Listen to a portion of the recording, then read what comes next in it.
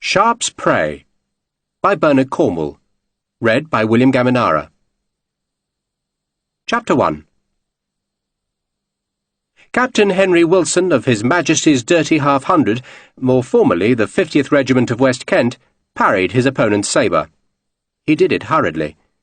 His right hand was low, so that his sabre's blade was raised in the position known to the fencing masters as the carte basse, and the knowledgeable spectators thought the parry was feeble. A surprised murmur sounded, for Wilson was good, very good.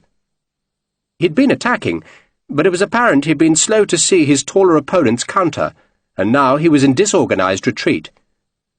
The taller man pressed, swatting the carte basse aside and lunging so that Wilson skittered backwards, his slippers squeaking with a staccato judder on the wooden floor, which was liberally scattered with French chalk. The very sound of the slippers on the chalked wood denoted panic. The sabres clashed harshly again. The taller man stamped forward, his blade flickering, clanging, reaching, and Wilson was countering in apparent desperation until, so fast that those watching could scarce follow his blade's quick movement, he stepped to one side and riposted at his opponent's cheek. There seemed little power in the riposte, for its force all came from Wilson's wrist, rather than from his full arm. But the sabre's edge still struck the taller man with such might that he lost his balance.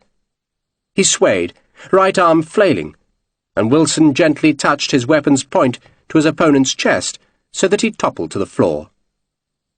"Enough!" the master-at-arms called. "God's teeth!" The fallen man swept his blade at Wilson's ankles in a fit of pique. The blow was easily blocked, and Wilson just walked away. "I said enough, my lord!" the master-at-arms shouted angrily. "How the devil did you do that, Wilson?" Lord Marsden pulled off the padded leather helmet with its wire visor that had protected his face. "I had you on your damned arse!" Wilson, who'd planned the whole passage of the fight from the moment he'd made a deliberately soft carte basse, bowed. "Perhaps I was just fortunate, my lord." "Don't patronize me, man," Lord Marsden snapped as he climbed to his feet. "What was it?" "Your disengagement from the sixth was slow, my lord."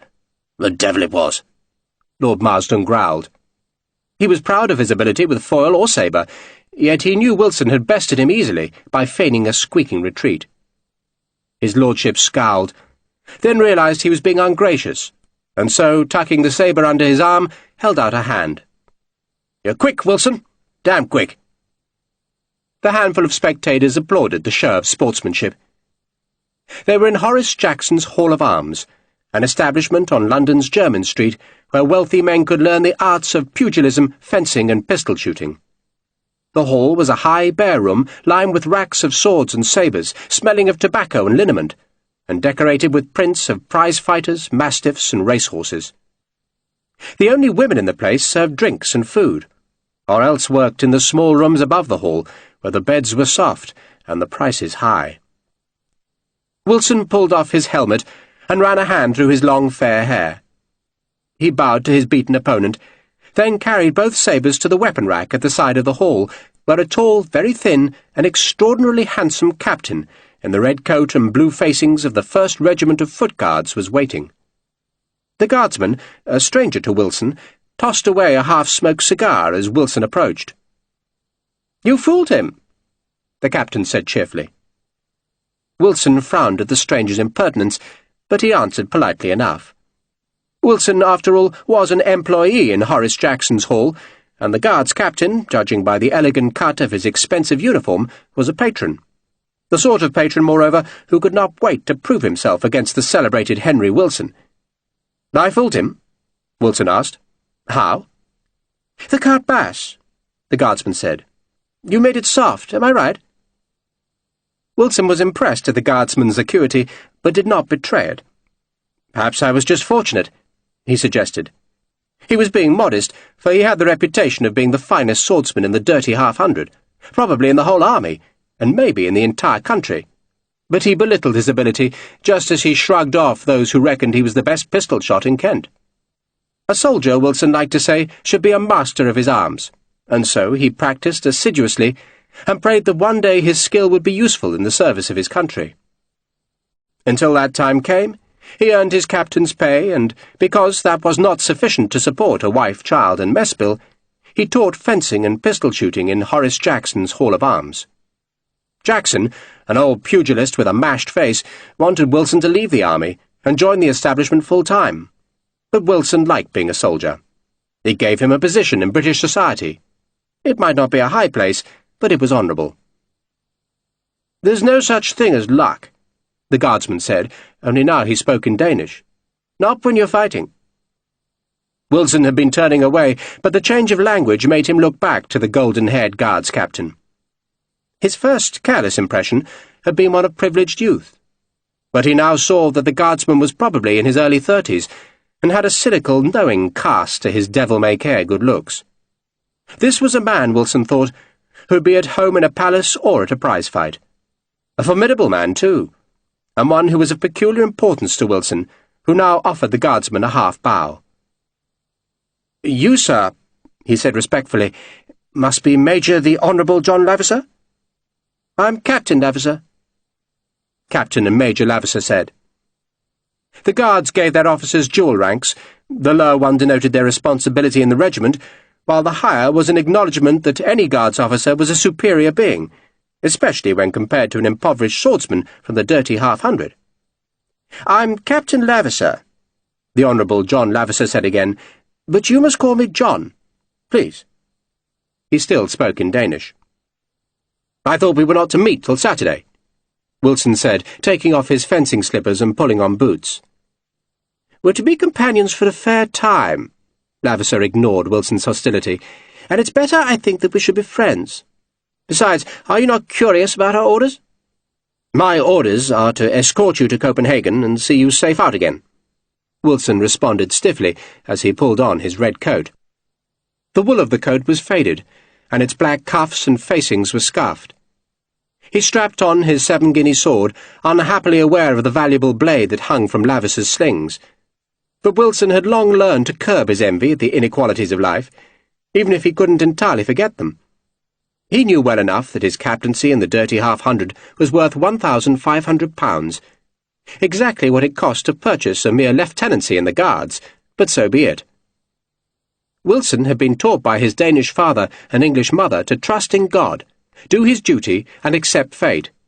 And fate had now decreed he was to be the companion of a man who was the son of an earl, a guardsman, and an aide to Prince Frederick, Duke of York, who was the second son of George III and Commander-in-Chief of the British Army. "But don't you want to know why we're going to Copenhagen?" Lavisser asked. "I have no doubt I shall be informed at the proper time," Wilson said, his manner still stiff. Lavisser smiled, and his thin, saturnine face was transformed with charm. "The proper time, Wilson, is now," he said. "Come, at least allow me to buy you supper and reveal the mysteries of our errand." In truth, Captain Wilson was intrigued. He'd served 12 years in the British Army and had never heard a shot fired in anger. He yearned to distinguish himself, and now, quite suddenly, a chance had arisen because an officer was needed to escort the Duke of York's aide to Copenhagen. That was all Wilson knew, though his commanding officer had hinted that his facility with small arms might be a great advantage. Wilson had been worried at first, fearing that he'd be fighting against his father's people, but he'd been assured that the danger in Copenhagen came from the French, not the Danes, and that assurance had permitted Wilson to accept the responsibility, just as it had piqued his curiosity. Now Lavisser was offering to explain, and Wilson, who knew he'd been churlish, nodded. "Of course. It'll be a pleasure to dine with you, sir." "My name is John," Lavisser insisted, as he led Wilson down the staircase to the street. Wilson half expected to find a carriage waiting, but it appeared Lavisser was on foot, even though a small, chill rain was falling. "Hard to believe it's July," Lavisser grumbled. "It will be a bad harvest," Wilson remarked. "I thought we might get a bite at Almack's," Lavisser suggested, "and maybe play a hand afterwards?" "I never wager," Wilson answered, and even if he did, he could never have afforded the high stakes at Almack's. "How very wise you are," Lavisser said. They were both speaking English again. "And I thought it might please you if we had a word with Hanson before supper." Hansen? The first secretary of the Danish embassy. Laverser explained.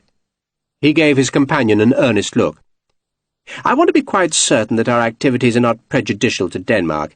Hansen's a decent man, and I've always found his advice very sound. Wilson shared the desire to avoid upsetting Denmark, and so he rather liked the idea of talking to someone from the embassy. But his innate caution came to the fore. Are we supposed to be revealing our purposes to the Danish government? Of course we're not, and of course we shan't. Laverser stopped and unleashed his dazzling smile on Wilson. Sir David told me you expressed scruples about visiting Denmark. Is that right? Believe me, my dear Wilson, I feel the same. My mother's family live there, and I will do nothing, that places them in jeopardy. He paused. Then his voice became, if anything, even more earnest. If you and I cannot bring Denmark and Britain into a closer friendship, my dear Wilson, then we have no business going there, none. I merely seek general reassurances from Hansen. I want news of the political situation in Denmark. I want to know what pressures the French are applying. The French are the irritants, but aren't they always? And of course Hansel will want to know the purpose of our visit, but we shall merely say we are visiting families. What could be more innocent? Laverser smiled, walked on, and Wilson, reassured, followed the tall guardsman across the street. A crossing sweeper, a skinny boy with a running sore on his forehead, sprinted to brush a horse dropping out of Laverser's path. The guardsman spun a careless sixpence towards the lad, then led Wilson down an alleyway. Would it offend you if we visited Hansen by his servants' entrance? Laverser asked. Only with the Baltic so tremulous, you can be sure that the damned frogs will be watching his front door. The French? In London? They have agents everywhere, Laverser said, even London, but not, I think, in this alley. The alley was noisome and dark. It culminated in a gate that stood ajar and led into a bleak, narrow yard that was made even darker by the day's dense clouds and the surrounding walls. The yard's cobbles were half covered in rubbish that was being loaded onto a handcart by a tall, heavy-set man who seemed surprised to see two red-coated officers invade his grubby domain. He hastily stood aside, snatched off his ragged hat, and tugged his forelock as the two officers stepped gingerly through the yard's filth. Would you be averse to feminine company after supper? Laverser asked. I'm a married man, Captain, Wilson said severely. Do call me John, please. Wilson was made uncomfortable by the invitation to such familiarity. I'll not stay after supper, he said awkwardly, edging past the cart. Henry Wilson was one of the finest swordsmen in the British Army, and his skill with a pistol would have been the envy of any duellist. But he had no defence against the attack which erupted as soon as he had passed the rubbish cart. The tall man kicked Wilson in the back of one knee, and as the officer fell, his assailant stabbed upwards with a knife that slid between Wilson's ribs. The blade sank to the hilt, and the man held it there, supporting Wilson, who was gasping suddenly, as his right hand groped for the hilt of his cheap sword. He managed to take hold of the weapon, though feebly, but Captain Laverser, who'd turned when the tall man attacked, just smiled and knocked Wilson's hand aside. I don't think you need that, Harry, he said. You... Wilson tried to speak, but his lungs were filling with blood. He began to choke, and his eyes widened as he shook his head. I do apologize, my dear Wilson, Laverser said, but I'm afraid your presence in Copenhagen would be a most dreadful embarrassment. The guards officer stepped hurriedly back as the big man who'd been supporting Wilson's weight with his knife jerked the blade free. Wilson slumped, and his attacker dropped beside him and slashed the knife across his throat. Wilson began to make choking noises as he jerked spasmodically on the cobbles. Well done, Laverser said warmly. Easy work, the big man grunted. He stood, wiping the blade on his dirty coat. He was very tall, very broad in the chest, and had the scarred knuckles of a pugilist. His face was pitted with pox scars, his nose had been broken and ill-set at least once, and his eyes were like stones. Everything about him declared that he was from as low a gutter as could bear life, and just to look at him was to be glad that the gallows stood tall outside Newgate Prison. He's still alive? Laverser frowned at Wilson. Not for long, he ain't, the big man said. then stamped hard on Wilson's chest. "Not now, he ain't." "You're an example to us all, Barker," Lavender said, then stepped close to the lifeless Wilson. "He was a very dull man, probably a Lutheran. You'll take his cash? Make it look like a robbery?" Barker had already begun cutting the dead man's pockets open. "You think they'll find another bugger to go with us?" he asked. "Well, they seem tediously intent on giving me company," Lavender said airily. "But time is short now, very short, and I doubt they'll find anyone. But if they do, Barker, then you must deal with the new man just as you dealt with this one." Lavender seemed fascinated by the dead Wilson, for he could not take his eyes from him. "You're a great comfort to me, Barker, and you'll like it in Denmark." "I will, sir." "They're a very trusting people," Lavender said, still unable to take his gaze from Wilson's body. "We shall be as ravening wolves among the woolliest of bar-lambs." He finally managed to look away from the corpse, raised a languid hand, and edged past the handcart. He made bleating noises as he went down the alley. The rain fell harder. It was the end of July, 1807, yet it felt more like March. It would be a poor harvest. There was a new widow in Kent, and the Honourable John Lavender went to Almack's, where he lost considerably more than 1,000 guineas. But it no longer mattered. Nothing mattered now. He left worthless notes of hand, promising to pay his debts, and walked away. He was on his way to glory. Mr. Brown and Mr. Belling, the one fat and the other thin, sat side by side and stared solemnly at the green-jacketed army officer across the table. Neither Mr. Belling nor Mr. Brown liked what they saw. Their visitor, he was not exactly a client, was a tall man with black hair, a hard face, and a scar on his cheek, and, ominously, he looked like a man who was no stranger to scars. Mr. Brown sighed and turned to stare at the rain falling on London's Eastcheap. "It will be a bad harvest, Mr. Belling," he said heavily. "I fear so, Mr. Brown." "July," Brown said. "July indeed. Yet it's more like March." "A fire in July," Mr. Belling said. "Unheard of." The fire, a mean heap of sullen coals, burnt in a blackened hearth above which hung a cavalry sabre. It was the only decoration in the panelled room, and hinted at the office's military nature. Messrs. Belling and Brown of Cheapside were army agents, and their business was to look after the finances of officers who served abroad. They also acted as brokers for men wanting to buy or sell commissions, but this wet, chill July afternoon was bringing them no fees. "Alas!" Mr. Brown spread his hands. His fingers were very white, plump, and beautifully manicured. He flexed them as though he was about to play a harpsichord. "Alas!" he said again, looking at the green-jacketed officer who glowered from the opposite side of the table. "It is the nature of your commission," Mr. Belling explained. "Indeed it is," Mr. Brown intervened. "The nature, so to speak, of your commission." He smiled ruefully. "Well, it's as good as anyone else's commission," the officer said belligerently. "Oh, better," Mr. Brown said cheerfully. "Would you not agree, Mr. Belling?" "Far better," Mr. Belling said enthusiastically. "A battlefield commission, Mr. Sharpe, upon my soul, but that's a rare thing, rare."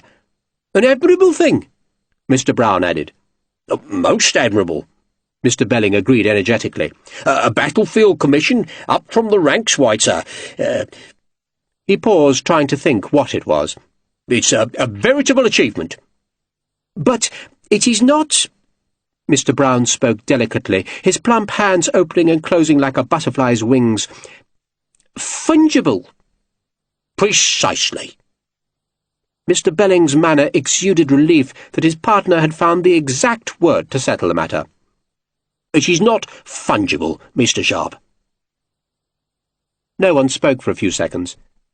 A coal hissed, rain spattered on the office window, and a carter's whip cracked in the street, which was filled with the rumble, crash, and squeal of wagons and carriages. "Fungible?"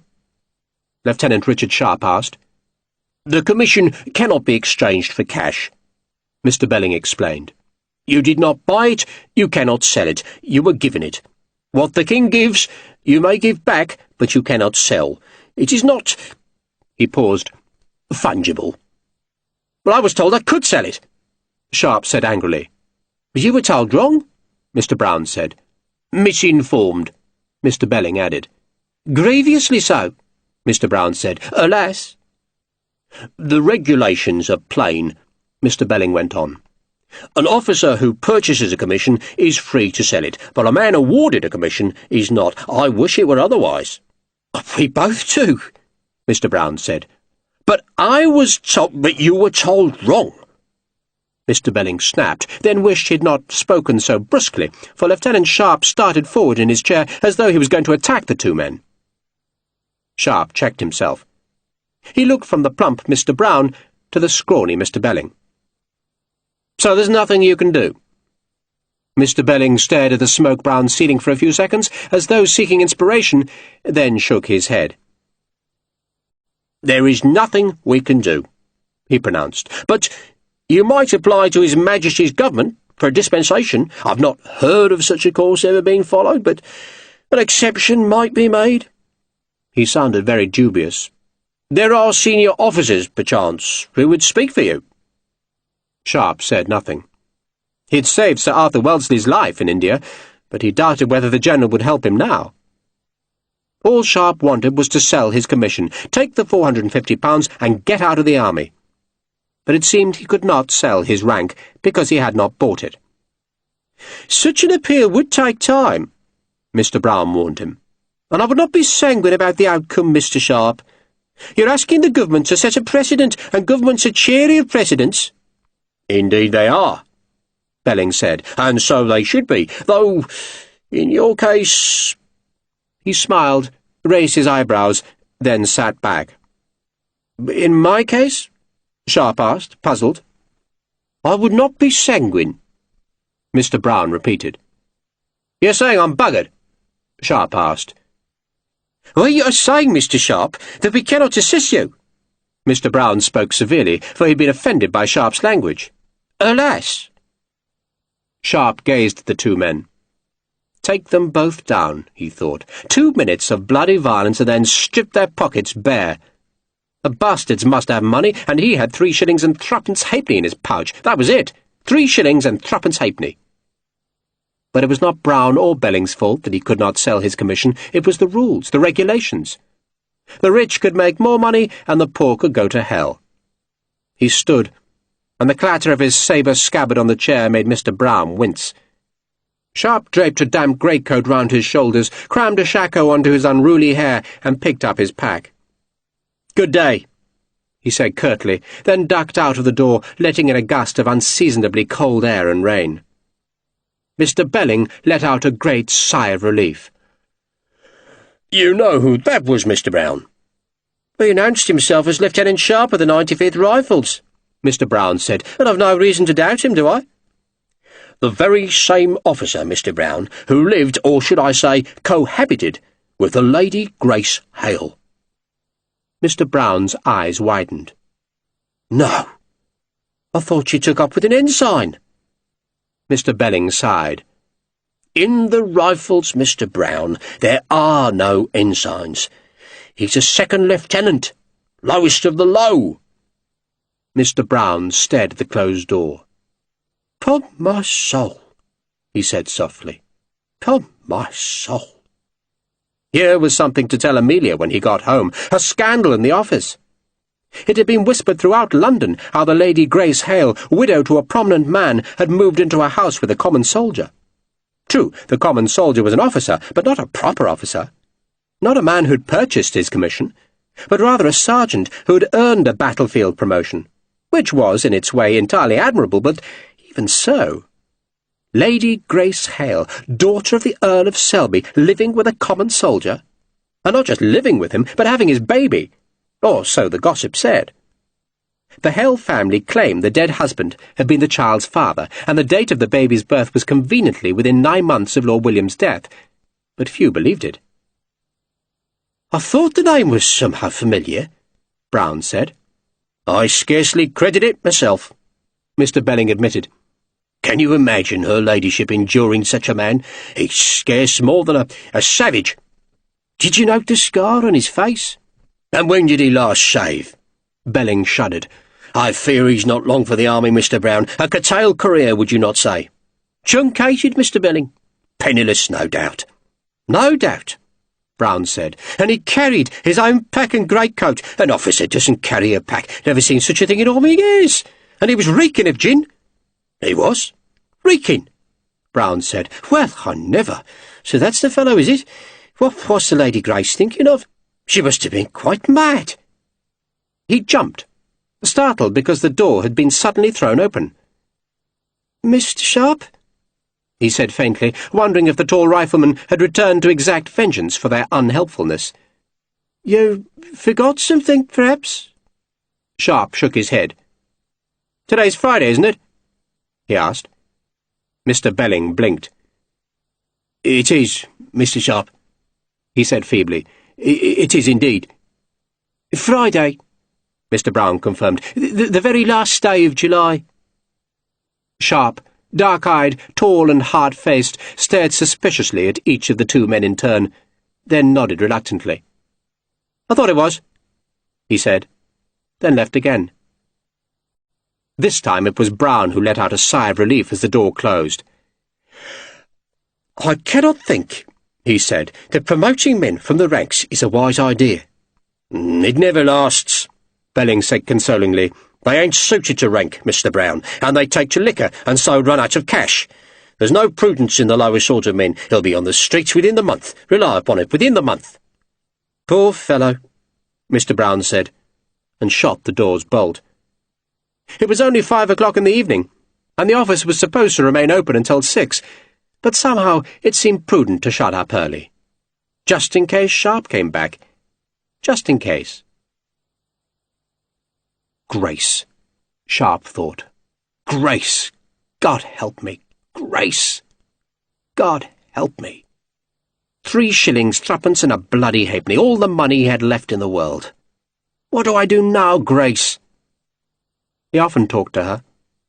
She was not there to listen, not now, but he still talked to her. She'd taught him so much.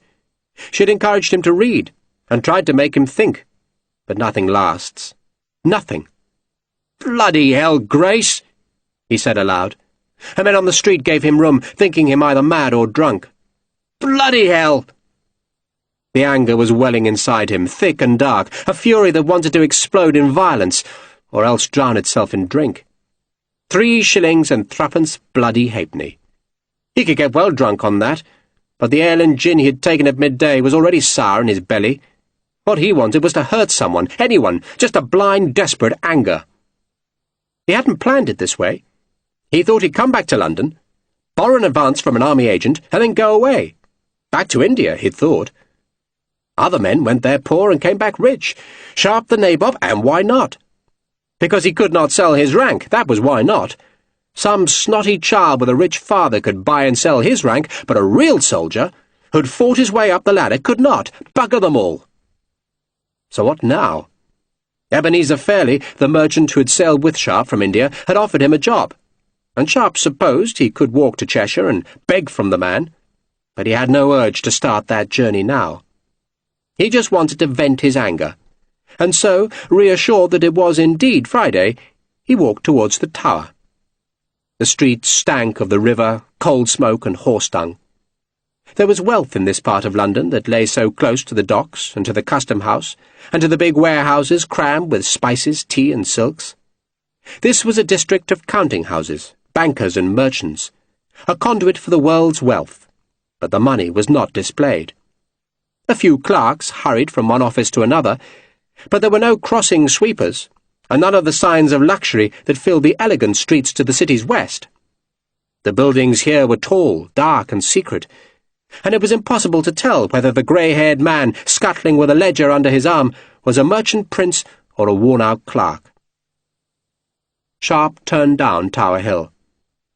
There were a pair of red-coated sentries at the tower's outer gate, and they pretended not to see the sabre scabbard protruding from Sharpe's greatcoat, and he pretended not to see them. He didn't care if they saluted him or not. He didn't much care if he never saw the army again, so long as he lived. He was a failure. Storekeeper to the regiment, a bloody quartermaster. He'd come from India, where he'd received a commission into a red-coated regiment, to England, where he'd been placed in the Green Jackets, and at first he'd liked the Rifles. But then Grace had gone, and everything went wrong. Yet it was not her fault. Sharpe blamed himself, but still did not understand why he'd failed. The Rifles were a new kind of regiment, prizing skill and intelligence above blind discipline. They worked hard, rewarded progress, and encouraged the men to think for themselves. Officers trained with the men, even drilled with them, and the hours that other regiments wasted in pipe-claying and stock-polishing, in boot-licking and tough-brushing, the Green Jackets spent in rifle practice. Men and officers competed against each other, all trying to make their own company the best. It was exactly the kind of regiment that Sharpe had dreamt of when he'd been in India, and he'd been recommended to it. "I hear you're just the sort of officer we want," Colonel Beckwith had greeted Sharpe, and the colonel's welcome was heartfelt, for Sharpe brought the Green Jackets a wealth of recent experience in battle. But in the end, they did not want him. He did not fit. He could not make small talk. Perhaps he'd frightened them. Most of the regiment's officers had spent the last year's training on England's south coast, while Sharpe had been fighting in India. He'd become bored with the training, and after Grace he'd become bitter, so that the colonel had taken him away from No. 3 Company and put him in charge of the stores, which was where most officers up from the ranks were placed in the hidebound red-coated regiments, but the Rifles were supposed to be different. Now the regiment had marched away, going to fight somewhere abroad, but Sharpe, the morose quartermaster, had been left behind. "It'll be a chance," Colonel Beckwith had told Sharpe, "to clean out the hutments. Give 'em a damn good scouring, eh? Have everything ready for our return." "Yes, sir," Sharpe had said, and thought Beckwith could go to hell. Sharpe was a soldier, not a damn barracks cleaner, but he'd hidden his anger as he watched the regiment march north. No one knew where it was going. Some said Spain. Others said they were going to Stralsund, which was a British garrison on the Baltic, though why the British held a garrison on the southern coast of the Baltic no one could explain, and a few claimed the regiment was going to Holland. No one actually knew, but they all expected to fight, and they marched in fine spirits. They were the Green Jackets, a new regiment for a new century, but with no place for Richard Sharpe. So Sharpe had decided to run. Damn Beckwith, damn the Green Jackets, damn the army, and damn everything. He had reckoned he would sell his commission, take the money, and find a new life. Except he could not sell because of the bloody regulations. "God damn it, Grace," he thought. "What do I do?" Only he knew what he was going to do. He was still going to run. Yet to start a new life he needed money, which was why he had made certain it was a Friday. Now he edged down the greasy stairs at the foot of Tower Hill and nodded to a waterman. "Wobbling steps," he said, settling in the boat's stern. The waterman shoved off, letting the river current carry him downstream past Traitor's Gate. The masts were thick on either side of the river, where ships and barges were double-berthed against wharves, crudely protected by bulging fenders made of thick, twisted, tar-soaked rope. Sharpe knew those fenders. The worn-out ones had been carted to the Foundling Home in Brewhouse Lane, where the children had been made to dismantle the matted remnants of tar and hemp. At the age of 9, Sharpe remembered, he'd lost the nails on 4 of his fingers. It had been useless work, teasing out the hemp strands with small, bare and bloody hands. The strands were sold as an alternative for the horsehair that stiffened the plaster used on walls. He looked at his hands now. Still rough, he thought, but no longer black with tar and bloody with ripped nails. "Recruiting?" the waterman asked. "No." The curt tone might have offended the waterman, but he shrugged it off. "That ain't my business," he said, deftly using an oar to keep the boat drifting straight. "The wobbling ain't healthy. Not to an officer, sir." "I grew up there." "Oh," the man said, giving Sharpe a puzzled look. "Going home, then?" "Going home," Sharpe agreed. The sky was leaden with cloud and darkened further by the pall of smoke that threaded the spars and towers and masts. A black sky over a black city, broken only by a jagged streak of pink in the west. Going home, Sharpe thought. Friday evening. The small rain pitted the river, Lights glimmered from portholes in the berthed ships which stank of coal dust, sewage, whale oil and spices. Gulls flew like white scraps in the early dark, wheeling and diving about the heavy beam at Execution Dock, where the bodies of 2 men, mutineers or pirates, hung with broken necks. "Watch yourself," the waterman said, skilfully nudging his skiff in among the other boats at the Wapping steps. He was not warning Sharpe against the slippery flight of stairs, but against the folk who lived in the huddled streets above.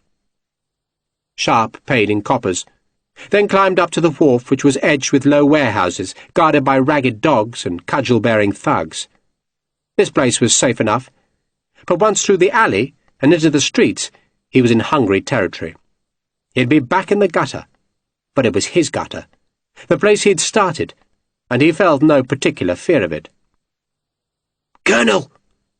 A whore called to him from behind a warehouse. She lifted her skirt, then spat a curse when Sharpe ignored her.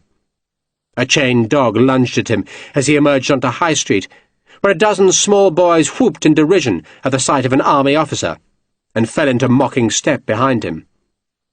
Sharpe let them follow for 20 paces, then whipped round fast and snatched the nearest boy's shabby coat, lifted and slammed him against the wall. 2 of the other boys ran off, doubtless to fetch brothers or fathers. "Where's Maggie Joyce?" Sharpe asked the boy. The child hesitated, wondering whether to be brave, then half grinned. "She's gone, mister." "Gone where?" "7 Dials." Sharpe believed him. Maggie was his one friend, or he hoped she was, but she must have had the sense to leave Wapping, though Sharpe doubted that the 7 Dials was much safer. But he hadn't come here to see Maggie. He had come here because it was Friday night, and he was poor. "Who's the master of the workhouse?" he asked. The child looked really scared now. "The master?" he whispered. "Who is it, boy?" "Jem Hocking, sir." Sharpe put the lad down, took the halfpenny from his pocket, and spun it down the street, so that the boys pursued it between the people, dogs, carts, and horses. Jem Hocking. That was the name he'd hoped to hear. A name from a black past, a name that festered in Sharpe's memory as he walked down the centre of the street so that no one emptied a slop bucket over his head. It was a summer evening. The cloud-hidden sun was still above the horizon, but it seemed like winter twilight here. The houses were black, their old bricks patched with crude timbers. Some had fallen down and were nothing but heaps of rubble. Cesspits stank, dogs barked everywhere. In India, the British officers had shuddered at the stench of the streets, but none had ever walked here. Even the worst street in India, Sharpe thought, was better than this fetid place, where the people had pinched faces, sunk with hunger. But their eyes were bright enough, especially when they saw the pack in Sharpe's left hand. They saw a heavy pack, a sabre, and assessed the value of the greatcoat draped like a cloak over his broad shoulders. There was more wealth on Sharpe than these folks saw in a half-dozen years, though Sharpe reckoned himself poor. He had been rich once. He'd taken the jewels of the Tipu Sultan, stripping them from the dying king's body in the shit-stinking tunnel of the Watergate of Seringapatam. But those jewels were gone. Bloody lawyers. Bloody lawyers. But if the folks saw the wealth on Sharpe, they also saw that he was very tall and very strong, and that his face was scarred and hard and bitter and forbidding. A man would have to be desperately hungry to risk his life in an attempt to steal Sharpe's coat or pack. And so, like wolves that scented blood but feared losing their own, the men watched him pass, and though some followed him as he turned up Wapping Lane, they did not pursue him into Brewhouse Lane. The poorhouse and the foundling home were there, and no one went close to those grim high walls unless they were forced. Sharpe stood in the doorway of the old brewery, long closed down, and stared across the street at the workhouse walls. On the right was the poorhouse that mostly held folk too old to work, or else they were sick or had been abandoned by their children. Landlords turned them onto the street, and the parish beadle brought them here, to Jem Hocking's kingdom, where the men were put in one ward and the women in the other. They died here, husbands forbidden to speak with their wives, and all half-starved until their corpses were carried in a knacker's cart to a pauper's grave. That was the poorhouse. and it was divided from the foundling home by a narrow 3-story brick house with white-painted shutters and an elegant wrought-iron lantern suspended above its well-scrubbed front steps. The master's house. Jem Hocking's small palace, which overlooked the foundling home, which, like the poorhouse, had its own gate, a black slab of heavy timber smeared with tar and surmounted with rusted iron spikes 4 inches long. A prison, really, for orphans. The magistrate sent pregnant girls here, girls too poor to have a home or too sick to sell their swollen bodies on the streets. Their bastards were born here, and the girls, as often as not, died of the fever. Those that survived went back to the streets, leaving their children in the tender care of Jem Hocking and his wife. It had been Sharpe's home once, and now it was Friday. He crossed the street and hammered on the small wicket door set into the foundling home's larger gate. Grace had wanted to come here. She had listened to Sharpe's stories and believed she could change things, but there had never been time. So Sharpe would change things now. He lifted his hand to hammer again, just as the wicket door opened to reveal a pale and anxious young man who flinched away from Sharpe's fist. "Who are you?" Sharpe demanded as he stepped through the small opening. "Sir?" The young man had been expecting to ask that same question. "Who are you?" Sharpe asked. "Come on, man, don't bloody dither. And where's the master?" The master's in his house, but—" The young man abandoned whatever he had been trying to say and instead attempted to stand in front of Sharpe. "You can't go in there, mister." "Why not?" Sharpe had crossed the small yard and now pushed open the door to the hall. When he had been a child, he had thought it a vast room, big as a cathedral. But now it looked squalid and small, scarce bigger than a company's barrack room, he realized. It was supper, and some 30 or more children were sitting on the floor among the oakum and the tar-encrusted fenders that was their daily work. They scooped spoons in wooden bowls, while another 30 children queued beside a table that held a cauldron of soup and a breadboard. A woman, her red arms massive, stood behind the table, while a young man, equipped with a riding crop, lolled on the hall's low dais, above which a biblical text arched across the brown-painted wall. "Be sure your sin will find you out." 60 pairs of eyes stared at Sharpe in astonishment. None of the children spoke, for fear of the riding crop, or a blow from the woman's burly arm. Sharpe did not speak either. He was staring at the room, smelling the tar and fighting against the overwhelming memories. It had been 20 years since he had last been under this roof. 20 years. It smelt the same, though. It smelt of tar and fear and rotten food. He stepped to the table and sniffed the soup. "Lake and barley gruel, sir." The woman, seeing the silver buttons and the black braid and the sabre, dropped a clumsy curtsy. "Looks like lukewarm water to me," Sharpe said. "It was lake and barley, sir." Sharpe picked up a random piece of bread. Hard as brick. Hard as ship's biscuit. "Sir?"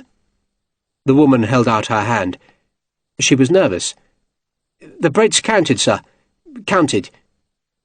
Sharpe tossed it down. He was tempted to some extravagant gesture. But what would it do? Upsetting the cauldron merely meant the children would go hungry, while dropping the bread into the soup would achieve nothing. Grace would have known what to do. Her voice would have cracked like a whip, and the workhouse servants would have been scurrying to fetch food, clothes, and soap. But those things cost money, and Sharpe only had a pocketful of copper. "And what have we here?" A strong voice boomed from the hall door. "What has the east wind blown in today?" The children whimpered and went very still, while the woman dropped another curtsy. Sharpe turned. "And who are you?" the man demanded. "Colonel of the regiment, are you?" It was Jem Hocking, come like the devil to the heart of hell. He was no devil to look at. See Jem Hocking in the street, and a man might take him for a prosperous farmer up from the Vale of Kent.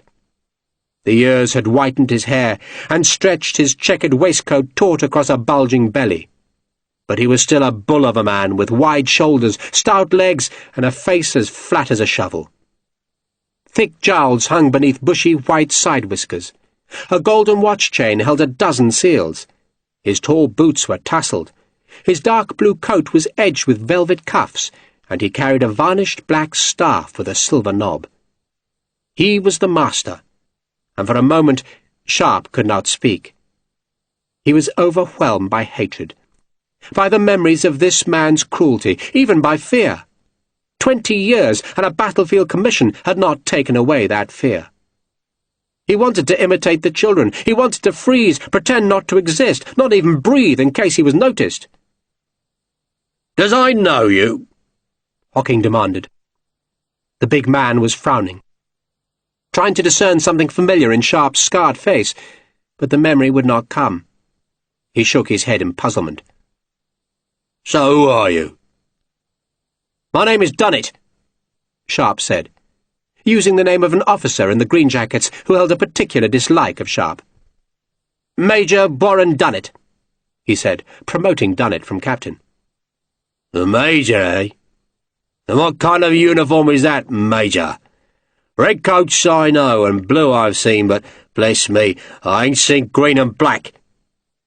He stepped towards Sharpe, pushing the children's skinny legs out of the way with his beetled staff.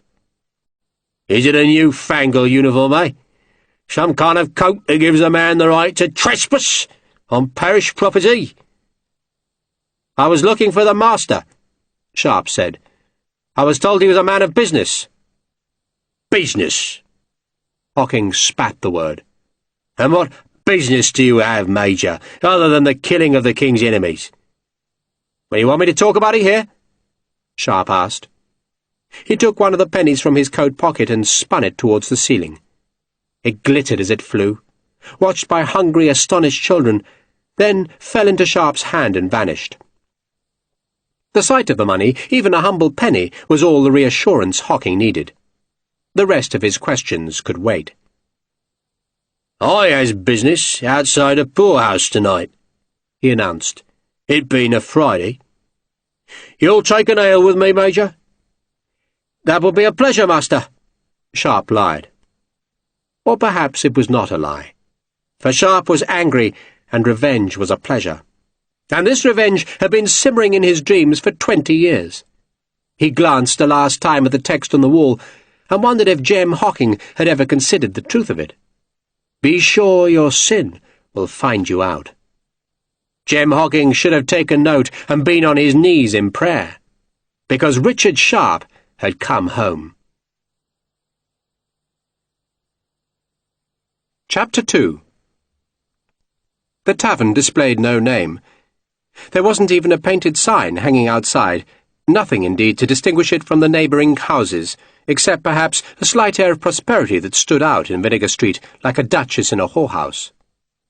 Some folk called it Malone's Tavern, because Beaky Malone had owned and run it, though Beaky had to be dead by now.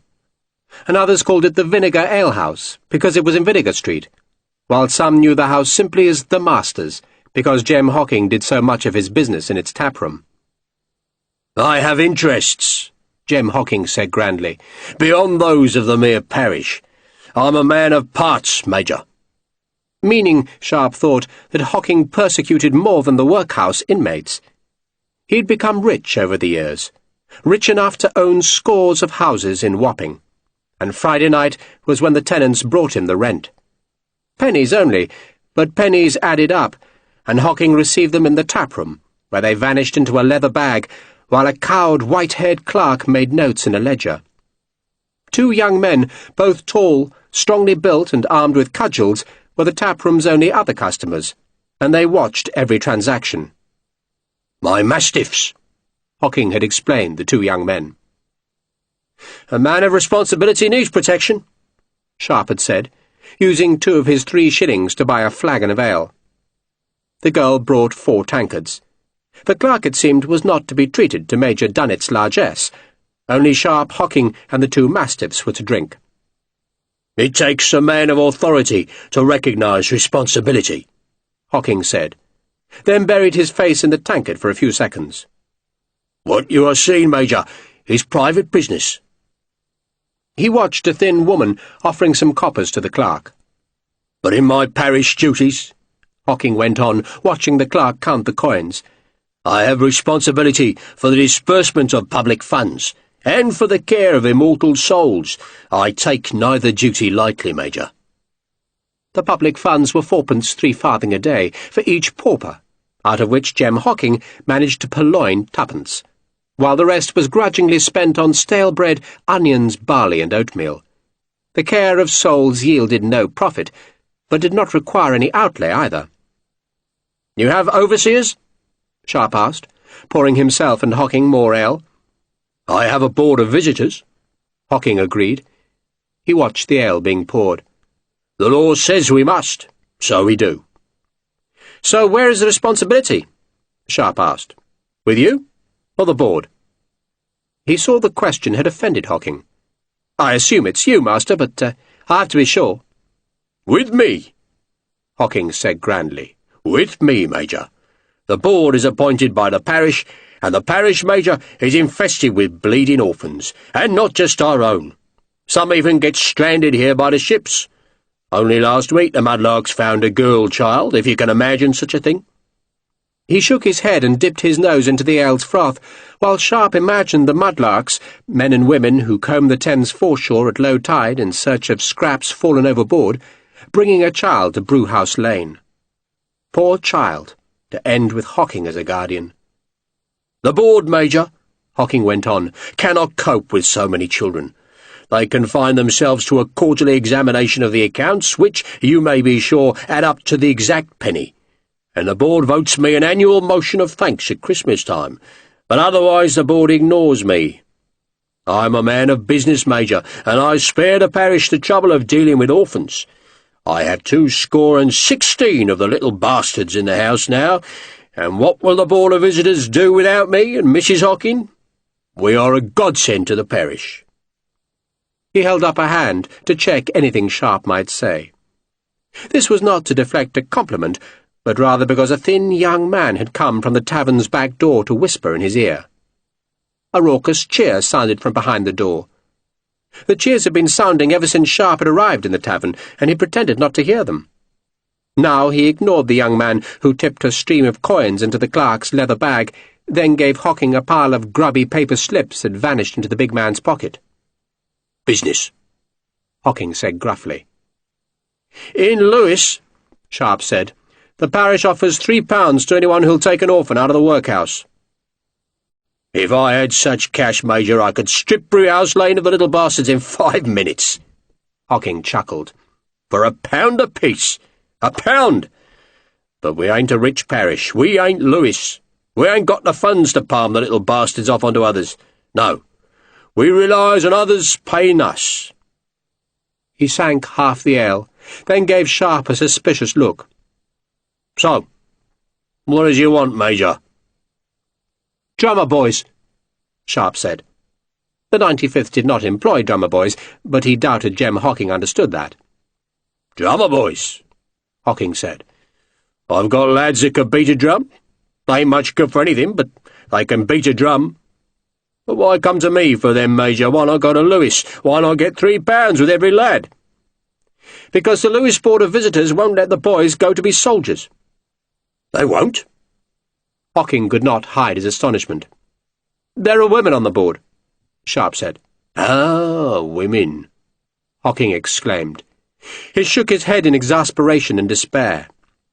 "They'll be the end of common sense, women will. There are none on our board, I warrant you that. Women." "And the Canterbury Board insists the boys go before a magistrate," Sharpe said. "Canterbury?" Hocking was confused. "Well, we have a 2nd battalion at Canterbury," Sharpe explained, "and we could get the boys from there, only the magistrates interfere." Hocking was still confused. "Why wouldn't the bloody magistrates want boys to be soldiers?" "The boys die," Sharpe said. "They die like bloody flies. You have to understand, Mr. Hocking, that the rifles are the troops nearest the enemy. Under their noses we are, and the boys have to serve as cartridge carriers when they ain't drumming. Back and forth they are, and somehow they seem to be targets. Bang, bang, always killing boys we are. Mind you, if they live, it's a fine life. They can become chosen men." "A rare opportunity," Hocking said, believing every word of Sharpe's nonsense. And I can assure you, Major, there'll be no interference from boards or magistrates here, none. You can take my word for it." He poured himself more ale. "So what are we talking about here?" Sharpe leaned back, pretending to think. 2 battalions, he suggested. 20 companies. Say we lose 4 boys a year to the enemy and another 6 die of fever or manage to grow up. 10 lads a year. They have to be 11 years old, or near enough to pass. 10 boys a year. Hocking managed to hide his enthusiasm. And you'd pay? The army will pay, Mr. Hocking. Aye, but how much? How much? £2 apiece, Sharpe said. He was amazed at his own glibness. He had dreamt of this revenge, plotting it in his imagination without ever thinking he would actually work it. Yet now the lines were slipping off his tongue with convincing ease. Hocking stuffed a clay pipe with tobacco as he considered the offer. £20 a year was a fine sum, but a little too obvious, a little too tidy. He drew a candle towards him and lit the pipe. "The magistrates will want paying," he observed. "You said there'd be no trouble from magistrates," Sharpe objected. "That's because they'll be paid," Hocking pointed out. "And there'll be other costs, Major, other costs, always are other costs." He blew a stream of smoke at the ceiling. "Have you talked to your colonel about this?" "I wouldn't be here otherwise." Hocking nodded, which meant Sharpe had negotiated a price with the colonel, and Hocking was damn sure it was not £2 a boy. £5 more like, with the colonel creaming a pair off the top and Sharpe taking a single. £4, Hocking said. 4? "I don't need you, Major," Hocking said. "I've got chimney sweeps who like my lads, and those that don't sweep chimneys can shovel up the pure." He meant they could collect dog turds that they delivered to the city's tanners who used the faeces to cure leather. "Some boys go to sea," Hocking said grandly. "Some sweep chimneys, some scoop ship, some dies, and the rest go to the gallows. They're all scum, Major, but they're my scum. And if you wants them, then you pays my price. And you will. You will." "I will? Why?" "Because, Major, you don't need to come to Wapping to get boys. You can find lads anywhere, magistrates or no magistrates." Hocking turned his shrewd eyes on Sharpe. "No, Major, you came to me on purpose." "I came to you for drummer boys," Sharpe said, "and no awkward magistrates, and no one caring that so many die." Hocking still stared at him. "Go on," he said. Sharpe hesitated, then seemed to make up his mind. "And girls," he said. "Ah." Hocking half smiled. He understood weakness and greed, and Sharpe at last was making sense. "We hear—" Sharpe began. "Who's we?" "Well, the colonel and me." "And who told you?" Hocking asked fiercely. "No one told me," Sharpe said, "but someone told the colonel. He sent me." Hocking leant back and pulled at his bushy side whiskers as he considered the answer. He found it plausible, and nodded. "Your colonel likes them young, eh?" "We both do," Sharpe said. "Young and untouched." Hocking nodded again. "The boys will be £4 apiece and the girls 10 a time." Sharpe pretended to consider the price, then shrugged. "I want a taste tonight." "Girl or boy?" Hocking leered. "Girl," Sharpe said. "You got the money?" Sharpe patted his pack, which stood on the sawdust-strewn floor. "Guineas," he said. Another cheer sounded behind the back door, and Hocking jerked his head in that direction. "I've got business in there, Major. It'll take me an hour or 2 to settle it. I'll have the girl cleaned up while you wait. I want £5 now." Sharpe shook his head. "You'll see my money when I see the girl." Getting particular, are we?" Hocking sneered, though he did not insist on receiving any deposit. "What do you want, Major? A redhead, blackbird, fat, skinny?" "Just young," Sharpe said. He felt dirty, even though he was merely pretending. "She'll be young, Major," Hocking said. and held out his hand to seal the bargain. Sharpe took the hand and suppressed a shudder when Hocking held on to it. Hocking gripped hard, frowning. "It's strange," he said, "but you do look familiar." "I was raised in Yorkshire," Sharpe lied. "Maybe you were up there once." "I don't travel to foreign places." Hocking let go of Sharpe's hand and stood. "So here will show you where to wait. But if I was you, Major, I'd watch the dogs for a while." Joe was one of the two young men, and he jerked his head to show that Sharpe should follow him through the tavern's back door. Sharpe knew what to expect there, for when Beaky Malone had been alive, Sharpe had helped in that back room, which was little more than a long and gloomy shed raised above the yards of 3 houses. It stank of animals.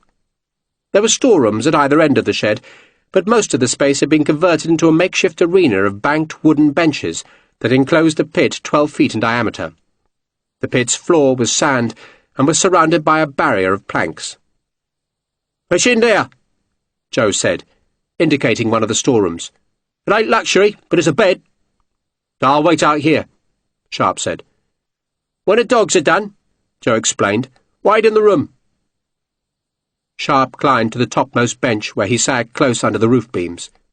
6 oil lamps hung above the pit, which was spattered with blood. The shed stank of it, and of gin, tobacco, and meat pies. There must have been 100 men on the benches, and a handful of women. Some of the spectators watched Sharpe as he climbed the steps. He did not fit in here, and the silver buttons of his uniform coat made them nervous. All uniforms unsettled these folk, and spectators made room for him on the bench, just as a tall man with a hooked nose climbed over the plank barrier. "The next bout, ladies and gentlemen," the man bellowed, "is between Priscilla, a 2-year-old bitch, and Nobleman, a dog of 3 years. Priscilla is by way of being the property of Mr. Philip Matchin." The name provoked a huge cheer. "While Nobleman," the man went on when there was silence, "was bred by Mr. Roger Collis. You may place your wagers, gentlemen and ladies, and I do bid you all good fortune." A boy climbed to Sharpe's bench, wanting to take his money, but Sharpe waved the lad away. Jem Hocking had appeared on a lower bench now, and the wages were being carried to his clerk. Another man, as thin as the ringmaster, threaded his way up the crowded benches to sit beside Sharpe. He looked about 30, had hooded eyes, long hair, and a flamboyant red handkerchief knotted about his skinny neck. He slid a knife from inside a boot and began cleaning his fingernails. "Lumpy wants to know who the hell you are, Colonel," he said. "Who's Lumpy?" Sharpe asked. "Him." The thin man nodded at the ringmaster. "Beaky's son?" The man gave Sharpe a very suspicious look. "How would you know that, Colonel?" "Because he looks like Beaky," Sharpe said. "And you're Dan Pierce. Your mother lived in Shadwell, and she only had 1 leg, but that never stopped her whoring, did it?" The knife was suddenly just beneath Sharpe's ribs, its point pricking his skin. Sharpe turned and looked at Pierce. "You'd kill an old friend, Dan?" Pierce stared at Sharpe. "You're not—" he began, then checked. The knife was still in Sharpe's side. "No," Pierce said, not trusting his suspicions. Sharpe grinned. "You and me, Dan. We used to run errands for Beaky." He turned and looked at the ring where the dog and the bitch were being paraded. The bitch was excited, straining at the leash as she was led about the ring. "She looks lively," Sharpe said. "Oh, a lovely little killer," Pierce declared. "Quick as a fish, she is." "But too lively," Sharpe said. "She'll waste effort." "You're Dick Sharpe, aren't you?" The knife vanished. "Jum doesn't know who I am," Sharpe said, "and I wanted to stay that way." "I'll not tell the bastard. Is it really you?" Sharpe nodded. "An officer?" Sharpe nodded again. Pierce laughed. "Bloody hell! England's run out of gentlemen." Sharpe smiled. "That's about it, Dan. Have you got money on the bitch?" "The dog?" Pierce said. "He's good and steady." He stared at Sharpe. "You really are Dick Sharpe." "I really am," Sharpe said, though it had been 20 years since he'd last been in this rat pit. Beaky Malone had always prophesied that Sharpe would end up on the gallows, but somehow he'd survived. He'd run away from London, gone to Yorkshire, murdered, joined the army to escape the law, and there found a home. He'd been promoted until one hot day on a dusty battlefield in India he'd become an officer. Sharpe had come from this gutter and earned the King's commission, and now he was going back. The army did not want him, so he'd say goodbye to the army, but first he needed money. He watched as the timekeeper held up a great turnip watch. A coin had been tossed, and the bitch was to fight first. The dog was lifted out of the ring, and 2 cages were handed across the planks. A small boy unlatched the cages, tipped them, then vaulted the planks. 36 rats scuttled about the sand. "Are you up and ready?" the ringmaster shouted. The crowd cheered. 5 seconds! The timekeeper, a drunken schoolmaster, called, then peered at his watch. "Now!" The bitch was released, and Sharpe and Pierce leant forward. The bitch was good. The first 2 rats died before the others even realized a predator was among them. She nipped them by the neck, shook them vigorously, and dropped them promptly. But then her excitement overtook her, and she wasted valuable seconds snapping at 3 or 4 rats in turn. "Shake them!" her owner bawled, his voice lost in the crowd's cheers. She ran into a knot of the rats and started working again, ignoring the beasts that attacked her. But then she would not let go of a big black victim. "Drop it, dead 'un!" her owner screamed. "Drop it! Drop it, you bastard bitch! It's a dead 'un!" "She's too young," Pierce said. "I told Phil to give her another 6 months. Let her practice," I said, but he wouldn't listen. Cloth is, that's his problem." He stared at Sharpe. "I can't believe it. Dick Sharpe, a bloody jack pudding." He meant officer, for a jack pudding was a motley fool from the fairground, a clown dressed in fake finery, and with donkey's ears pinned to his hair. "Hocking didn't recognise you?" "I don't want him to, either." "I won't tell the bastard," Pierce said, then settled back to watch the bitch hunt the last few rats. The sand was speckled with fresh blood. A few of the rats were merely crippled, and those who'd wagered on the bitch were shouting at her to finish them off. "I thought when I first saw her," Pierce said, "that she'd hunt like her mother did. Christ, but that bitch was a cold-hearted killer. But this one's too young. She'll get better." He watched her kill a rat that had been particularly elusive. She shook it hard, spraying blood onto the customers closest to the barrier. "It ain't the teeth that kills them," Pierce said, "but the shaking." "I know. Course you do, course you do." Pierce watched as the boy climbed into the ring and shoved the bloodied rats into a sack. "Lumpy's still trying to sell the corpses," he said. "You'd think someone would want to eat them. Nothing wrong with rat pie, especially if you don't know what it is, but he can't sell them." He looked down at Jem Hocking. "Is there to be trouble?" "Would you mind?" Pierce picked at a tooth with a long fingernail. "Nah," he said curtly. "And Lumpy will be pleased. He wants to run the book here, but Hocking won't let him." "Won't let him?" "Hocking owns the place now," Pierce said. "He owns every house in the street, the bastard." 2 more cages had been tipped into the arena, and the new rats, black and slick, scampered about the ring as a roar from the crowd greeted the dog. It was held above the skittering sand for a second, then dropped and began to fight. It went about its business efficiently, and Pierce grinned. "Jim's going to lose his shirt on this one." The bitch had been good and quick, but the dog was old and experienced. It killed swiftly, and the crowd's cheers got louder. Most, it seemed, had bet on the dog, and the pleasure of winning was doubled by the knowledge that Jem Hocking was about to lose. Except that Jem Hocking was not a man to lose. The dog had killed about 20 of the rats, when suddenly a spectator on the front bench leant forward and vomited over the barrier, and the dog immediately ran to gobble up the half-digested meat pie. The owner screamed at it. The crowd jeered, and Hocking's face showed nothing. "Bastard," Pierce said. "Old trick, that," Sharpe said, leaning back. He fingered his sabre's hilt. He didn't like the weapon's curved blade, which was too light to do real damage, but it was the official weapon of rifle officers. He would have preferred one of the basket-hilted broadswords that the Scots carried into battle. But regulations were regulations, and the Green Jackets had insisted he equip himself properly. A sword or sabre, they said, was merely decorative, and an officer who was forced to use one in battle had already failed. so it didn't matter that the light cavalry sabre was unhandy. But Sharpe had used enough swords in battle, and he had never failed. "Go into a breach," he had told Colonel Beckwith, "and you'll be glad enough of a butchering sword." But the colonel had shaken his head. "It's not the business of rifle officers to be in the breach," he had said. "Our job is to be outside, killing from a distance. That's why we have rifles, not muskets." Not that any of it mattered to Sharpe now.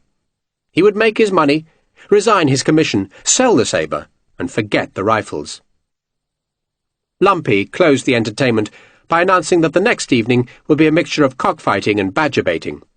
There'd be Essex badgers, he boasted, as though Essex gave the animals special fighting skills, though in truth it was simply the closest source to whopping.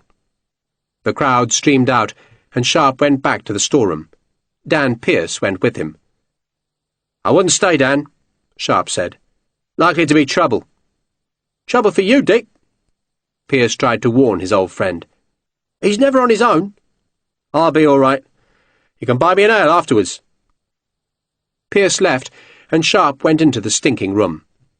The badgers were all in wire cages stacked against one wall, while the rest of the room was occupied by a table, on which a dim oil lamp burned, and by an incongruous bed that was plump with sheets, blankets, and pillows.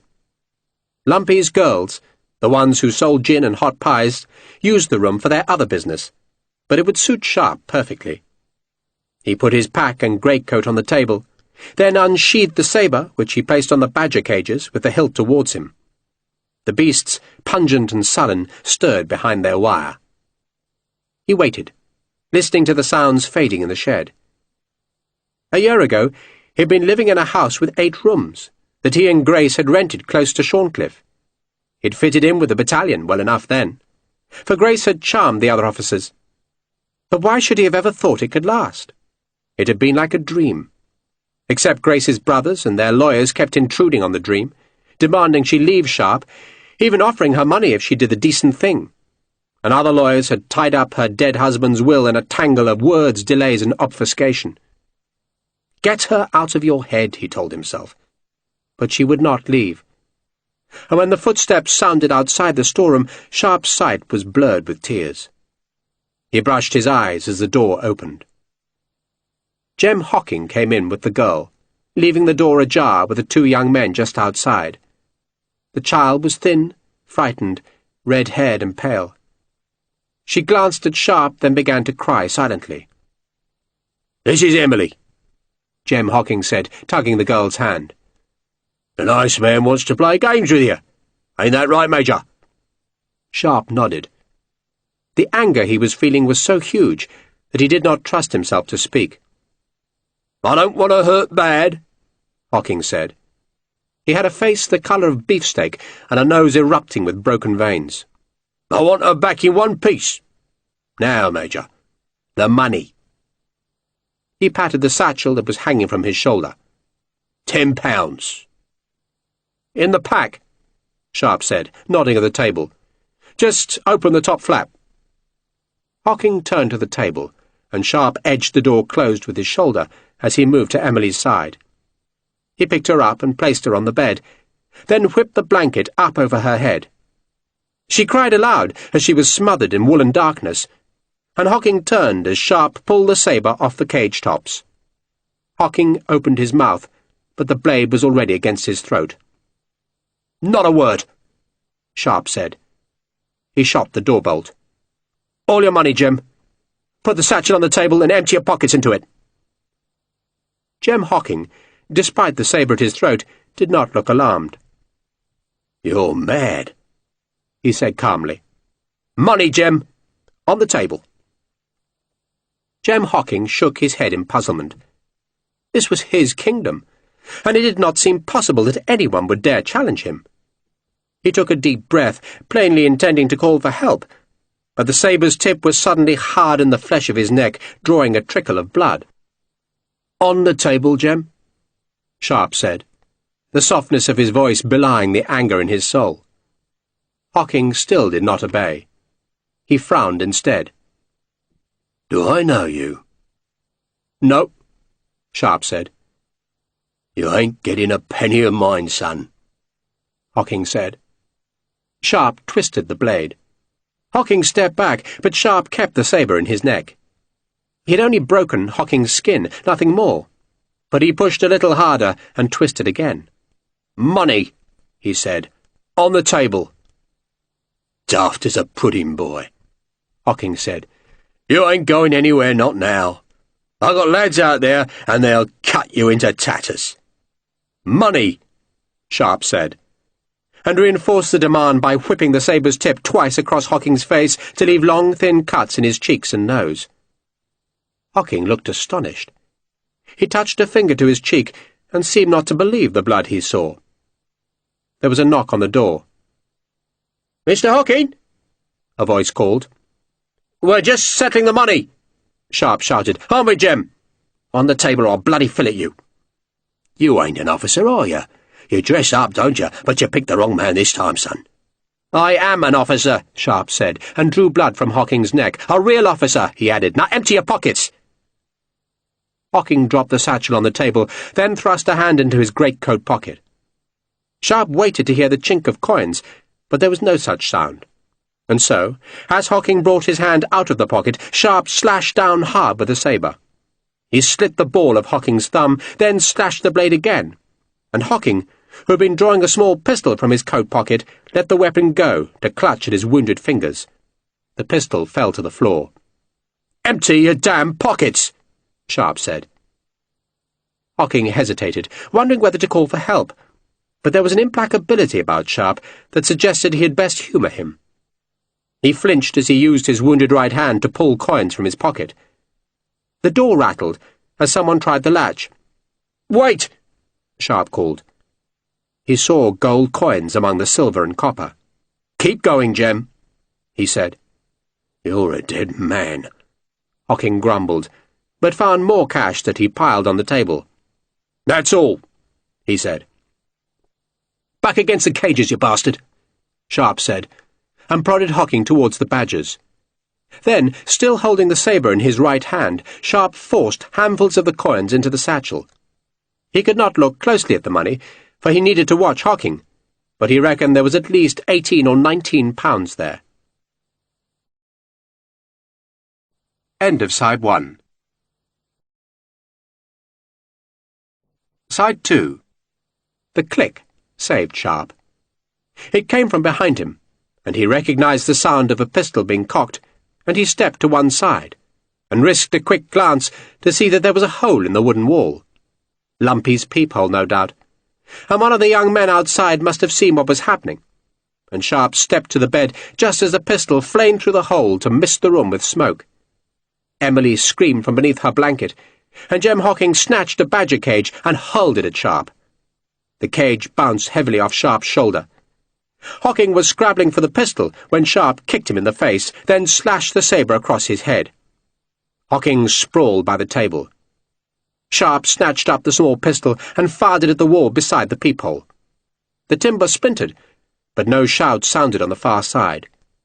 Then he knelt on Hocking's belly and held the sabre against the big man's throat. "You do know me," Sharpe said. "You bloody do know me." He had not intended to reveal his name. He told himself he would rob Hocking, but now, smelling the gun smoke, he knew he'd always wanted to kill the bastard. No, he wanted more. He'd wanted to see Hocking's face when the man learned that one of his children had come back, but come back as a jack pudding. Sharpe smiled, and for the first time there was fear on Hocking's face. "I really am an officer, Jem, and my name's Sharpe, Dick Sharpe." He saw the disbelief on Hocking's face. Disbelief, astonishment, and fear. That was reward enough.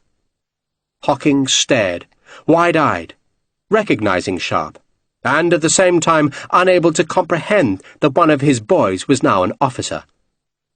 Then the incomprehension turned to terror, for he understood that the boy wanted revenge.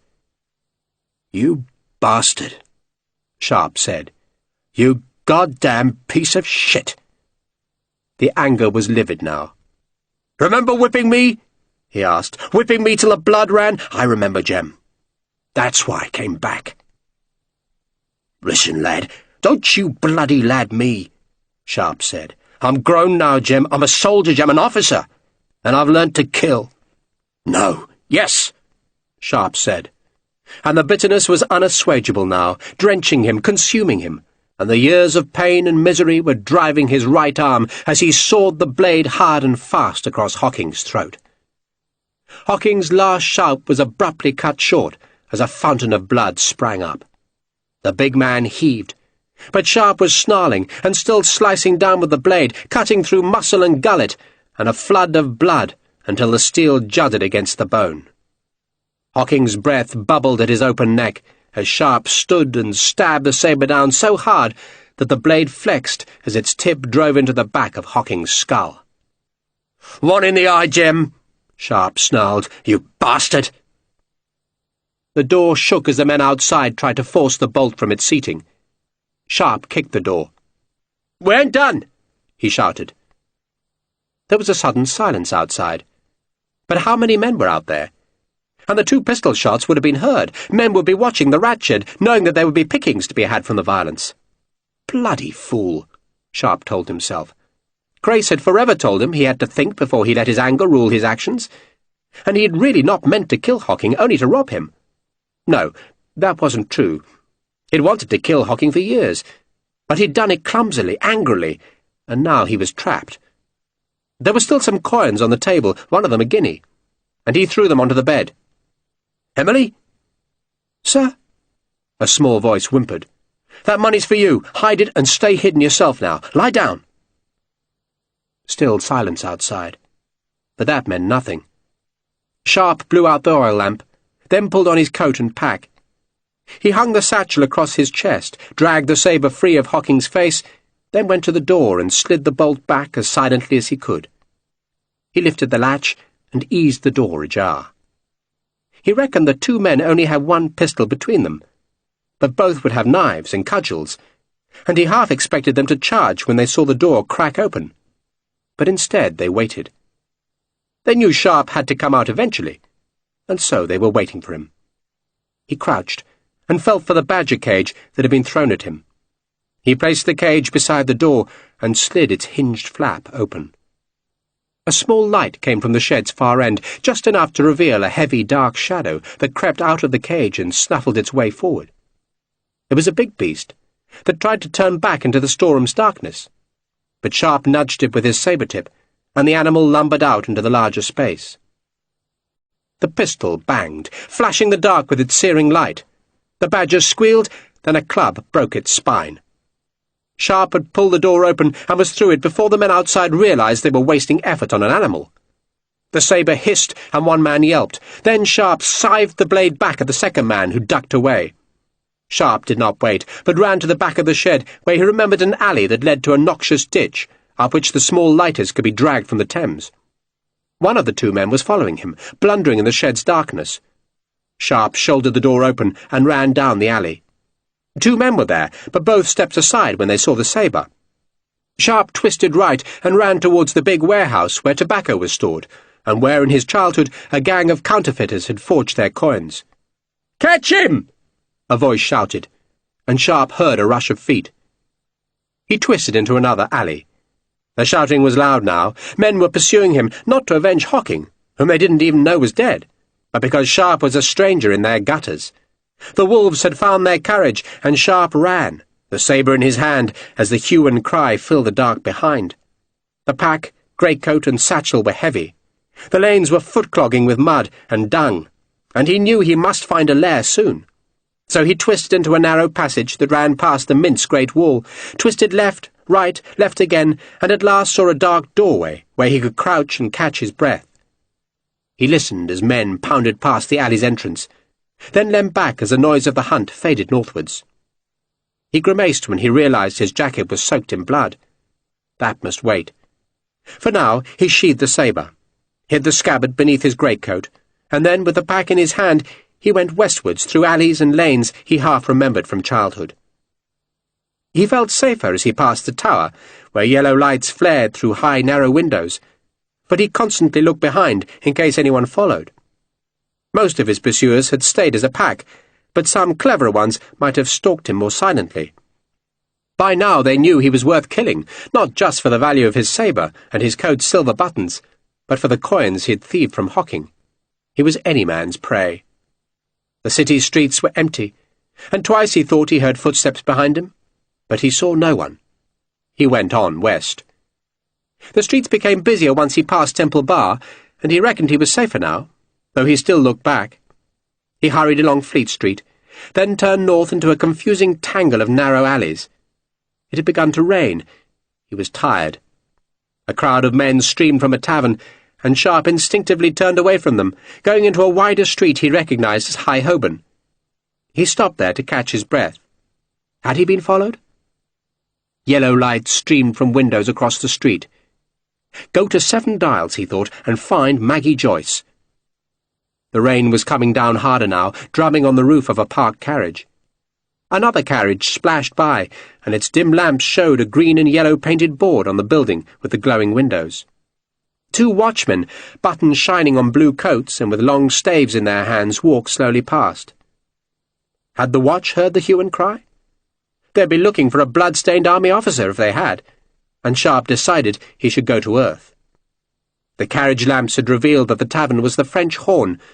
The place had once been popular with the musicians from the theatre in nearby Drury Lane, but more recently it had been bought by an old soldier who was partial to any officer who happened to be in town, and throughout the army it was now known as the Frog Prick. Beefsteak, Sharpe thought. Steak and ale, a bed and a warm fire. He'd wanted to leave the army, but he was still an officer, so the Frog Prick would welcome him. He hefted the pack, crossed the street, and climbed the steps. No one took any notice of him. Perhaps half the patrons in the half-filled taproom were officers, though many of those in civilian clothes might also have been in the army. Sharpe knew none of them. He found an empty table in a shadowed spot by the wall, and dropped his pack and took off his rain-soaked coat. A red-haired woman, whose apron straps were decorated with the shako plates of a dozen regiments, acknowledged that the tavern had a bed to spare for the night. "But you'll have to share it," she went on, "and I'll thank you not to wake the gentleman when you go up there. He went a bit early." She suddenly grimaced as she realized there was blood on Sharpe's green jacket. "A thief tried to take this," Sharpe explained, patting the satchel. "You can give me a pail of cold water?" "Well, you want something to clean your boots, too?" she asked. "And a pot of ale," Sharpe said, "and a steak, a thick one." "Haven't seen many riflemen lately," the woman said. "I hear they're going abroad." "I hear the same." "Where to?" she asked. "No one knows," he said. She leant close to him. "Copenhagen, sweetheart," she whispered. "And just make sure you come home in one piece." Sharpe began. "Shh." She put a finger to her lips. "You ever got a question about the army, darling? You come to the Frog Prick. We know the answers 2 days before the Horse Guards ask the questions." She grinned and walked away. Sharpe opened the satchel and tried to guess how much cash was inside. At least £20, he reckoned. So, crime does pay, he told himself, and shifted his chair so that his back was to the room. £20. A man could make a good start in a new life with £20. £20? A decent night's work, he thought, though he was angry at himself for having botched the killing. He'd been lucky to escape unscathed. He doubted he'd be in trouble with the law, for Wapping folk were reluctant to call in the constables. Plenty of men had seen that it was a rifle officer who'd been with Hocking, and who presumably had done the murder in the back of Beaky Malone's tavern, but Sharpe doubted the law would care or even know. Hocking's body would be carried to the river and dumped on the ebbing tide to drift ashore at Dartford or Tilbury. Gulls would screech over his guts and peck out his remaining eye. No one would hang for Jem Hocking.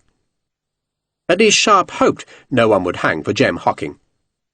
But he was still a wanted man. He had run out of Wapping with a small fortune, and there were plenty of men who would like to find him and take that fortune away. Hocking's mastiffs for a start, and they would look for him in just such a tavern as the Frog Prick. So stay here one night, he told himself, then get out of London for a while. Just as he made that decision, there was a sudden commotion at the tavern door that made him fear his pursuers had already come for him. But it was only a boisterous group of men and women hurrying out of the rain. The men shook water from umbrellas and plucked cloaks from the women's shoulders. Sharpe suspected they had come from the nearby theatre, for the women wore scandalously low-cut dresses and had heavily made-up faces.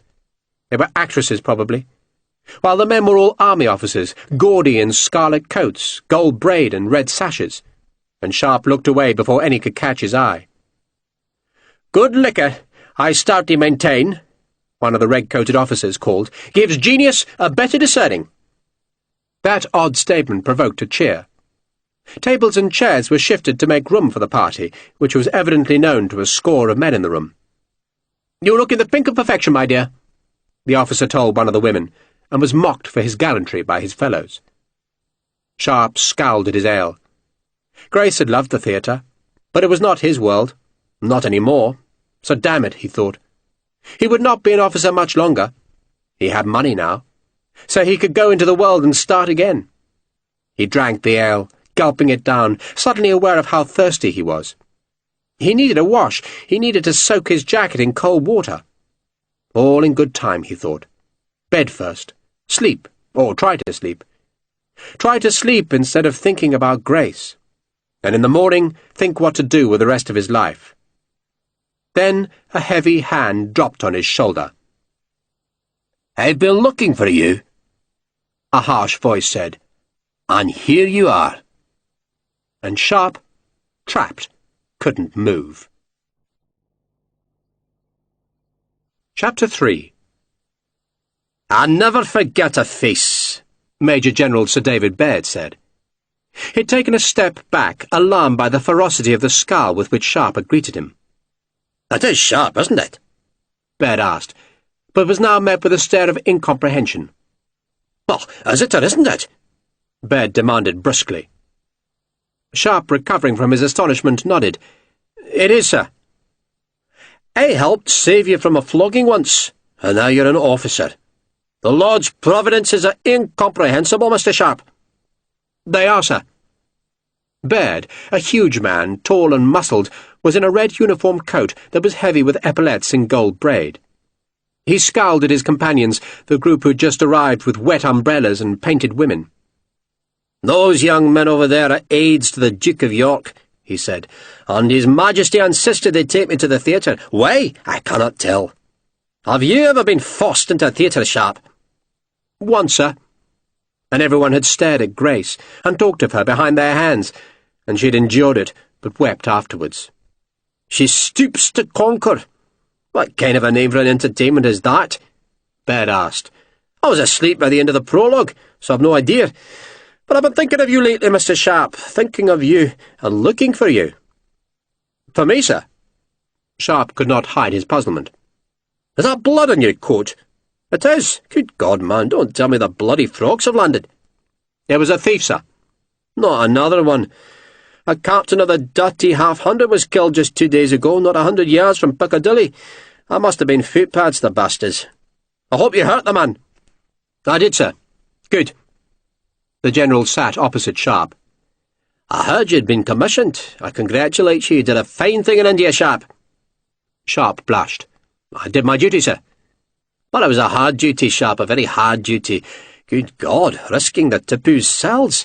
I spent enough time in that black bastard's hands not to wish it on another man. But the fellow's dead now, God be thanked." "Indeed, sir," Sharpe said. He'd killed a Tipu himself, though he had never admitted it. And it had been the Tipu's jewels that had made Sharpe a rich man. Once. "And I keep hearing your name," Baird went on with an indecent relish. "Making scandal, eh?" Sharpe winced at the accusation. "Was that what I was doing, sir?" Baird was not a man to be delicate. "You were once a private soldier, and she was the daughter of an earl. Yes, Sharpe, I'd say you were making scandal. So what happened?" "She died, sir." Sharpe felt the tears threatening, so he looked down at the table. The silence stretched, and he felt an obscure need to fill it. "Childbirth, sir. A fever." "And the child with her?" "Yes, sir. A boy." "Oh, good Christ, man," Baird said bluffly, embarrassed by the tears that dropped onto the table. "You're young. There'll be others." "Yes, sir." "You!" This peremptory demand was to one of the serving girls. "A bottle of port and 2 glasses, and I'll take some cheese if you've anything edible." "Lady Grace's family," Sharpe said, suddenly needing to tell the story. Claimed the child wasn't mine.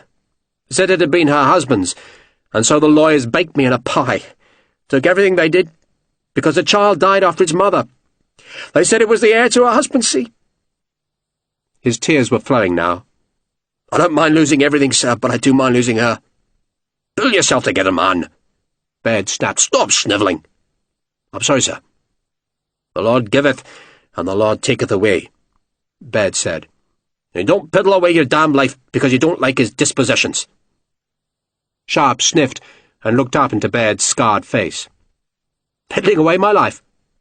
I've been keeping an eye on you, Sharpe, Baird said. Do you know how many lives you saved by blowing that mine in Seringapatam? Scores! And my life among them. If it weren't for you, Sharpe, I'd be dead. He emphasized this by stabbing Sharpe's chest with a big forefinger. Dead and buried. Do you doubt it? Sharpe did not, but he said nothing. Baird had led the assault on the Tipu Sultan's stronghold, and the general had led from the front. The Scotsman would indeed be dead, Sharpe thought, if Sharpe, a private then, had not blown the mine that had been intended to trap and annihilate the storming party. Dust and stones, Sharpe remembered, and flame billowing down a sunlit street, and the air filling with smoke, and the noise rolling about him like 1,000 trundling barrels. And then in the silence afterwards that was not silent at all, the moaning and screaming, and the pale flames crackling. "Wellesley made you up, didn't they?" Baird asked. "Yes, sir." "Not like Wellesley to do a man a favour," the general observed sourly. "Tight-fisted he is." Baird had never liked Sir Arthur Wellesley. "So why did he do it? For Seringapatam?" "No, sir." "Yes, sir, no, sir. Ah, you Sharpe, a bloody schoolboy. Why did the man promote you?" Sharpe shrugged. "I was useful to him, sir. At Assaye." "Useful?" "He was in trouble," Sharpe said. The general had been unhorsed, was surrounded and doomed, but Sergeant Sharpe had been there, and it was the Indians who died instead. "In trouble?" Baird sneered at Sharpe's modesty. "It must have been desperate trouble if it persuaded Wellesley to do you a favour. How much of a favour was it?" The question was a shrewd one, and Sharpe didn't try to answer it, but it seemed Baird knew the answer anyway. "Wallace wrote to me after you joined his regiment," the general went on, "and told me that you're a good soldier, but a bad officer." Sharpe bridled. "I tried my best, sir." Wallace had been the commanding officer of the 74th, a Scottish regiment, and Sharpe had joined it after he had been commissioned by Sir Arthur Wellesley. It had been Wallace who'd recommended Sharpe to the 95th, but Sharpe was no happier in the new regiment. Still a failure, he thought. "Not easy coming up from the ranks," Baird admitted. "Well, if Wallace says you're a good soldier, then that's a compliment. And I need a good soldier. I've been ordered to find a man who can look after himself in a difficult situation. Someone who ain't afraid of a fight. I remembered you, but wasn't sure where to find you. I should have known to look in the frog prick. Make your state, man. I can't abide good meat getting cold." Sharpe finished the beef as the general's port and cheese were put on the table. He let Baird pour him a glass before he spoke again. "I was thinking of leaving the army, sir," he admitted. Baird looked at him in disgust. "To do what?" "I'll find work," Sharpe said. Maybe he'd go to Ebenezer Fairley, the merchant who'd shown him friendship on the voyage home from India. Or perhaps he'd thieve. That was how he started in life. "I'll get by," he said belligerently. Sir David Baird cut the cheese which crumbled under his knife. "There are 3 kinds of soldiers, Sharpe," he said. "There are the damned useless ones, and God knows there's an endless supply of those. Then there are the good solid lads who get the job done, but would piss in their breeches if you didn't show them how their buttons worked. And then there's you and me. Soldiers, that's who we are." Sharpe looked sceptical. "A soldier's soldier?" he asked. "We're the men who clean up after the parade, Sharpe. The carriages and kings go by, the bands play, the cavalry prances past like bloody fairies, and what's left is a mess of dung and litter. We clean it up. The politicians get the world into tangles, then ask their armies to make things right. We do their dirty work, Sharpe, and we're good at it, very good.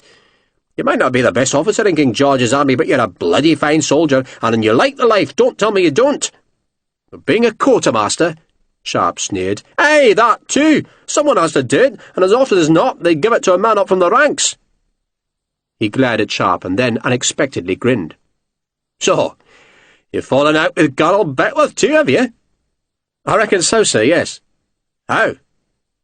Sharpe considered the question and decided it could not be answered truthfully. He could not say he did not fit into the mess. It was too vague, too self-pitying. So he answered with a half-truth. "They've marched off, sir, and left me to clean up the barracks. I've fought more battles than any of them, seen more enemies and killed more men than all of them put together. But that don't count. They don't want me, sir. So I'm getting out." "Don't be such a bloody fool," Baird growled. "In a year or two, Sharpe, there's got to be enough war for every man jack in this army. So far all we've been doing is pussing around the edges of the French. But sooner or later we're going to have to tackle the bastards head-on. We'll need all the officers we can get then, and you'll have your chance. Oh, you might be a quartermaster now, but 10 years from now you'll be leading a battalion. So just be patient." "I'm not sure Colonel Beckwith will want me back, sir. I'm not supposed to be in London. I'm supposed to be at Shorncliffe." "Beckwith will do what I tell him," Baird growled, "and I'll tell him to kiss your bum if you do this job for me." Sharpe liked Baird. Most soldiers liked Baird. He might be a general, but he was as tough as any man in the ranks. He could outswear the sergeants, outmarch the rifles, and outfight any man in green or scarlet. He was a fighter, not a bureaucrat. He'd risen high enough in the army, but there were rumours that he had enemies higher still, men who disliked his bluntness. "Well, what kind of job, sir?" Sharpe asked. "One where you might die, Sharpe," Baird said with relish. He drained his glass of port and poured another. "We're sending a guardsman to Copenhagen. Our interest in Copenhagen is supposed to be secret, but I dare say every French agent in London already knows it. This fellow's going there tomorrow, and I want someone to keep him alive. He's not a real soldier, Sharpe, but an aide to the Duke of York. Not one of those—" He saw Sharpe glancing at the table of theatre-goers, "but the same sort of creature. He's a courtier, Sharpe, not a soldier. You won't find a better man for standing sentinel over the royal piss-pot, but you wouldn't want to follow him into a breach, not if you wanted to win." "He's going tomorrow?" Sharpe asked. "Aye, I know, short notice. We had another man ready to hold his hand, but he was the fellow who was murdered 2 days ago, so the Duke of York tells me to find a replacement. I thought of you, but didn't know where you were. Then God sent me to the theatre, and I find you guzzling ale afterwards. Well done, God. And you won't mind slitting a few frog throats?" "No, sir. Our bloody guardsman says he doesn't need a protector, says there's no danger. But what does he know? And his master, the Duke, insists he takes a companion, someone who knows how to fight. And by God, Sharpe, you know how to fight. Almost as well as me." "Almost, sir," Sharpe agreed. "So, you're under orders, Sharpe." The general gripped the port bottle by the neck and pushed back his chair. "Are you sleeping here?" "Yes, sir." "So am I. I've got a carriage coming at 7 o'clock to take us to Harwich." Baird stood, then paused. "That's a strange thing, Sharpe, but if you do your job properly, you'll stop a war. Odd thing for a soldier to do, don't you think? Where's our advancement if we can't fight? But all the same, I doubt we'll be beating our swords into ploughshares any time soon, not unless our frogs suddenly see sense. So, till tomorrow, young man." Baird gave Sharpe a brusque nod and went back to his companions, while Sharpe, with a start of surprise, realised he hadn't been told why the guardsman was being sent to Copenhagen, nor been asked whether he was willing to go with him. Baird, it appeared, had taken his assent for granted, and Baird, Sharpe reckoned, was right, for, like it or not, he was a soldier. The general was in a foul mood at 7 o'clock next morning. His aide, a Captain Gordon, mimed the cause of Baird's ill temper by tipping an imaginary bottle to his lips, thus cautioning Sharpe to tact. Sharpe kept silent, settling on the carriage's front seat, while Baird grumbled that London stank, the weather was wretched, and the coach seats lumpy. The vehicle lurched as the inn servant strapped the general's luggage on the roof. Then there was a further delay, as a final passenger appeared and insisted that his own luggage be secured alongside Baird's. The newcomer was a civilian, who looked about 30 years old. He was very thin, and had a frail bird-like face, on which, astonishingly, a black velvet beauty patch was glued. He wore a silver coat edged with white lace, and carried a gold-topped stick from which a silk handkerchief hung. His hair, black as gunpowder, had been smoothed with a perfumed oil and tied with a silver ribbon. He climbed into the coach, and without a word sat opposite Sharpe. "You're late, my lord," Baird snapped. The young man raised a gloved hand, fluttered his fingers as if to suggest Baird was being extremely tiresome, and then closed his eyes. Baird, denied sport with his lordship, frowned at Sharpe instead. "There's still blood on the coat, Sharpe." "Sorry, sir. Try to wash it out." The carriage jerked forward. "Can't have you going to Denmark on a bloody coat, man." "One supposes, Sir David," Captain Gordon cut in smoothly, "that Lieutenant Sharpe will not be wearing uniform in Denmark. The object is secrecy." "Object, my ass," the General said helpfully. "He's my nephew," he informed Sharpe, referring to Captain Gordon, "and talks like a bloody lawyer." Gordon smiled. "Do you have civilian clothes, Sharpe?" "I do, sir." Sharpe indicated his pack. "I suggest you don them once you're aboard your ship," Gordon said. "I suggest you don them," Baird mimicked his nephew's voice. "Bloody hellfire, doesn't this bloody carriage move at all?" "Traffic, Sir David," Gordon said emolliently. "Essex vegetables for the Saturday market." "Essex bloody vegetables," the General complained. "I'm forced into a bloody theatre, Gordon, then subjected to Essex vegetables. I should have you all shot." He closed his bloodshot eyes. The carriage, drawn by 6 horses, went first to the Tower of London, where, after Sir David had sworn at the sentries, they were allowed through the gates to discover a cart guarded by a dozen guardsmen, who appeared to be under the command of a very tall and very good-looking man in a pale blue coat, silk stock, white breeches, and black boots. The young man bowed as Baird clambered down from the carriage. "I have the gold, Sir David." "Not a damn well hope you do," Sir David growled. "There's not a jigs in this damn place." "That way, sir," the young man pointed. "This is Sharpe," Baird said harshly. "He's replacing Wilson. God rest his soul. And this," Baird was talking to Sharpe now, "is the man you're keeping alive, Captain Lavisser, or should I say Captain and Major Lavisser.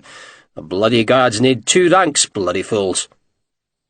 Lavisser gave Sharpe a rather startled look when he heard that the rifleman was to replace the dead Wilson.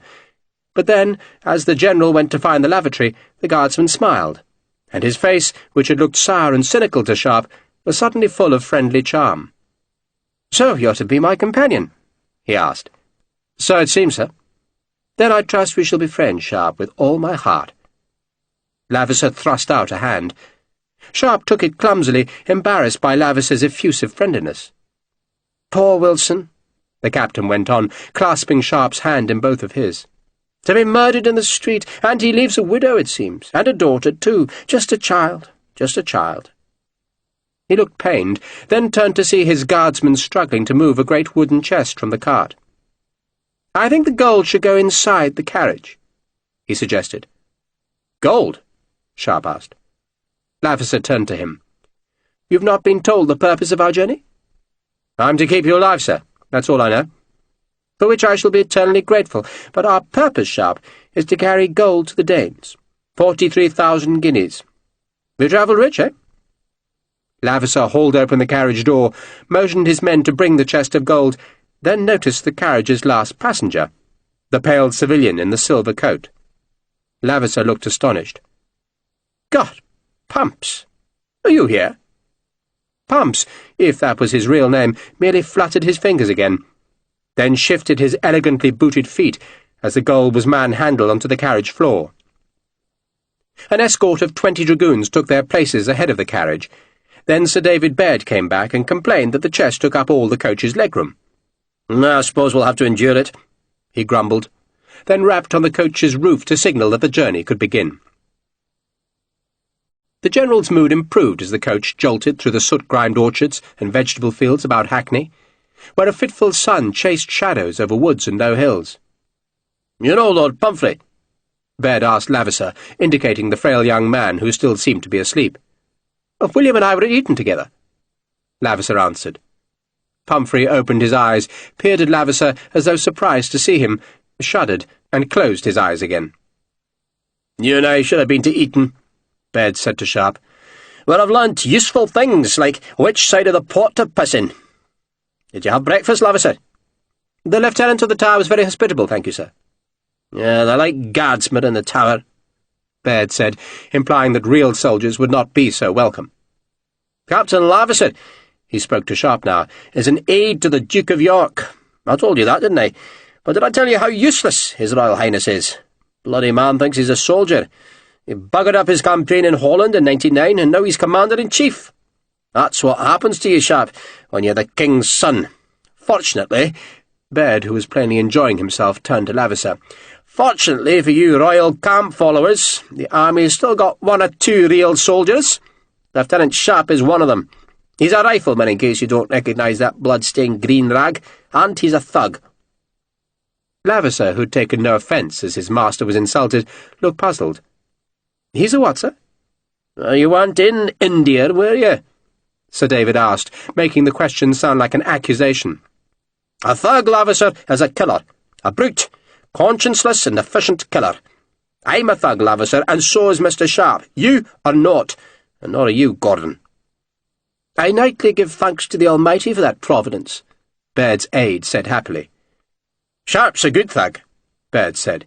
"He came up from the ranks, and you don't do that by being delicate. Tell him what you did in Seringapatam, Sharpe."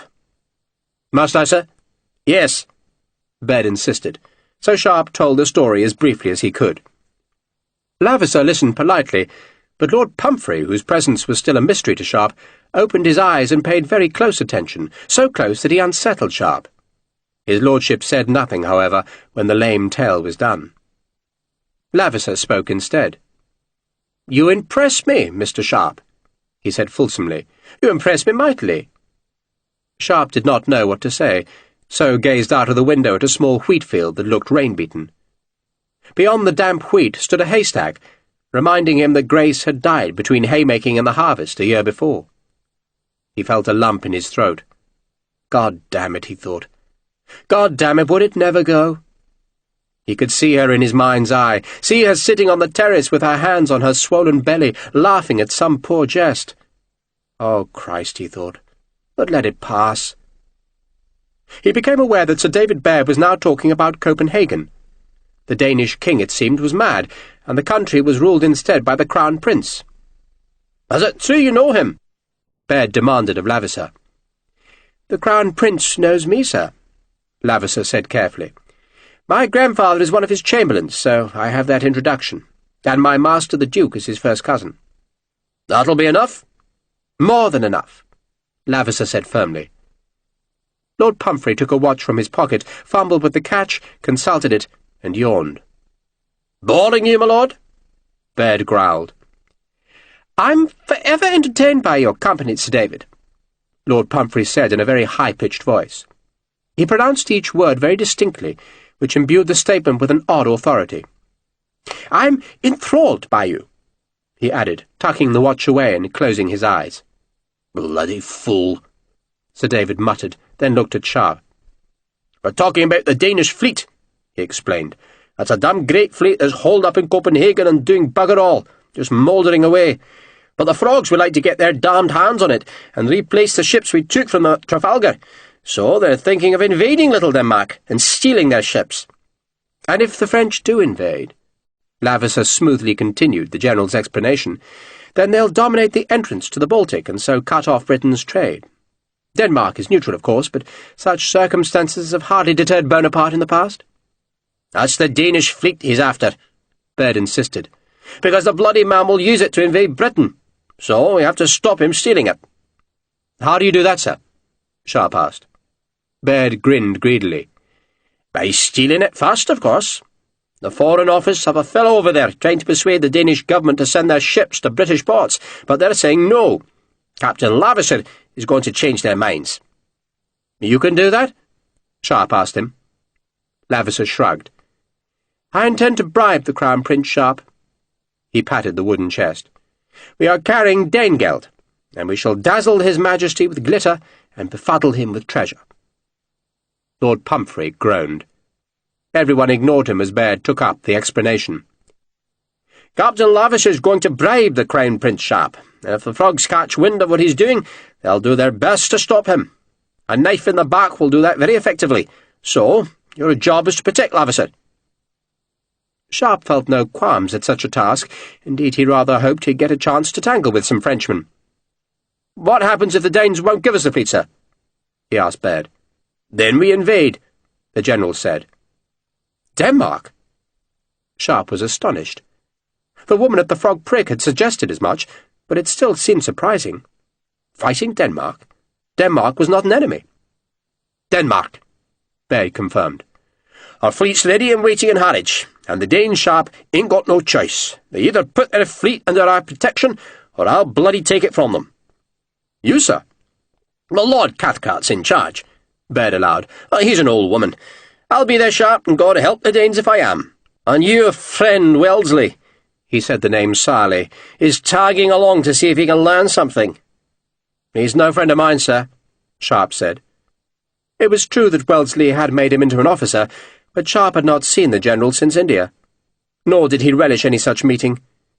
Grace had been a cousin of Wellesley's, a very distant cousin, but disapproval of her behaviour had spread into the furthest reaches of her aristocratic family. "I'm your friend, Mr. Sharpe," Baird said wolfishly, "and I don't mind admitting I want you to fail. A fight in Denmark, I could relish that. No more talk of a man who can only fight in India." The bitterness was naked. Baird felt he'd been unfairly treated in India, mostly because Wellesley had been offered the preferments that Baird believed he deserved. No wonder he wanted war, Sharpe thought. They reached Harwich in the evening. The fields surrounding the small port were filled with tented camps, while the damp pastures were crammed with cavalry and artillery horses. Guns were parked in the town streets, and were lined wheel to wheel on the stone quay, where, beside a small pile of expensive leather baggage, a man as tall and broad as Baird stood waiting. The man was dressed in servant's black, and Sharpe at first took him to be a labourer wanting a tip for carrying the baggage onto a boat. But then the man bowed his head to Lavisher, who clapped him familiarly on the shoulder. "This is Barker," Lavisher told Sharpe, "my man. And this is Lieutenant Sharpe Barker, who has replaced the unfortunate Wilson." Barker turned a flat gaze on Sharpe. Another thug, Sharpe thought, a hardened, scarred and formidable thug. He nodded at the servant, who did not return the greeting, but just looked away. "Barker was a footpad, Sharpe," Lavisher said enthusiastically, "before I taught him manners and morals." "I don't see why you need me," Sharpe said, "if you've got a footpad on your side." "I doubt I do need you, Sharpe," Lavisher said, "but our masters insist I have a protector, so come you must." He gave Sharpe another of his dazzling smiles. A small crowd had gathered on the quay to gape at the fleet of great warships that lay in the river's mouth, while transports, frigates and brigs were either anchored or moored nearer the smaller harbour, where a falling tide was exposing long stretches of mud. Closest to the quay were some ungainly ships, much smaller than frigates, with low freeboards and wide hulls. "Bomb ships," Gordon, Baird's nephew, remarked helpfully. "They've got damn great mortars in their bellies," Baird explained, then turned to look at the modest town. "A dozen well-manned bomb ships could wipe Harwich off the earth in 20 minutes, the general said with unholy relish. "It'll be interesting to see what they do to a city like Copenhagen." "You would not bombard Copenhagen?" Captain Gordon sounded shocked. "I'd bombard London if the king demanded it," Baird said. "But not Edinburgh," Gordon murmured. "You spoke, Gordon?" "I remark the time is getting short, sir.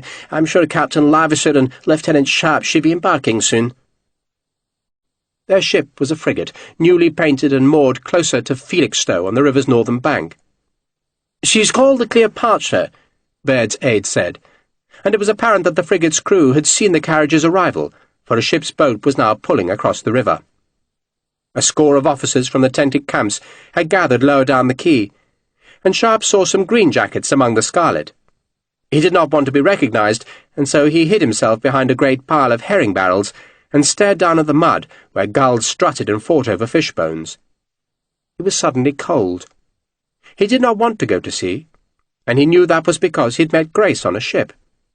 It was made worse because a country gentleman, come in his open carriage to see the ships, was telling his daughters which of the far fleet had been at Trafalgar. "There, you see, the Mars, she was there." "Which one is she, Papa?" "The black and yellow one." "They're all black and yellow, Papa, like wasps." Sharpe stared at the ships, half listening to the girls tease their father, and trying not to think of Grace teasing him, when a precise and high-pitched voice spoke behind him. "Are you content, Lieutenant?" Sharpe turned to see it was Lord Pumphrey, the young and taciturn civilian who had spoken so little during the journey. "My lord?" "I first heard you were involved in this nonsense very late last night," Pumphrey said softly, "and I confess your qualities were quite unknown to me. I apologize for that, but I'm not very familiar with the army list. My father once thought I should be a soldier, but he concluded I was both too clever and too delicate." He smiled at Sharpe, who did not smile back. Lord Pumphrey sighed. "So I took the liberty of waking one or two acquaintances to discover something about you, and they informed me that you are a most resourceful man." "Am I, my lord?" Sharpe wondered who on earth he and Lord Pumphrey knew in common. "I too have resources," Pumphrey went on. "I work for the Foreign Office, though for the moment I am reduced to serving as a civilian aide to Sir David. It quite opens one's eyes, seeing how the military operate. So, Lieutenant, are you content?" Sharpe shrugged. "It all seems a bit abrupt, my lord, if that's what you mean." "Distressingly abrupt," Pumphrey agreed. He was so thin and frail that it looked as though a puff of wind would blow him off the quay and dump him in the filth below. But that apparent weakness was belied by his eyes, which were very intelligent. He took out a snuff-box, snapped open its lid, and offered some to Sharpe. "You don't use it? I find it calming, and we rather need calm heads at present. This alarming excursion, Lieutenant, is being encouraged by the Duke of York. We at the Foreign Office, who might be expected to know rather more about Denmark than His Royal Highness, profoundly disapprove of the whole scheme. But the Duke, alas, has gained the support of the Prime Minister. Mr. Canning wants the fleet, and would rather avoid a campaign that will inevitably make Denmark into our enemy. He suggests, too, that a successful bribe will spare the Treasury the expense of such a campaign. These are cogent arguments, Lieutenant, do you not think?" "If you say so, my lord." "Cogent indeed, and quite egregiously muddle-headed. It will all end in tears, Lieutenant, which is why the Foreign Office, in its ineffable wisdom, has attached me to the Danish expedition. I am deputed to pick up the pieces, so to speak." Sharpe wondered why his lordship wore a beauty patch on his cheek. It was a woman's affectation, not a man's, but Sharpe did not like to ask. Instead, he watched two gulls squabble over some fish offal in the mud under the quay. "You think it won't work, my lord?" Pumphrey gazed at the ships. "Shall I just say, Lieutenant, that nothing I have heard suggests that the Danish Crown Prince is venal?" "Venal?" Sharpe asked. A ghost of a smile showed on his lordship's face. "Nothing I have heard, Sharpe, suggests that the Crown Prince is a man amenable to bribery, and in consequence the Foreign Office is acutely concerned that the whole sorry affair might embarrass Britain." "How?" "Suppose the Crown Prince is offended by the offer of a bribe, and announces the attempt to the world." "That doesn't seem so bad," Sharpe said dourly. "It would be clumsy," Lord Pumphrey said severely, "and clumsiness is the grossest offence against good diplomacy. In truth, we're bribing half the crowned heads of Europe, but we have to pretend it is not happening. But there's worse." He glanced behind to make sure no one was overhearing the conversation. "Captain Lavisser is known to be indebted. He plays steep at Almack's. Well, so do many others, but the fact of it is worrying." Sharpe smiled down at the bird-like Pumphrey. "He's up to his ears in debt, and you're sending him off with a chest full of money." "The Commander-in-Chief insists, the Prime Minister concurs, and we at the Foreign Office cannot possibly suggest that the Honourable John Lavisser is anything other than scrupulously honest." Pumphrey said the last word very sourly, implying the opposite of what he had just stated. "We merely must tidy things up, Lieutenant, when the enthusiasm has died down. Nasty thing, enthusiasm, and if things do turn out ill, then we would appreciate that no one was to know what happened. We don't want the Duke and the Prime Minister to look like complete fools, do we?" "We don't, my lord?" Lord Pumphrey shuddered at Sharpe's levity. If Lavisser fails, Lieutenant, then I want you to bring him and the money out of Copenhagen to the safety of our army. We do not want the Danish government announcing a failed and clumsy attempt at a bribe." He took a piece of paper from his pocket. "If you need assistance in Copenhagen, then this man may provide it." He held the paper out to Sharpe, then pulled it back. "I have to tell you, Sharpe, that I have worried greatly about revealing this name to you. The man is valuable. I devoutly hope you won't need his help." "What treason are you talking, my lord?" Baird demanded loudly. "I was merely remarking on the beauty of the scene, Sir David," Lord Pumphrey observed in his high-pitched voice, "and noting to Lieutenant Sharpe the delicate tracery of the ship's rigging. I should like a chance to depict the scene in watercolours."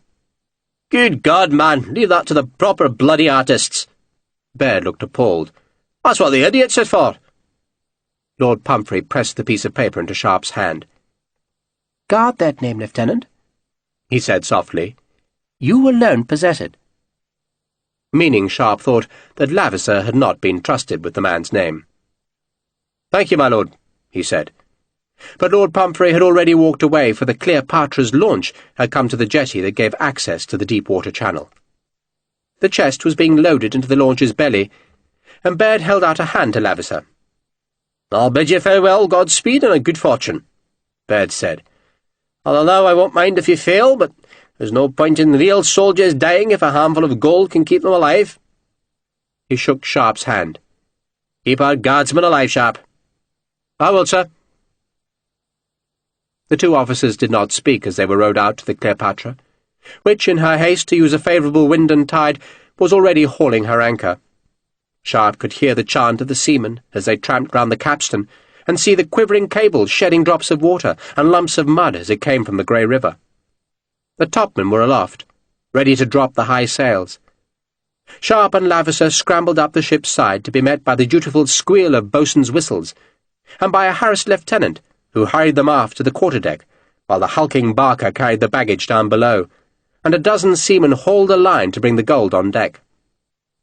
"Captain Samuels begs to be excused while we get under way," the lieutenant said, and requests that you keep to the stern rail, gentlemen, until the sails are set." Lavisser grinned as the lieutenant hurried away. "Meaning that Captain Samuels don't want us in the way while he makes a muck of getting under sail. And he's under the eye of the Admiral, no less. Rather like setting the guard at Windsor Castle. I don't suppose you've ever done that, Sharpe? Placed a guard at Windsor?" "I haven't, sir," Sharpe said. "You do it perfectly. Then some decrepit old fool who last saw action fighting against William the Conqueror informs you that Guardsman Bloggs has an ill-set flint in his musket. And for God's sake, stop calling me sir," Lavisser said with a smile. "You make me feel old, and that's dreadfully unkind of you. So what was on that piece of paper little William gave to you?" "Little William?" "Lord Pump's. He was a pallid little worm at Eton. He's no better now." "It's just his address," Sharpe said. "He says I should report to him when I get back." "Nonsense," Lavisser said, though he did not appear offended that Sharpe had lied to him.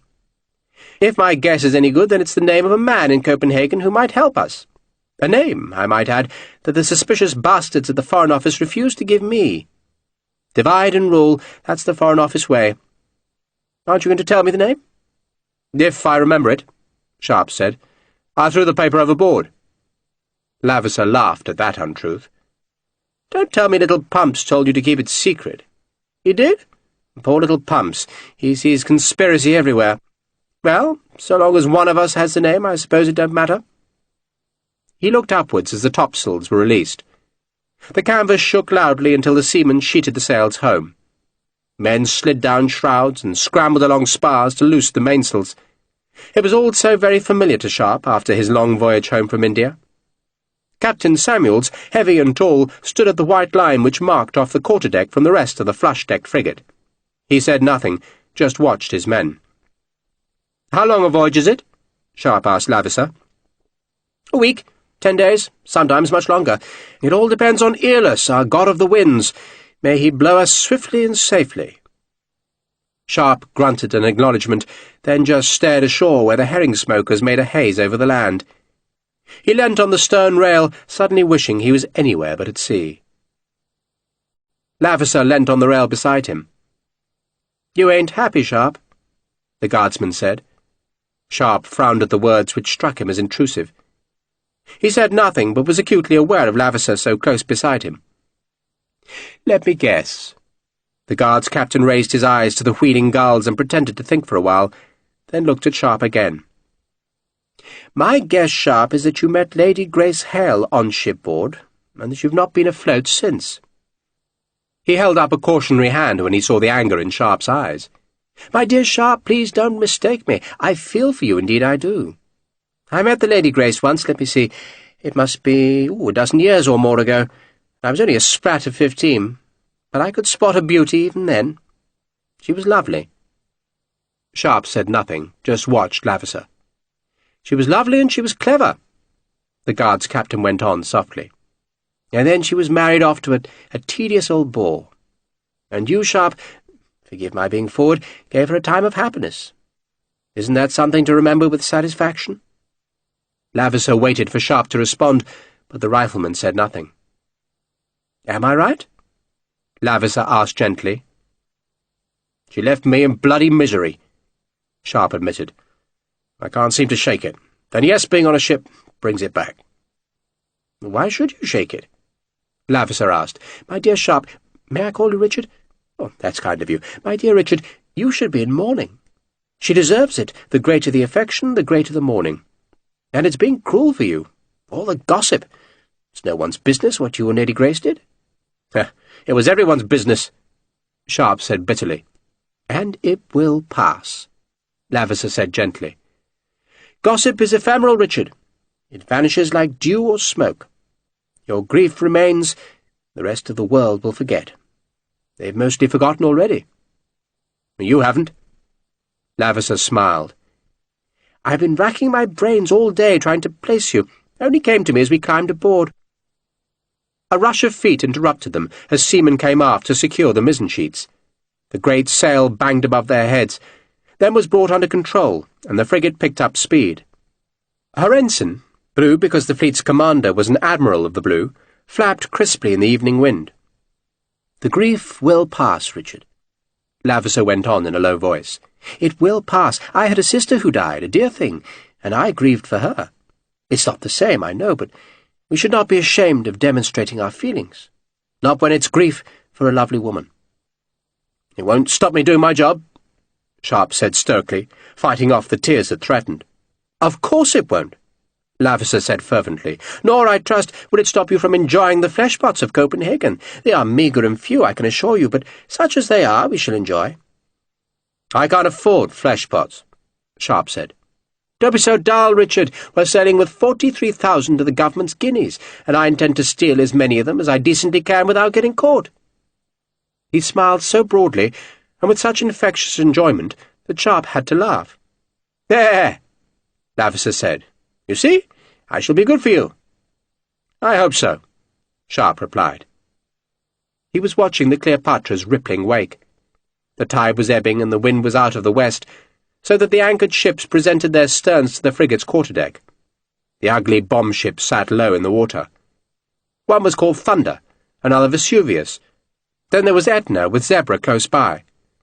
The frigate sailed so close to Zebra that Sharpe could look down into her well-deck, which was stuffed with what looked like coils of rope, put there to cushion the shock of the two great mortars that squatted in the ship's belly.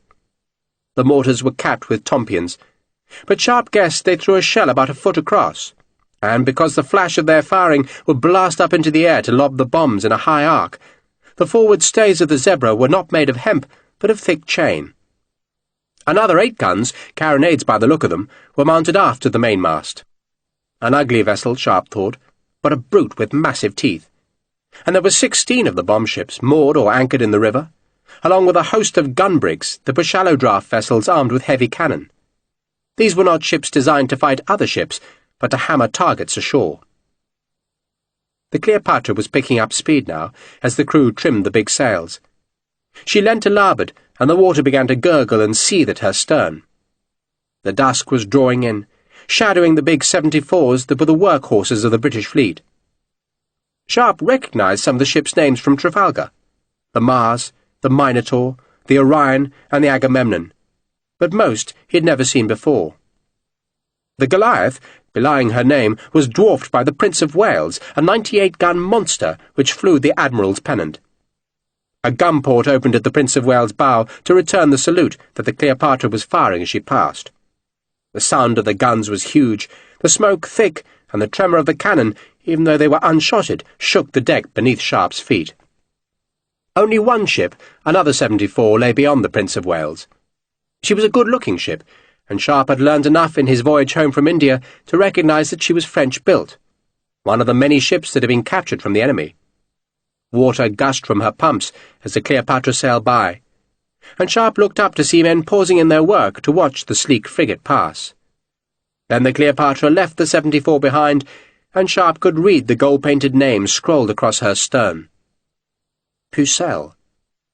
His heart leapt. The Pucelle! His own ship, the ship he'd been aboard at Trafalgar, and which was captained by his friend Joel Chase. Though whether Chase was still a captain, or aboard the Pucelle, or even alive, Sharpe did not know. He just knew that he and Grace had known happiness on board the ship that had been named by her French builders for Joan of Arc, La Pucelle, or the Virgin. He wanted to wave at the ship, but it was too far for him to recognise anyone aboard. "You're welcome, gentlemen."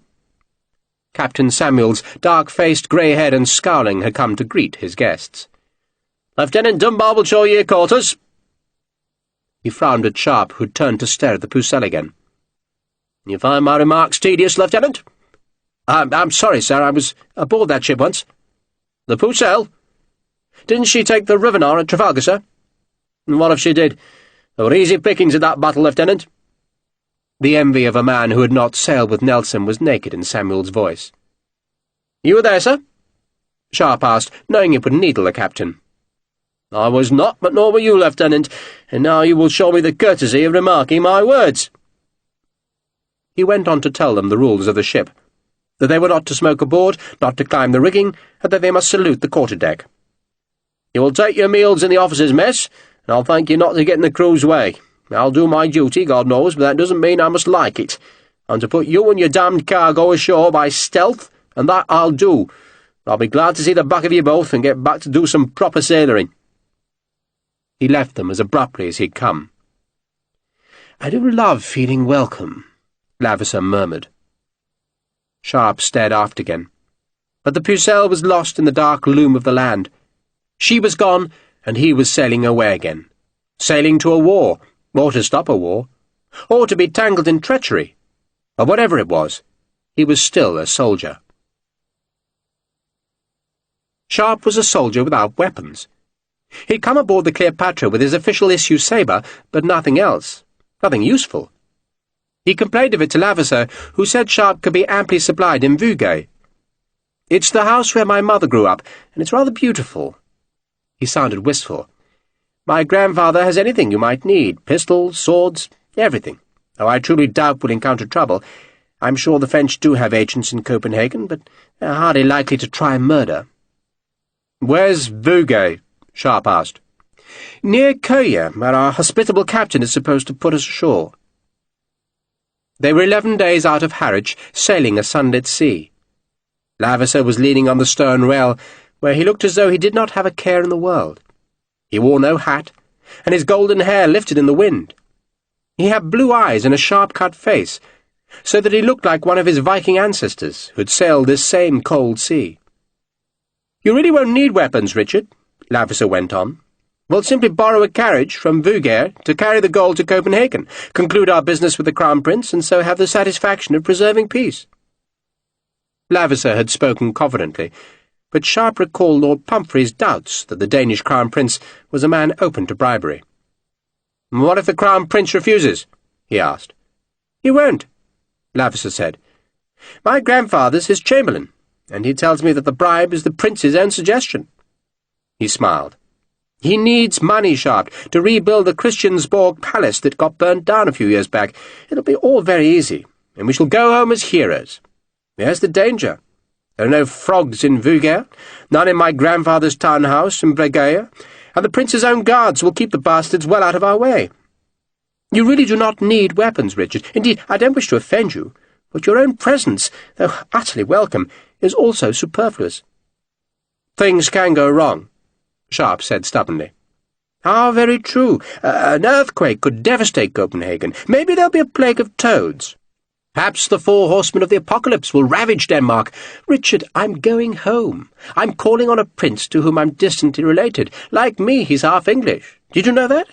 His mother is King George's sister."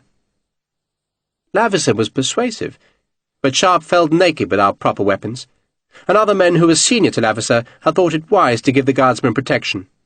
And so Sharpe went below to the tiny cabin that he shared with Laverson, and there pulled open his pack. His civilian clothes were inside, the good clothes that Grace had bought for him, along with the telescope that had been a grudging gift from Sir Arthur Wellesley. But at the very bottom of the canvas pack, hidden and half forgotten, was his old picklock. He pulled it out, then unfolded the slightly rusting pigs. Grace had discovered it once, and wondered what on earth it was. She had laughed in disbelief when he told her. "You could be hanged for possessing such a thing," she had declared.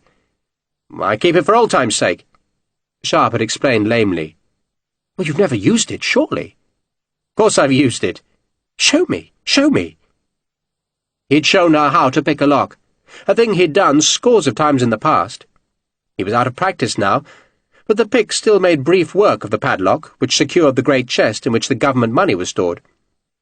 There were plenty of weapons on board the Cleopatra, but to get some, Sharpe knew he'd have to cross some tar-stained hands with gold. Sharpe had money of his own. He had taken £24, 8 shillings and 4pence halfpenny from Jem Hocking, and the bulk of that had been in coppers and small silver, which Sergeant Matthew Standfast, the new owner of the Frog Prick, had been happy to exchange for gold. "At a price, sir," Standfast had insisted. "A price? Filthy stuff." Standfast had poked the grimy coppers. "I'll have to boil them in vinegar. What have you been doing, Lieutenant? Robbing poor boxes?" He'd exchanged the £24, 8 shillings and 4pence halfpenny for 22 shining guineas that were now safely wrapped in one of Sharpe's spare shirts. He could have used his own money to get weapons, but he did not see why he should. Britain was sending him to Denmark, and it was Britain's enemies who threatened Laverson, so Britain, Sharpe reckoned, should pay. And that meant taking gold from the big chest that half-filled the cabin that Sharpe and Laverson shared. Sharpe had to edge one of the hanging cot-beds aside to open the chest's lid. Inside were layers of grey canvas bags secured with wire ties that were sealed with crimped lead tags blobbed with red wax. Sharpe lifted 3 bags from the top layer and selected a lower bag that he slipped with his knife. Guineas, the golden horseman of St. George. Sharpe lifted one, looking at the image of the saint lancing the writhing dragon. Rich, thick gold coins, and the chest had enough to suborn a kingdom. But it could spare a little for Lieutenant Sharpe, and so he stole 15 of the heavy coins that he secreted in his pockets before restoring the bags. He was just putting the last one in place when there was the thud of feet dropping down the companionway ladder immediately outside the cabin. Sharpe closed the chest lid and sat on it to hide the absence of a padlock. The cabin door opened, and Barker came in with a bucket. He saw Sharpe and paused. Sharpe pretended to be pulling on his boots. He looked up at the hulking Barker, who had to stoop beneath the beams. "So you were a footpad, Barker?" "That's what the captain told you." Barker put the bucket down. "Where?" Sharpe asked. Barker hesitated, as if suspecting a trap in the question, then shrugged. "Bristol." "Don't know it," Sharpe said airily. "And now you're reformed." "Am I?" "Are you?" Barker grimaced.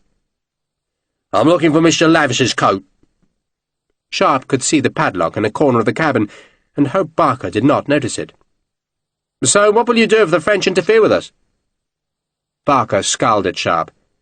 It seemed as if he had not understood the question, or else he just hated talking to Sharpe, but then he sneered. "How will they even know we're there? The master speaks Danish, and you and I will keep our gobs shut." He plucked a coat from a hook on the back of the door, and left without another word. Sharpe waited for his steps to fade, then restored the padlock to the hasp. He didn't like Barker, and the feeling was evidently mutual. On the face of it, the man made a strange servant for Laverson, yet Sharpe had met plenty of gentlemen who liked to mix with brutes from the gutter. Such men enjoyed listening to the stories, and felt flattered by the friendships, and presumably Laverson shared their taste. Maybe, Sharpe reflected, that explained why Lavender was being so friendly to himself. Next day he used 2 of the guineas to bribe the ship's master-at-arms, who made the gold vanish into a pocket with the speed of a conjurer, and an hour later brought Sharpe a well-honed cutlass and 2 heavy sea-service pistols with a bag of cartridges. "I'd be obliged, sir, if Captain Samuels didn't know about this," the master-at-arms said, "on account that he's a flogger when he's aggravated. Keep him hidden till you're ashore, sir." Sharpe promised he would. There'd be no difficulty in keeping the promise during the voyage, but he didn't see how he was to carry the weapons off the ship without Captain Samuels seeing them. Then thought of the chest. He asked Lavender to put them with the gold. Lavender laughed when he saw the cutlass and heavy barrel guns. "You couldn't wait till we reach Fugere?" "I like to know I'm armed, sir," Sharpe said. "Armed? You look like Bluebeard if you carry that lot. But if it makes you happy, Richard, why not? Your happiness is my prime concern." Lavender took the chest's key from a waistcoat pocket and raised the lid. "A sight to warm your chill heart, eh?" he said, indicating the dull grey bags. "A fortune in every one. I fetched it myself from the Bank of England, and lord, what a fuss! Little men in pink coats demanding signatures, enough keys to lock up half the world, and deep suspicion. I'm sure they thought I was going to steal the gold, and why not? Why don't you and I just divide it, and retire somewhere gracious? Naples? I've always wanted to visit Naples, where I'm told the women are heartbreakingly beautiful." Lavender saw Sharpe's expression and laughed. "For a man up from the ranks, Richard, you're uncommonly easy to shock.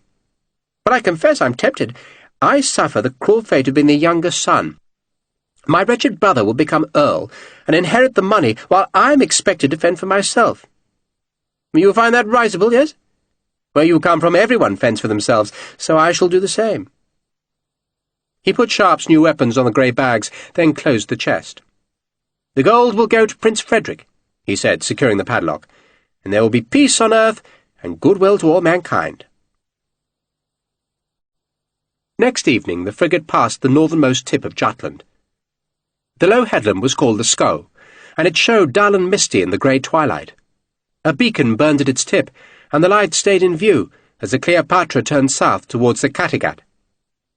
Captain Samuels was plainly worried about that narrow stretch of water, in one place only 3 miles wide, which was the entrance to the Baltic, and guarded on its Swedish bank by the great cannon of Elsinore, and on the Danish by the batteries of Elsinore's Kronborg Castle.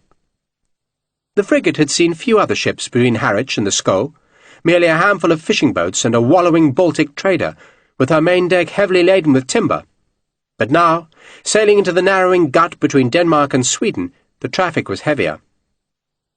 "What we don't know," Captain Samuels deigned to speak to Sharpe and Lavender on the morning after they had passed the Scow, "is whether Denmark is still neutral.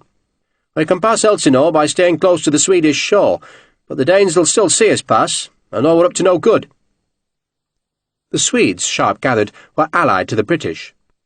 "Not that it means much," Lavender said. "Their king's mad too. Strange, isn't it? Half the bloody kings of Europe are foaming maniacs. The Swedes won't fight for us, but they're on our side, while the Danes don't want to fight anyone. They're strictly neutral, poor darlings, but their fleet has complicated matters. They'll have to fight to protect it, or else take the bribe. Of course, if the French have already sent a bigger bribe, then they might already have declared war on Britain." There was no alternative but to pass through the narrow strait. Lavender and Sharpe were to be put ashore south of Køge, close to a village called Herfølge, where Lavender's grandparents had their estate, and Køge Bay lay south of Elsinore and Copenhagen. They could have avoided Elsinore by sailing west about Zealand, the island on which Copenhagen lay, but that was a much longer voyage, and time was short. "We have to see the Prince before the British fleet and army arrive," Lavender said. "Do you think they'd really bombard Copenhagen?" "Why not?" Sharpe asked. "Can you really imagine British gunners killing women and children?" "They'll aim for the walls," Sharpe said. "For the defences." "They will not," Lavender said. "They'll bloody pulverise the city. Cathcart won't want to, though. He's squeamish." Cathcart was the commanding general. "Let's hope the bribe works, eh?" They passed Elsinore in the afternoon. Guns sounded from the fortress, but their noise was diffused, for they were not loaded with ball or shell, but instead were merely responding to the salute that Captain Samuels ordered, fired in honour of the Danish flag. Sharpe gazed at the flag through his telescope, seeing a white cross against a red field. Captain Samuels was also staring towards the fortress, but he was looking for the splashes of water that would betray the fall of round-shot. None showed, which proved the Danes were merely saluting. "So, they're still neutral," Captain Samuels grunted. "They'll do all they can to stay neutral," Lavasser offered his opinion. "They're a small country, Captain, and they don't want to pick a fight unless they're forced to it." He borrowed Sharpe's telescope and stared at the massive Kronborg castle, which from this distance looked more like a palace than a fortress. The copper sheathing of its spires and steeply pitched roof glowed green above the drifting white smoke left by the guns. A frigate, anchored in the Elsinore roads, was setting her sails in an evident attempt to follow the Cleopatra. "Does she mean trouble?" Lavasser asked. Captain Samuel shook his head. "Oh, she'll not catch us," he said dismissively. "Besides, there's liable to be a fog with this wind." Lavasser looked back to the castle. "Something is rotten in the state of Denmark," he intoned portentously. "There is?" Sharpe asked. The guardsman laughed. "It's from Hamlet, my dear Richard, which takes place in that very same castle. I was taken there as a child, and I was quite convinced I saw the old king's ghost wandering the battlements, but alas, it was only my imagination. Then, years later, I acted the part at Eton. Bloody Pumphrey played Ophelia, a very convincing girl he made too. I was supposed to kiss him in one scene, and he appeared to enjoy it so much that I squeezed his balls until he squealed like a pig." He smiled at the memory, then leant on the rail to gaze at the low green shore. "I wish there really was something rotten in Denmark. It's a dull country, Richard, dull, religious, hidebound and cautious. It's inhabited by small people who lead little lives." "We must all seem like that to you." Lavasser was instantly contrite. No, forgive me. I was born to privilege, Richard, and I forget that others are not." The Cleopatra stayed closer to the Swedish shore, making it seem to any who watched that she was on passage to Stralsund, in northern Prussia, where a British garrison was stationed. But on the night after they'd passed Copenhagen, the frigate left the well-travelled sea lane and turned west to beat her way into Køge Bay. She was alone now. The Danish frigate had long abandoned her stern chase of the British ship, and Køge Bay was empty. The moon showed occasionally through spreading clouds, and the low white chalk cliffs of the approaching coast seemed to shine with an unnatural brilliance. The frigate turned northwards until the cliffs faded into long beaches, and it was there that Captain Samuels hove to and ordered the launch to be lowered. The heavy chest was slung overboard by a whip rove to a yardarm. Then Sharpe, Lavasser and Barker climbed down to the waiting launch. Sharpe, like his companions, was in civilian clothes. He wore a brown coat, black breeches and boots, a white stock and a brown tricorn hat that Grace had always said made him look like a bad-tempered farmer. His rifleman's uniform was in the pack slung on his back. The launch crew rowed through the dark. The moon was gone behind clouds that now smothered the sky, while well to the north, beyond Copenhagen, a thunderstorm roiled the night. Lightning split the blackness with snake tongues of fire, but no rain fell on Køge Bay, and the sound of the thunder faded before it reached the launch. The only sounds were the creak of the muffled oars and the splash of water on the launch's hull. There was no surf, just a gentle breaking of small waves on a shelving beach. The launch's keel grated on sand, and a sailor leapt overboard to hold the boat steady, while half a dozen men carried the chest of gold ashore. Sharpe, Lavasser and Barker followed, splashing through the shallows. The midshipman in charge of the launch wished them good fortune. Then the launch was heaved back from the beach, and the sound of its muffled oars died swiftly away. A cold wind rattled grains of sand against Sharpe's boots. He was in Denmark, and Captain Lavasser drew his pistol. End of Side 2. Side 3. Chapter 4. Lavasser hesitated. "Would they hear a pistol shot on the frigate?" he asked. "Probably," Sharpe said. "Sound carries over water. Why?" "I'm worried the priming got wet. I don't want to alarm the Cleopatra. They might think we're in trouble." Friming didn't get wet, Sharpe said. Water only came up to our ankles. You're probably right. Lavisser holstered the pistol. I think it's best if you wait here, Richard. If Samuel's landed us in the right place, then Herr Follier's at least an hour's walk. I'll see you at dawn, and with any luck I'll bring a cart and horse to get this damn gold out of here. He climbed a dune. You'll stay with Mr. Sharpe, Barker? I will, sir, Barker acknowledged. You know what to do? Lavisser said cheerfully, turning away. Do you have the key to the chest? Sharpe called after the guardsman. Lavisser half-turned. He was nothing but a shadow on the dune's crest. Surely you don't need it, Richard? I'd like to get those pistols. Well, if you must. Barker has the key. I'll see you in 2 or 3 hours. Lavisser waved and disappeared down the other side of the dune. Sharpe peered at Barker's dark shape. The key? I'm looking for it. Barker's answer was surly. He began to rummage through a valise, and Sharpe, as he waited, walked up the dune. It was cold for summer, but he supposed that this was because the sea was so chill. From the dune's top he could see the frigate as a tracery of dark rigging against the eastern sky, while inland there was only a feeble and far-away scrap of hazed and flickering light. Captain Samuels had said that fog was likely in this weather, and the smeared scrap of light suggested it was forming over the flat farmlands. The ground seemed to rock as Sharpe became accustomed to being on land again. He could smell hay, salt and seaweed. Been to Denmark before, Barker? He called down to the beach. No, Barker said. So, where's the key? Sharpe asked. I reckon he didn't give it me. It's customary, Barker, to address officers as Sir.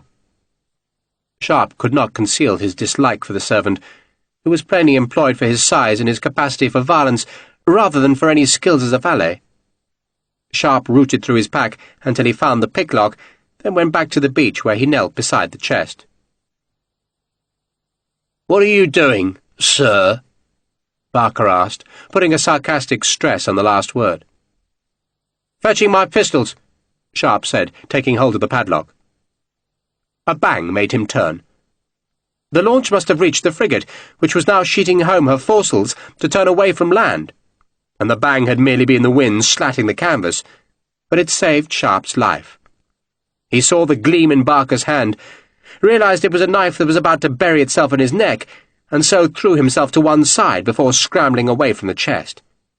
He let go of the picklock, hurled a handful of sand into Barker's eyes, and drew his sabre, then heard the click of a gun being cocked, and knew that Barker, careless of any noise, must have had a pistol hidden beneath his long coat.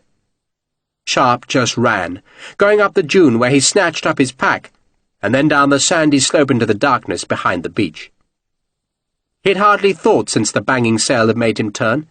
He'd just reacted, but now he crouched in the coarse grass and watched the crest of the dune for Barker's shadow. Sweet Jesus, he thought. But he'd been fooled. He should have bloody known when Lavisser had claimed Barker possessed the chest's key. No man would entrust a fortune in gold to a servant like Barker. So Lord Pumphrey had been right when he suggested there was something odd about this whole mission. But in his wildest imaginings, Sharpe had not thought things were this warped. Lavisser wanted him dead. What else did Lavisser want? There was no way of knowing that. And now was not the time to speculate, for Barker had come to the dune's top and pointed the pistol into the shadows. He was waiting for Sharpe to move, just waiting. But the fog was thickening as the sudden summer wind crossed the cold northern sea. Sharpe stayed motionless. Far inland a bell tolled 4 times. The small light had vanished, obscured by the growing fog. Barker moved northwards a few paces, and Sharpe broke cover and ran southwards. Barker heard him, and that was what Sharpe wanted, for he half hoped Barker would try a long shot. Once the gun was discharged, it would take too long to reload, and Sharpe would be on the servant like a terrier onto a rat. But Barker was no fool. He held his fire, and instead followed Sharpe in hope of getting close enough for the pistol not to miss. Sharpe went to ground in black shadows between 2 low dunes. The fog was blanching the first hint of dawn, and muffling the small sounds of the wind and waves. Barker had lost him again, though the servant had a rough idea of where Sharpe was. and now crouched on the skyline. The man was no soldier, or else he would have sought the lower ground, for at night it was impossible to see down into the hollows. A man could see upwards, against the sky, but not down. Sharpe watched the hulking servant, then raked his fingers through the sand and grass to come up with a scrap of wood and 2 pebbles that he flicked southwards one after the other. They made tiny noises as they landed, and Barker, hearing them, moved towards the small sounds. Sharpe went back northwards. He crept, feeling ahead of him to make sure he did not trample any stiff grass. He found 2 more pieces of wood that he hurled away into the misty dark, hoping to lure Barker farther south. And only when he had lost sight of the man did he stand and cross the dunes back to the beach. He needed to find the picklock, but it had vanished in the trampled sand about the chest.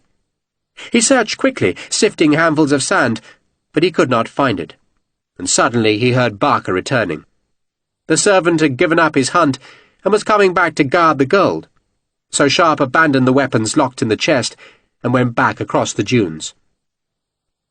He headed inland until he reached a damp vegetable field edged with a ditch. He moved northwards now, following the ditch which was half silted with blown sand. A bird flew up from a nest, startling him. Then he saw he had come to a rough track, deep rutted by cartwheels that headed inland.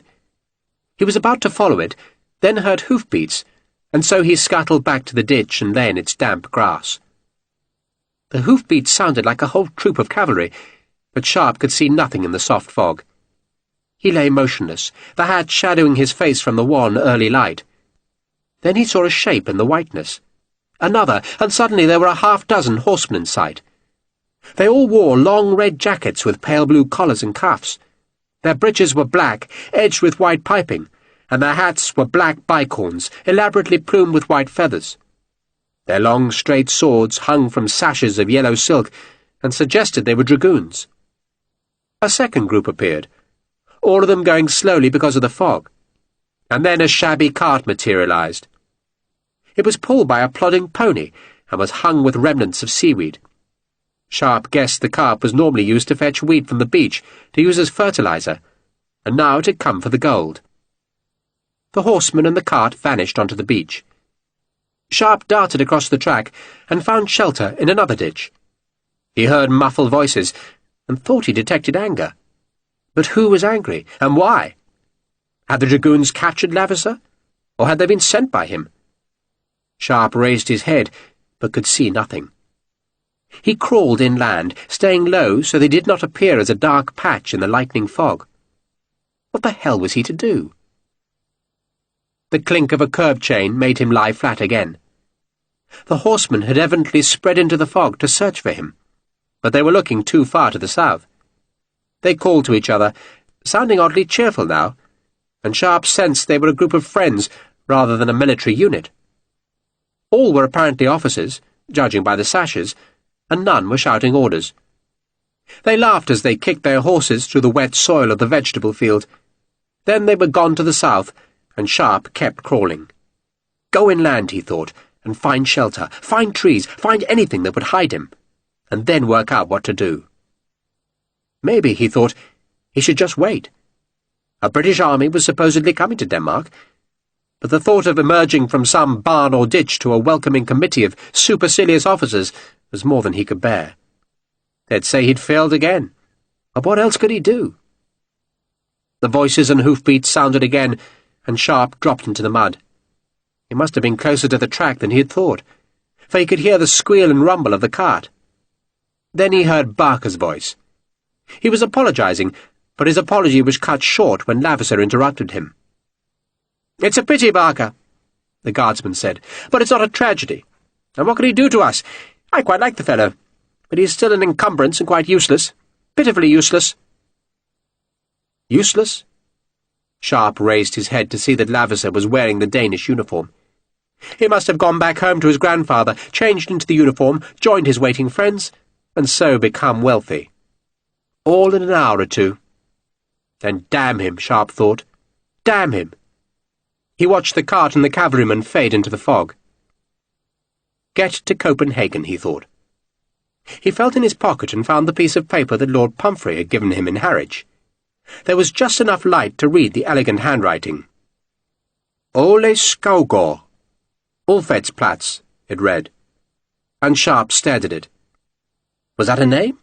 Or an address? Then he guessed the comma meant that Ole Skaugård was the man's name, and Ulfedsplatz was where he lived, and that, Pumphrey had said, was in Copenhagen. So get there fast, be useful. He pushed the scrap of paper back into his coat pocket, checked that Lavisser and the other horsemen were truly gone from sight, then stood. And that was when the dragoons sprang the trap. It was an old trick. The cavalryman had left one horseman behind, reckoning that Sharpe would think himself safe when he saw the riders leave, and so come out of hiding. Which Sharpe dutifully did. And the last dragoon, waiting by the dunes, saw the rifleman appear as a dark shape in the field. The dragoon should have shouted immediately. He should have called his companions back. But he wanted all the credit for capturing the missing Englishman, and so he drew his sword and raked his spurs back. Sharpe heard the hoofs, turned and saw the big horse being spurred across the muddy field. He cursed himself for falling for such an old ruse, but saw too that the horseman was right-handed, understood that the horse would therefore go to his own right, and knew that the dragoon would lean from the saddle to chop with the sword, and knew too that there was no time to draw his own sabre. Or perhaps he knew none of that, but instinctively realized it in the space of a heartbeat, and understood how to react. The cavalryman shouted, more to frighten Sharpe than summon his companions, but the horseman was too confident and too inexperienced. He believed Sharpe would stand like a scarecrow and be beaten down by the flat of his sword, and the last thing he expected was for the rifleman to swing the heavy pack hard into the side of his horse's head.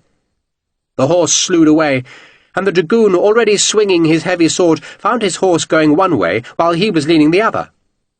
Lavisser had cautioned him that the Englishman was dangerous, so he'd intended to stun Sharpe with the weight of his heavy straight blade, but instead he flailed for balance. Sharpe let go of his pack, seized the dragoon's sword arm, and simply tugged. The man yelped as he was jerked from the saddle. Then the breath was thumped out of him as he fell into the mud. He yelped again as Sharpe dropped onto his belly. "Bloody fool," Sharpe said. The horse shaking its head had stopped. There was a pistol holstered on its saddle. Sharpe was angry. It didn't take much to make him angry, not since Grace died, and he hit the man hard, too hard. He found a fist-sized stone in the field's mud and used it to break the dragoon's jaw. The man moaned as blood trickled into his long, fair moustaches. "Bloody fool," Sharpe said again. He stood and kicked the man. He thought about taking the sword, for a heavy cavalry sword was a much better weapon than a light sabre, but the blade had fallen some feet away, and the scabbard was secured by a complicated buckle, and meanwhile the man's shout must have been heard by the other dragoons, for a voice called urgently out of the fog. Lavisser and his companions were coming back. So Sharpe rescued his pack and ran to the horse. He put his left foot in the stirrup, hopped clumsily as the horse sidled nervously away, then managed to haul himself into the saddle. He fiddled his right foot into the second stirrup, turned the horse north, and kicked his heels back. The fallen man watched him sadly. Sharpe swerved back to the beach.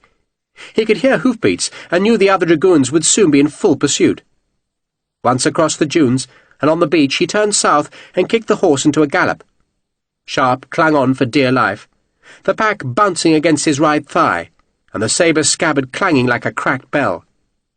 He rode past the jumble of hoofprints where he and Lavisser had come ashore, then turned inland again. He was riding in a circle, hoping that the changes of direction would confuse his pursuers. He crossed the dunes, let the horse find its own way over the ditch, then curbed it in the field. He listened, but could hear nothing except his horse's harsh breathing. He kicked the beast on. He crossed 2 more ditches, then turned northwards again until he came to the rutted track where he turned west, then north again, where a path branched away between wind-bent trees. His instinct told him he'd lost his pursuers, but he doubted they would have given up the chase quite yet. They'd be looking for him, and as the sun rose, the fog began to thin. The horse would be a liability soon, for Lavisser and his companions would be searching for a horseman in this flat, featureless landscape. And so, reluctantly, Sharpe slid out of the saddle. He unbuckled the girth and took the saddle off the beast, then slapped its rump to drive it into a pasture, With any luck, the other horseman would simply see a grazing horse, not an abandoned cavalry mount. He threw away the pistol. It had not been loaded, and its ammunition must have been with its rider. So Sharpe tossed it into the ditch, where he had hidden the saddle, and walked on north. He hurried now, using the last vestiges of the fog to cover his escape. By mid-morning, when the sun at last burned the mist away, Sharpe had gone to earth in a ditch, from where he could just see his pursuers. They were far off, staring across the fields. He watched them for an hour or more, until at last they abandoned the search and rode inland. Sharpe waited in case another man had been left behind. He was getting hungry, but there was nothing he could do about that. The sky was clouding over, threatening rain. Still he waited, until he was certain there was no one looking for him. Then he climbed from the ditch and walked through drab fields in a flat land. He kept the dunes to his right to make sure he was going north. He passed white-painted farms with red-tile roofs and big barns, crossed earth roads, and waded wide drainage ditches. And in the afternoon, just as it began to rain, he had to cut deep inland to skirt a fishing village. He splashed through a stream and threaded through a wood of oak and ash to find himself in the park of a vast mansion with 2 lofty towers. The windows were shuttered, and a dozen men, their heads protected from the rain by hoods of sacking, were scything the big lawn. He walked along the edge of the park, climbed a wall, and was back in the drab fields, though ahead of him the sky was smeared with a haze of smoke, evidence of a town, and he prayed it was Copenhagen, though he sensed that he was still far to the south. He could only judge the distance by the time it had taken the Cleopatra to sail down the coast, and he reckoned the city was probably a 2 or 3 day walk. The town, though he did not know it, was Køge. He smelt it before he saw it. There was the familiar reek of a brewery and the pungent odour of smoking fish that made his hunger even more acute. He thought of going into the town to beg or steal food, but when he came close to Køge's southern edge, he saw 2 men in dark uniforms standing beside the road. They were sheltering from the rain as best they could, but when a carriage rattled along the road, they stopped it, and Sharpe saw one of them climb onto the step and peer through the window. The man saw nothing suspicious, jumped down and made a brief salute. So they were searching for someone, and Sharpe knew who it was. Lavasser had made him into a hunted man. He told himself he'd endured hunger before, and so he struck inland again. The rain fell harder as night descended, but it hit him as he walked and walked, always keeping the smell of the town and its scatter of dim lights on his right-hand side. He crossed a major road, followed a track northwards, then crossed more fields. His boots were clogged with mud. His clothes were soaked, and the pack was biting into the small of his back and his shoulders. He walked till he could not endure another pace. Then he slept in a wood, where he was woken by a heavy rain that thrashed the trees just before dawn. His belly ached, and he was shivering. He remembered the bedroom he'd shared with Grace, its fireplace and the wide windows that led to a balcony. He'd been careless, he now knew, in thinking that idyll could last forever. He'd sold his Indian jewels and used the money to make a haven, while the lawyers bickered over her dead husband's will. But then Grace died, and the same lawyers pounced like weasels on the property Sharpe had bought. He'd put the house in Grace's name, saying that she needed the safety of her own home, while he soldiered abroad, and that quixotic gallantry had lost him everything. Worse, he had lost her. Grace, he thought. Grace. And the self-pity swept over him, so that he tipped his face to the rain as if it could wash away his tears. Bloody fool, he told himself. Be useful. Pull yourself together. The woman's dead, and you don't help her memory by collapsing. Get up, he told himself. Walk. Snivelling and feeling sorry for himself would do nothing. Be useful. He got up, pulled on the pack, and went to the wood's edge. And there his fortune changed. A farm lay just 100 yards away. It had a long, low, white-painted house, 2 barns, a windmill, and a dairy. It looked prosperous and busy. 2 men were driving a big herd of cattle towards the dairy, while a dozen labourers gathered in the yard. All had haversacks slung on their shoulders, and Sharpe reckoned that was dinner. Bread and cheese, perhaps. He watched from the wood's edge. The rain eased. Most of the men went westwards with a small cart laden with spades and forks, but 3 vanished inside the smaller of the 2 barns. Sharpe waited, hunger biting. The bigger barn had wide-open doors. Get inside there, he reckoned, and he could scout the rest of the farm, maybe even sneak into the kitchen or dairy to steal food. He never once thought of the guineas in his pack. He could have bought food, but his instinct was not to show himself. Live as he had learned to live before he met Grace. The dairy herd was driven back to pasture, and then no one moved in the farm for a while, until 2 children, school bags swinging, walked down the lane. When they'd gone from sight, Sharpe broke cover and ran across the damp pasture, crossed a ditch, and sprinted the last few yards into the big barn. He half expected a shout of protest or a dog to start barking, but he was unseen. He slipped through the doors to find a vast wagon loaded high with hay. A haversack, like the ones the labourers had been carrying, lay discarded on the wagon's seat, and Sharpe scooped it up as he climbed the vehicle's high side, which was a wooden grill designed to keep the hay in place. He scrabbled a hole for himself in the hay, took off his pack and greatcoat, then opened the stolen haversack to find bread, cheese, a big piece of ham, a sausage, and a stone bottle, which, uncorked, proved to hold ale. He ate half the bread and all the cheese. He reckoned he could stay here for hours, but it was more important to reach Copenhagen and find Skovgaard.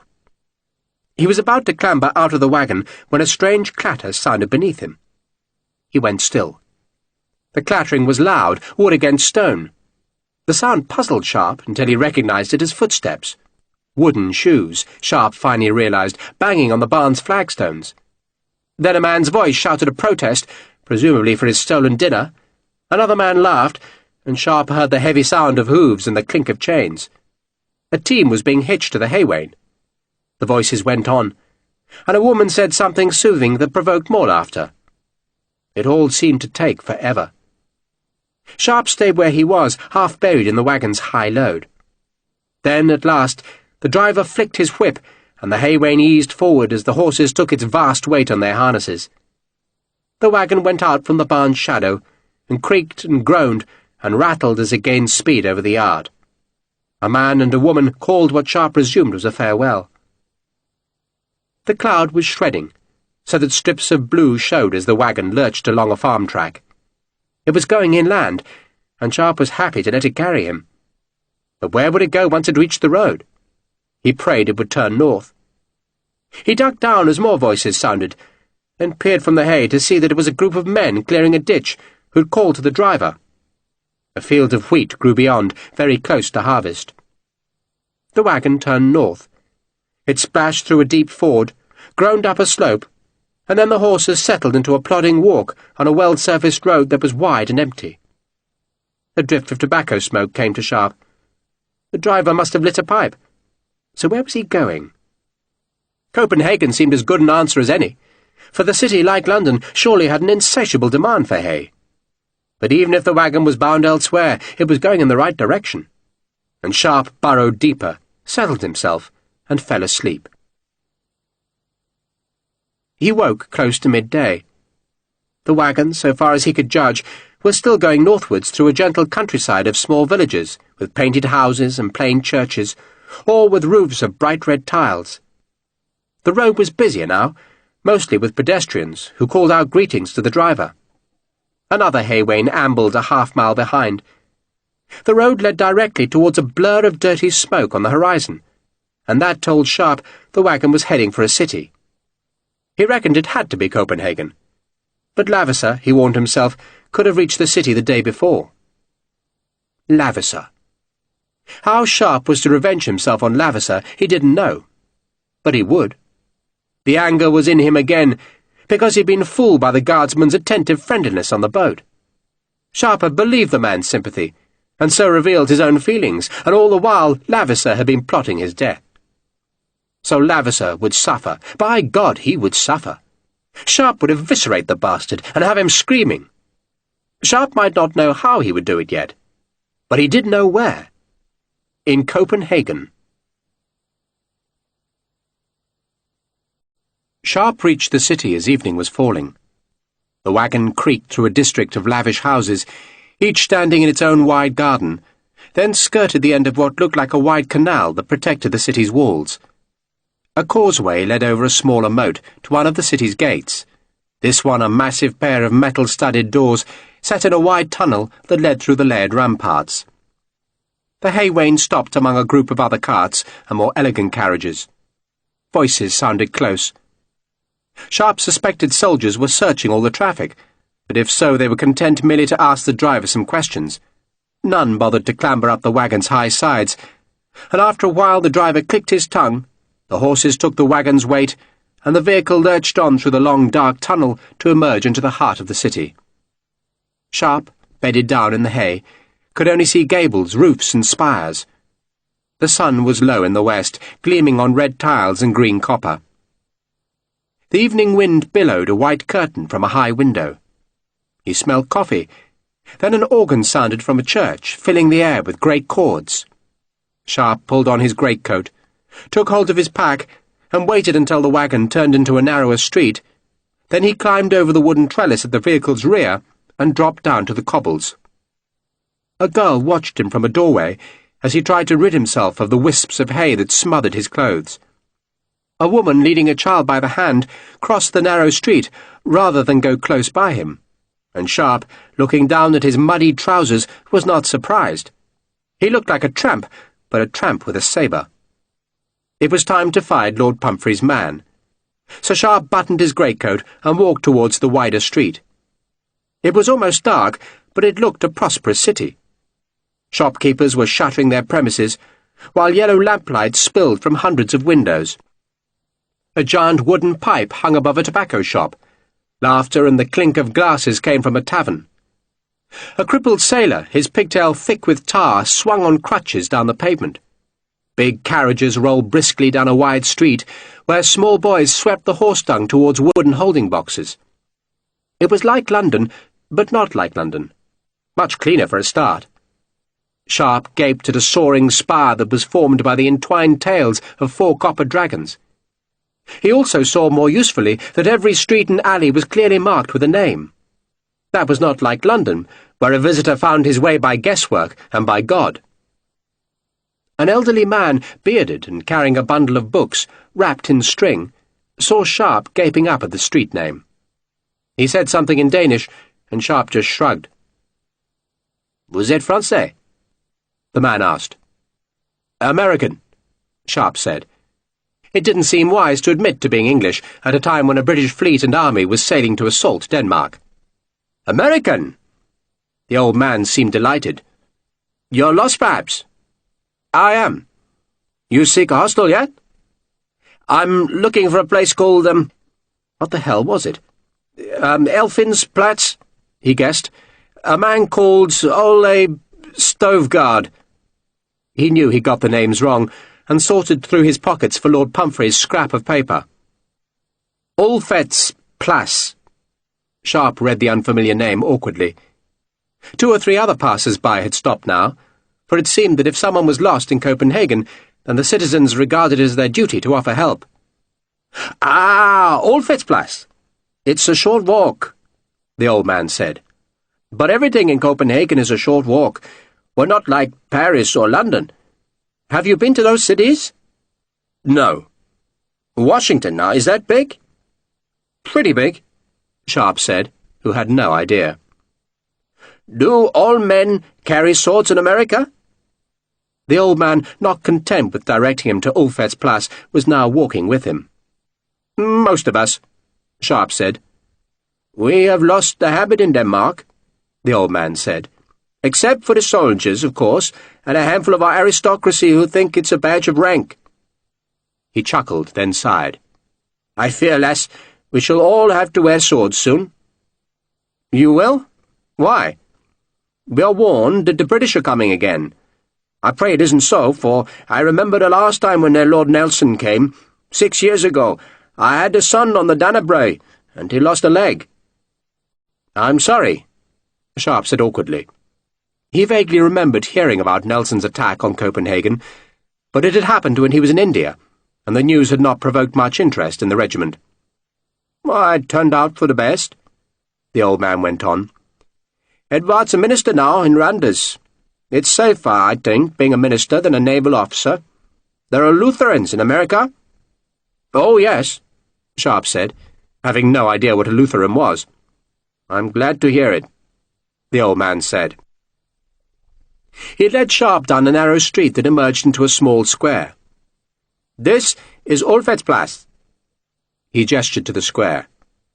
"You'll be all right now?" he asked anxiously. Sharpe reassured and thanked the old man, then fished out the scrap of paper and read the name in the fading light. Ole Skaugård. One side of the square was occupied by a gin distillery, another by a huge warehouse, and between them were small shops, a cooperage, a wheelwright's, and a cutlery store. He walked along the shops looking for Skaugård's name, then saw it painted in faded white letters high on the big warehouse wall. The warehouse had a high archway, and next to it a smaller door with a polished brass knocker.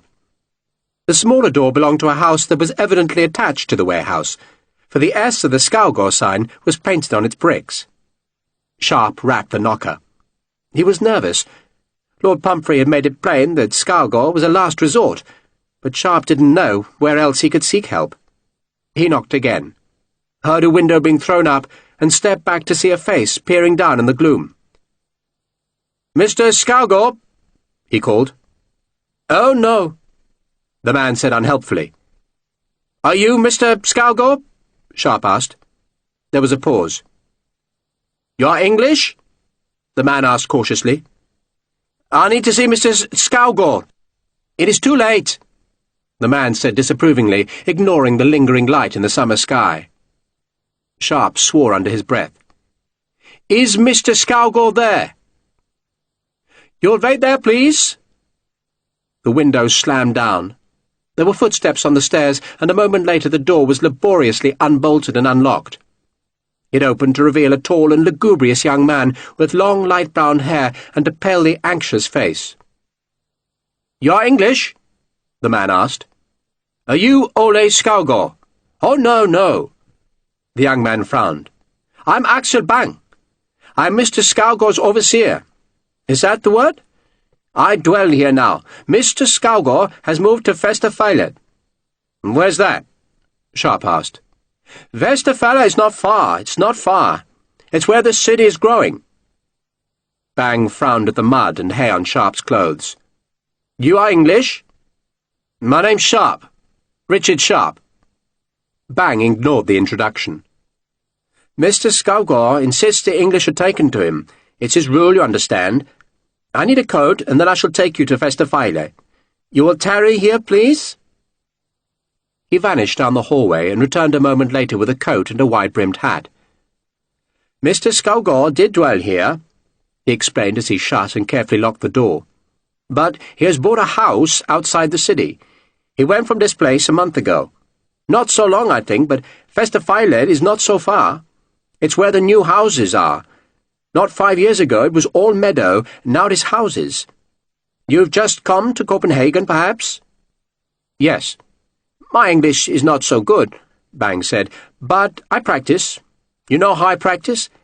By reading the scripture in English. That is good, I think. There's an English church here. Did you know that?" "No. Is there a Danish church in London?" Sharpe confessed ignorance. He was becoming increasingly nervous, for he knew he looked odd. His coat was filthy and his boots were caked with mud. But it was the sabre that seemed to attract most glances of disapproval. So Sharpe hitched the scabbard up into his left armpit, and so hid it under his coat. He'd just done that when a man lurched from an alley and startled Sharpe by trying to embrace him. Axel Bang hurried Sharpe on.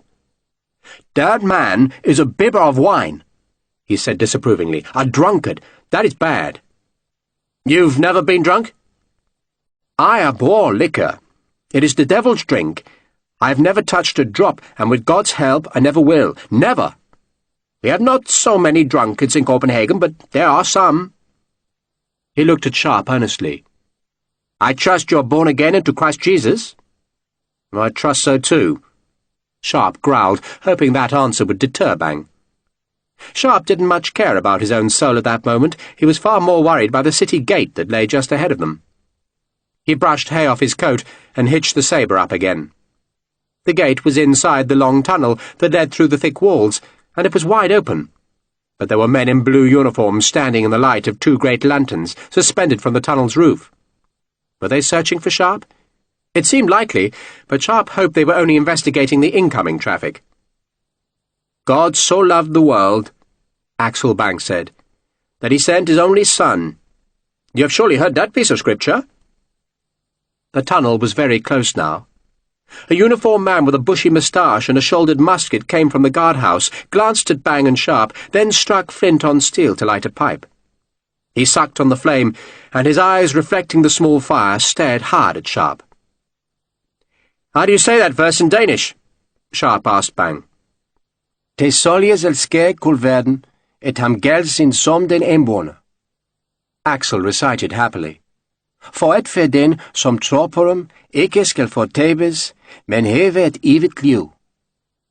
Sharpe tried not to look at the moustached guard, hoping that the sound of Danish would mislead the sentries. The sabre scabbard was high at his side, awkwardly trapped beneath his coat by his left elbow. He kept his head down, pretending to be paying close attention to Bang's fervent words.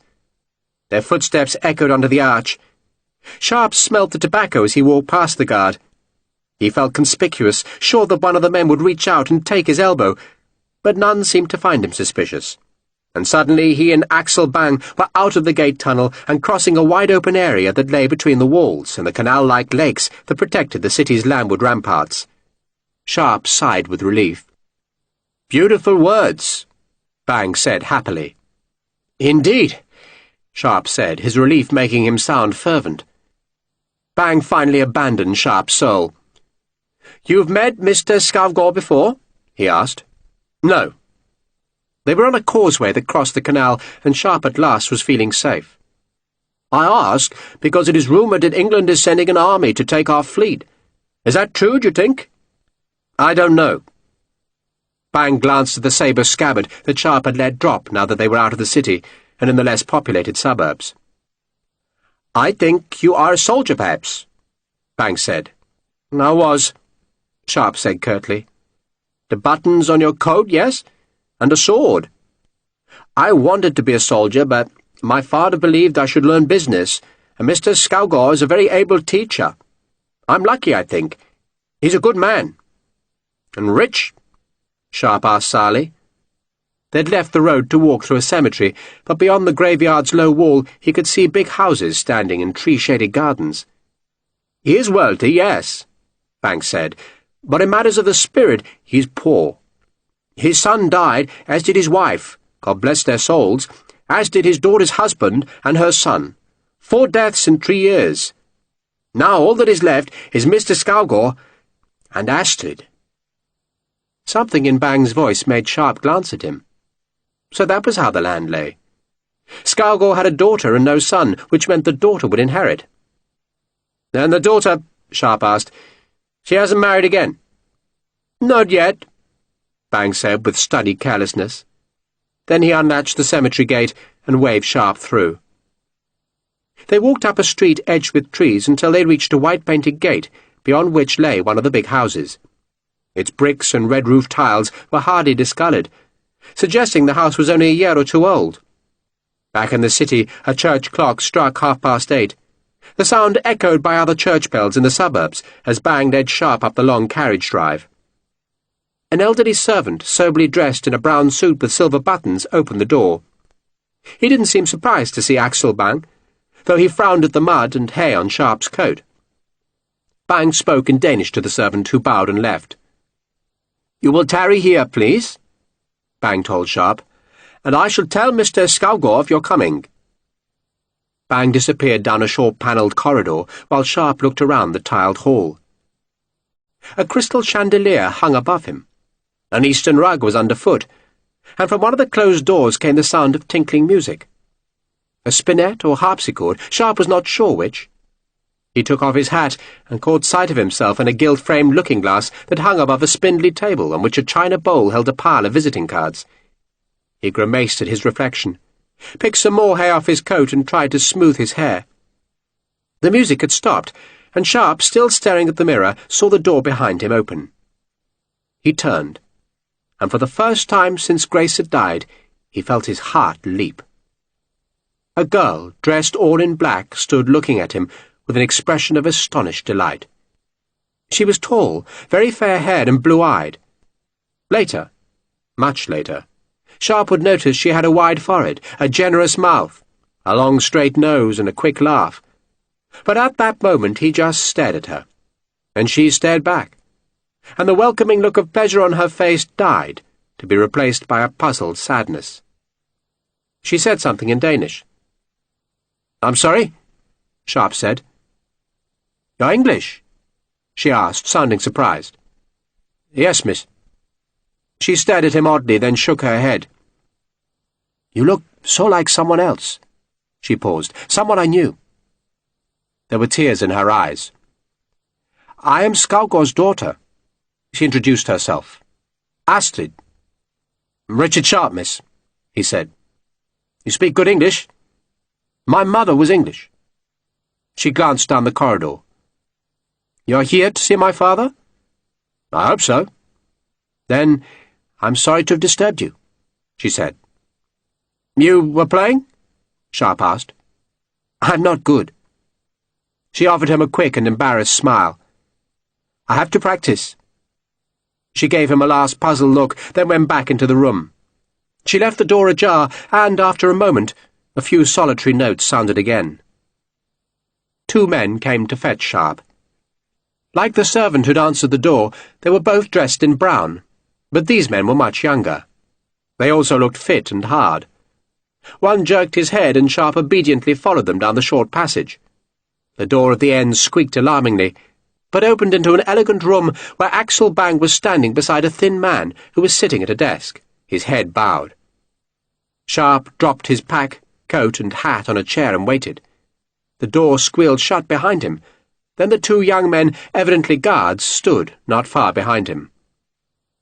The room was a study, but large enough to hold a small dance. Bookcases filled with forbidding leather volumes lined 2 walls. The third had tall glass doors opening onto a garden, while the fourth was panelled in a pale wood that surrounded a carved marble hearth, above which a portrait of a gloomy man dressed in preacher's black with Geneva bands. Then the man behind the desk laid down his pen, unhooked a pair of spectacles from his ears, and looked up at Sharpe. He blinked with apparent astonishment when he saw his visitor's face, but hid whatever surprised him. "I am Ole Skovgaard," he said in a gravelly voice, "and Axel has forgotten your name." "Lieutenant Richard Sharpe, sir." "An Englishman," Skovgaard said disapprovingly. "An Englishman," he said again. "Yet you look just like my poor son-in-law. God rest his soul. You did not meet Nils, did you, Axel?" "I did not enjoy that privilege, sir," Bang said, bobbing his head with pleasure at being addressed by his employer. "He looked exactly like that Englishman," Skovgaard said. "The resemblance is, what is the word? Extraordinary." He shook his head in wonderment. He had sunken cheeks, a tall forehead, and an expression of severe disapproval. He looked to be in his 50s, though his fair hair had no grey yet. "Do you spell your name with an E?" he asked, and when Sharpe confirmed the spelling, hooked the spectacles over his ears and made a note with a scratching quill. "And you are a lieutenant, yes? In the Navy or the Army?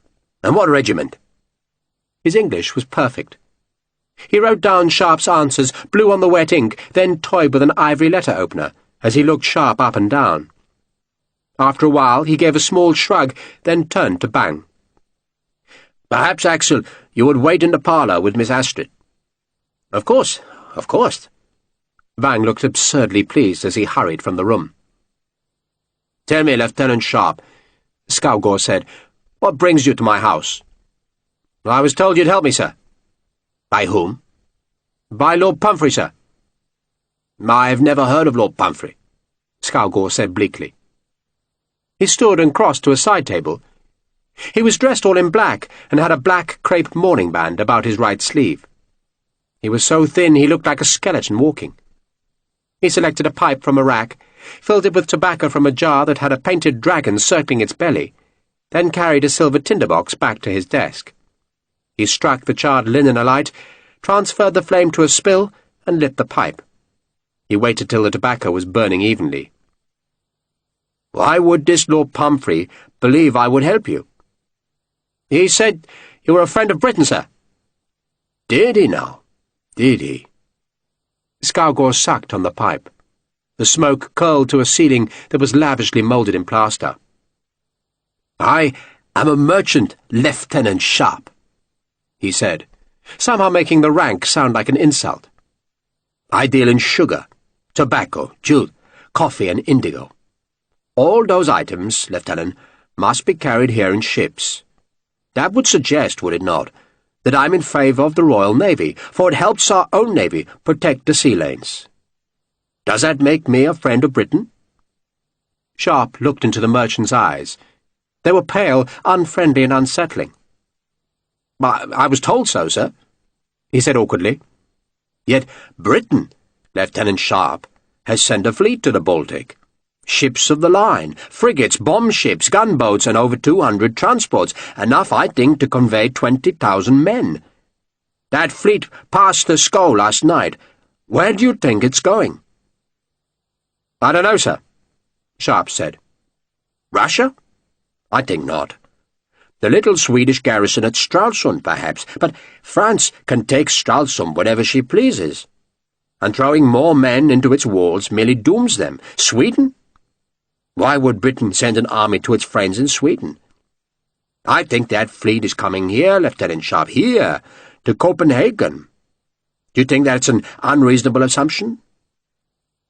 I don't know, sir," Sharpe said feebly. "You don't know?" There was acid in Scougor's voice now. He stood again, agitated. "Where else can such a fleet be going?" He paced up and down in front of the empty hearth, trailing tobacco smoke. "Earlier this month, Lieutenant, a peace treaty was signed between France and Russia. The Tsar and Napoleon met at Tilsit, and between them they divided Europe. Do you know this?" "No, sir." "Then I shall educate you, Lieutenant. France and Russia are now friends, while Prussia is reduced to a husk. Napoleon commands Europe, Lieutenant, and we all live under his shadow. Yet he lacks one thing, a fleet. Without a fleet, he cannot defeat Britain. And there's only one fleet left in Europe that can challenge the Royal Navy." "The Danish fleet," Sharpe said. "You're not so ignorant as you pretend, eh?" Scougor paused to relight the pipe. "There was a secret article in the Treaty of Tilsit, Lieutenant, by which Russia agreed to allow France to take the Danish fleet. That fleet is not Russia's to give, nor France's to take. But such niceties will not stop Napoleon. He has sent an army to our frontier on the mainland, hoping that we will surrender the fleet, rather than fight. But we shall not surrender, Lieutenant. We shall not!" He spoke passionately, but Sharpe heard the hopelessness in his voice. How could little Denmark resist France? "So why," Scougor went on, "does Britain send ships and men to the Baltic?" "To take the fleet, sir," Sharpe admitted, and he wondered how Scougor had learned of a secret article in a treaty signed by France and Russia. But then, if Lord Pumphrey was right, that was Scougor's business when he was not importing tobacco and jute. "We are neutral," Scougor protested. "But if Britain attacks us, then she will drive us into the arms of France. Is that what Britain wants?" "It wants the fleet out of French reach, sir." "That we can manage without your help," Scougor said. But not if the French invaded, Sharpe thought, and broke the Danish army. The subsequent peace treaty would demand the surrender of the navy, and thus Napoleon would have his warships. But he said none of that aloud, for Scougor, he reckoned, knew that truth as well as he did. "So tell me, Lieutenant," Scougor said, "what brings you to my house?" So Sharpe told his tale. Told of Lavasser, of the chest of gold, of the mission to the Crown Prince, and of his escape from the beach near Køge. Scougor listened with an expressionless face, then wanted to know more. Who had sent him exactly? When did Sharpe first know of the mission? What were his qualifications? What was his history? He seemed particularly interested that Sharpe had risen from the ranks. Sharpe did not understand why half the questions were even asked, but he answered as best as he could, though he resented the inquisition which felt uncomfortably like a magistrate's interrogation. Scargor at last finished his questions, put down his pipe and took a clean sheet of paper from a desk drawer. He wrote for some time, saying nothing. He finally finished, sanded the ink, folded the paper and dropped a blob of wax to seal it. He then spoke in Danish to one of the two men who still stood behind Sharpe. The door squealed open, and a moment later Axel Bang returned to the room. Scargor was writing an address above the red sealing wax. "Axel," he spoke in English, presumably so Sharpe would understand. "I know it is late, but would you be so kind as to deliver this note?" Bang took the letter, and an expression of surprise showed on his face when he saw the address. "Of course, sir," he said. "You need not return here," Scargor said, "unless there is a reply, which I do not expect. I shall see you at the warehouse in the morning." "Of course, sir," Bang said, and hurried from the room. Scargor scraped out his exhausted pipe. "Tell me, Lieutenant," he said, "why you, an army officer of no special distinction, are here. The British government, I assume, employs men to fight the war of secrets. Such men will speak the languages of Europe and have the skills of subterfuge, yet they sent you. Why?" "The Duke of York wanted someone to protect Captain Lavisser, sir." Scargor frowned. "Captain Lavisser is a soldier, is he not? He is also grandson to the Count of Viguer. I would hardly think such a man needs your protection in Denmark, or anywhere else for that matter." "There was more to it than that, sir." Sharpe frowned, knowing he was doing a bad job of explaining himself. "Lord Pumphrey didn't really trust Captain Lavisser, sir." "They don't trust him? So they sent him here with gold?" Scargor was icily amused. "The Duke of York insisted," Sharpe said lamely. Scargor stared at Sharpe for a few seconds. "If I might summarize your position, Lieutenant, you are telling me, are you not, that Captain Lavisser has come to Denmark under false pretenses?" "Yes, sir." "You're quite right, Lieutenant," Scargor said. "You are so very right." He spoke with force and an evident dislike of Sharpe. "The Honourable John Lavisser, Lieutenant, arrived in Copenhagen yesterday and presented himself to His Majesty the Crown Prince. That audience is described in this morning's Berlingske Tidende." He lifted a newspaper from his desk, unfolded it and tapped a column of print.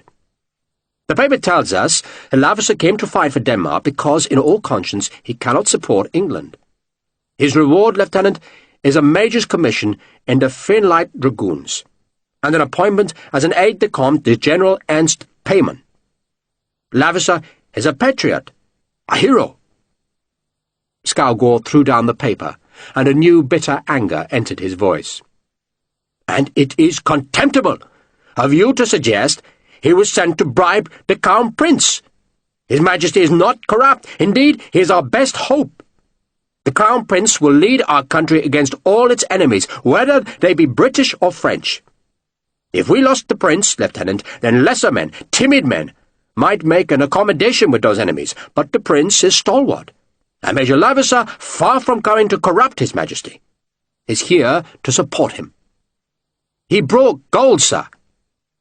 "That is hardly a crime," Scargor said sarcastically. "So what is it, Lieutenant, that you want me to do?" "Well, my orders, sir, was to take Captain Lavisser and the gold back to the British Army if the Prince refused the bribe, sir." "And you came here expecting my help in that endeavour?" "Yes, sir." Scargor leaned back in the chair and stared at Sharpe with an expression of distaste. His long fingers toyed with the letter-opener. Then he tossed it on the desk. "It is true, Lieutenant," he said, "that I have at times been of assistance to Great Britain." He waved a hand as if to suggest that assistance had been trivial, though in truth there were few men in Northern Europe more valuable to London. Scargor was a Danish patriot, but his marriage to an Englishwoman had given him a fond attachment to a second country that was now sorely tried by the expectation of a British fleet. Scargor had never intended to involve himself in the murky business of espionage. At first he'd merely passed on to the British Embassy whatever news he gathered from the skippers of the Baltic traders who came to his warehouse. And over the years that intelligence had grown, until Scargo was paying the golden coins of St. George to a score of men and women in Northern Europe. London valued him, but Scargo was no longer sure he wanted to help London, now that a British fleet was fast approaching Copenhagen. "This is a time," he said to Sharpe, "when all Danes must choose their allegiance. That is as true of me as it is of Major Lavisser, a man I am not inclined to doubt. He has risen high in your country's service, Lieutenant. He was a Guards officer, an aide to the Duke of York, and a gentleman who, in all conscience, can no longer support what your country is doing. But you? What are you, Lieutenant?" "A soldier, sir," Sharpe said bleakly. "What kind?" The question was caustic. "How old are you, 30? And still a second lieutenant?" "That's where you start that counts," Sharpe said bitterly. "And where will you end?" Scargo did not wait for an answer, but instead picked up the Berlingske Tidende. "The newspaper, Lieutenant, tells us more than the mere facts of Major Lavisser's arrival. Yesterday afternoon, at the invitation of the Crown Prince, Major Lavisser addressed the Defence Commission, and I think you should hear his remarks. He warned that Britain is desperate, and that she will stoop to the lowest measures to weaken Denmark's resolve. If it is a matter of cutting off heads, then Britain can do it as well as Madame Guillotine. Are you listening, Lieutenant? These are Major Lavisser's words. I have heard, I cannot vouch for its truth, that an army officer whose career is close to an end, a ruffian promoted from the ranks, who faces ruin because of scandal at home, has been dispatched to Denmark to assassinate the Crown Prince. I cringe from believing such a thing, but would still encourage every loyal Dane to be watchful." Scargo threw down the paper. "Well, Lieutenant?" Sharpe stared at him in disbelief. "And what are you, Lieutenant?" Scargo asked. "An aging lieutenant who started in ranks. Yet you wish me to believe that Britain would send such a man to treat with a prince? You?" He looked Sharpe up and down with utter disgust. "I've told you the truth," Sharpe protested angrily. "I doubt that," Scargo said. "But it's easy enough to discover. I've sent a note to Major Lavisser asking him to come here in the morning to confirm or deny your account." "You invited Lavisser here?" Sharpe protested. "That bastard tried to kill me!" Scargo stiffened. "I deplore base language," he said. "So, Lieutenant, are you willing to wait here and face Major Lavisser?" "By hell I am," Sharpe said. He turned to fetch his pack and coat. "And damn you, Scargo," he added. The two young men blocked Sharpe from the door, and Scargo's voice turned him back towards the desk, where the merchant now held a long-barreled pistol. "I am not willing to risk my prince's life, Lieutenant," Scargo said. "You will either stay here of your own accord, or I shall detain you, until Major Lavisser can give me advice." Sharpe was just gauging the distance to the desk, and the likelihood that the pistol would be accurate, when one of the two men drew another gun. It was a big one, the kind of pistol that a man would employ to put down a horse, and its great black muzzle was pointed at Sharpe's head. Scargo said something in Danish, and the other man, while his companion held the gun steady, took away Sharpe's sabre, then searched his pockets. He found the gold Sharpe had stolen on board the Cleopatra, but Scargo sternly ordered him to return it. Then the man discovered Sharpe's small folding knife, which went into a drawer of Scargo's desk. Then, with the pistol still threatening him, Sharpe was pushed into the hall. Astrid, Scargo's daughter, watched in astonishment from her doorway, but said nothing. Sharpe was thrust into a small room that opened from the hall. The door was shut, and he heard a key turn in the lock, and the sound reminded him that he had lost his picklock on the beach near Køge. There were no windows in the room, and thus no light, but he groped about to discover he was in a small dining room furnished with a wide table and 6 chairs. It was the kind of room where a small, intimate dinner party could be held, warmed by a great fire that would burn in the now empty hearth. The room was now Sharpe's prison. He was locked in and feeling like a bloody fool. Lavender had anticipated him, trapped him and beaten him. The guardsman was 43,000 guineas richer, and Sharpe had failed. Chapter 5. It was on the wide terrace of Crombourg Castle at Elsinore that the ghost of Hamlet's father had stalked the night, and now, under the quarter moon of another night's sky, a score of big guns faced the narrow sea, their long barrels shadowed in the deep embrasures. Beneath the terrace, in an arched crypt, 2 men pumped the handles of massive bellows to blast cold air into one of the fortress's 3 furnaces. Other men, using long-handled cradles, tongs and pokers, rolled iron shot onto the coals, which in the fire's deep heart glowed white as the air hissed through the bellows' iron nozzles. The furnace, hidden in the crypt so that its light would not glow on the fortress walls at night, was like a glimpse of hell. Red light flickered on the stone arches, and glistened on the naked torsos of the men labouring about the roaring, seething incandescence. The first 6 shot, each one an iron ball weighing 24 pounds, glowed red. "It's hot, sir!" a sweat-soaked man shouted through the crooked passage that led from the furnace crypt. "We're ready!" an officer outside the crypt called up to the nearest battery. The guns had already been charged with their bags of powder, over which had been rammed thick layers of felt that had been soaked with water. The felt was there to stop the red-hot shot prematurely igniting the powder. "Bring the shot!" a man shouted from the battery. A dozen men manhandled the red-hot round shot onto their cradles. The cradles were like stretchers, and at their centres were shallow iron dishes for holding the heated shot. "Quick now!" the officer said, as the men hurried from the crypt and up the stone steps to the waiting guns. The round shot cooled quickly, losing their glow, but the officer knew the heat was deep in the iron's heart, and when the great guns fired, the redness would come back. A thoroughly heated 24-pound shot could cool for an hour and still retain enough fire in its belly to ignite wood. They were lethal against ships. "Wait!" a new voice called. The commander of Crombourg Castle, a lieutenant-general who had been hastily summoned from his bed, hurried up the battery's steps. He wore a tasseled nightcap and had a black woolen gown over his long nightshirt. "The shot's newly heated, sir," the battery officer, a captain, pointed out respectfully as the furnacemen lowered the cradles beside the waiting barrels, where the gunners had giant pincers ready to manoeuvre the shot into the cannons' muzzles. The captain wanted to ram the first 6 guns and hear the felt wadding hiss. He wanted to see the round shot glowing as they seared across the sea, to leave 6 streaks of redness in the dark. But the fortress's commander would not give the order to load.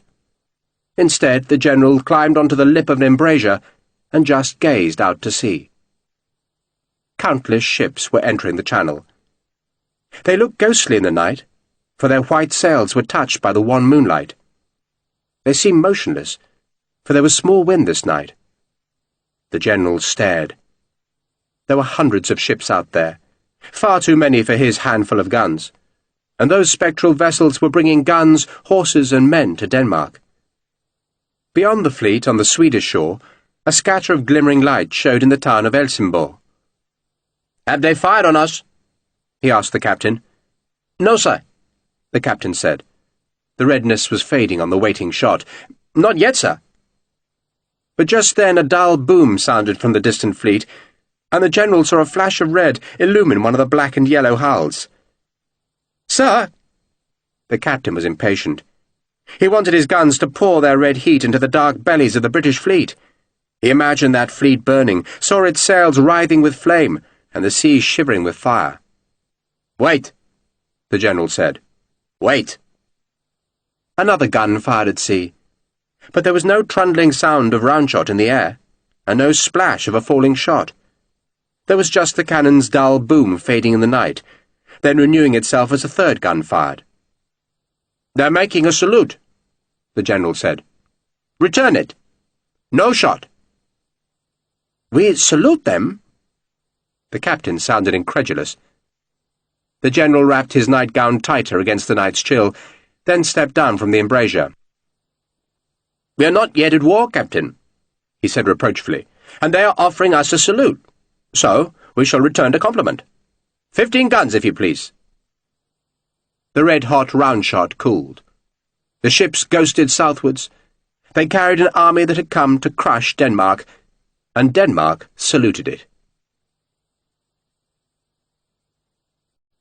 Sharpe could hear voices coming from the parlour across the hall, but the conversation was in Danish, so he learned nothing, though he presumed Skovgaard was telling his daughter of Britain's perfidy. A clock in the house struck 10, and was followed by the cacophony of the city's bells. Light flared briefly under the small dining-room's door, as Skovgaard or his daughter carried candles upstairs. Then Sharpe heard the house shutters being closed, and their bolts slammed home. Someone tested the door of the room in which he was imprisoned, and, satisfied that it was securely locked, pulled the key from the door and walked away. Sharpe had not been idle. He'd explored the room to discover a bureau with drawers, but they held nothing useful, merely linens. He'd groped for fire-dogs in the hearth, thinking he might use them to break down the door, but the fireplace was empty. He'd tried the door, but it was solid, locked, and immovable. So now he waited. Lavisser would kill him. Skovgaard might think the renegade guardsman was a hero, but Sharpe knew better. The Honourable John Lavisser was a thief and a killer. He was escaping from debt in England, and it was no longer any wonder that the first man appointed to accompany Lavisser had died, because Lavisser had doubtless wanted a clean start in his new country. Sharpe was nothing but dirt to be swept out of his way. And Skovgaard was no help. The dame was dazzled by Lavisser's patriotic gesture, and absurdly impressed that Lavisser was a gentleman with royal connections. So, get out of here, Sharpe thought. Get out before Lavisser brought Barker to do his dirty work. But the dining-room's door was locked, and its walls were solidly panelled. Sharpe had tried to lift the floorboards, but they were firmly nailed, and he could get no purchase. Yet there was a way out. He didn't want to try, but escape was there, and he had no choice. Or a bad choice. He could wait till morning, and then be handed over to Lavisser's mercies, or he could do what he feared to do. Jem Hocking had once tried to sell the young Richard Sharpe to a chimney sweep, only Sharpe had run away. Sweeping was a death sentence. Some boys got trapped in chimneys and suffocated, while the rest were coughing up bloody scraps of their lungs long before they were full grown. So Sharpe had run away, and he had never stopped running since. But now he must try and climb like a sweep. Be sure your sin will find you out. He thought of that text as he stooped into the wide hearth. It was clean, but he could smell the rank soot in the shaft above him. He pushed his hands up to find a brick ledge a couple of feet above the hearth's throat. He did not want to do this. He was frightened of becoming trapped in the narrow black passage, but it was the only way out. Or rather, he hoped it was a way out, but he couldn't be sure. It was possible that the chimney served only the one hearth, in which case it would become ever narrower, and he'd be blocked. But it was far more likely that this flue would join another. Go up this shaft, he told himself, then drop down the other. It'll be easy, he tried to reassure himself. A 10-year-old could do it. He hauled on the ledge with his hands and scrabbled with his boots to find some purchase on the tiled hearth. He slipped a couple of times, then managed to push and pull his way up through the chimney's throat. The air stank, but this first bit was easy enough, and he clambered onto the ledge and knelt there, while he groped up again and felt the flue becoming narrower. The house was only a couple of years old, but that had been long enough to leave a thick deposit of soot that crumbled under his fingers and fell into his hair and eyes. His mouth was full of it. He tried to spit, but half-choked instead. He could hear the flakes of soot and clinker rattling down into the hearth. Suppose Skovgaard was still downstairs. Suppose someone lit a fire. Common sense told him that was unlikely, but the fear would not go away. He tried to stand, but the chimney bellied in at the sides, and at first he couldn't squeeze past the bulging bricks, so he twisted sideways and tried again. He managed to force his way up into the black hole. But the masonry inside the chimney was crudely pointed, and his clothes kept snagging on mortar. He heaved the first 2 times it happened, and heard his coat rip. But then the fabric was caught again, and he knew the shaft could only get narrower, and so he dropped back to his knees, twisted around, and fell back into the fireplace. He crawled into the room, where he gasped for breath and poured soot from his eyes. If it were to be done, he thought, then it would have to be done naked. He stripped, then nerved himself and went back into the hearth. He climbed onto the ledge, twisted sideways, and stood up. It was easier now, though the rough brickwork gouged and scraped his skin. The flue was so narrow that the masonry pressed against his shoulder blades and chest. It was like being buried alive, he thought. Every time he breathed, he could feel the eddy of air on the bricks in front of his eyes and smell the rank fumes of old soot. He could see nothing, but the constriction of the chimney pressed, black and filthy, like the cold walls of a tomb. He shivered. The flue was barely wide enough from front to back, but it was a few inches wider than his shoulders, and he used that space to push himself up. He could scarcely bend his legs. Each time he wanted to move, he had to lift a foot a few inches to find a rough ledge in the chimney's pointing, then shove himself up. He hooked his fingers into the small spaces between the brick courses, scrabbling through the thick deposit of soot that cascaded thick onto his face. He tried to breathe through his nose, but soot clogged it, and he was forced to half choke through his dry mouth. He couldn't look up, because the chimney was too narrow for him to tilt his head back, and so he reached up, desperate to find the place where another flue joined this shaft. Inch by inch he climbed.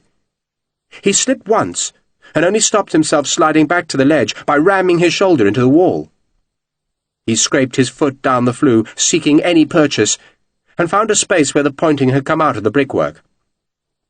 He shoved himself another inch, then another, but the chimney's sides were narrowing. He had his arms above his head, but the sides of the shaft were touching his shoulders now, and he had to fight for every inch. His eyes stung, even though he kept them closed.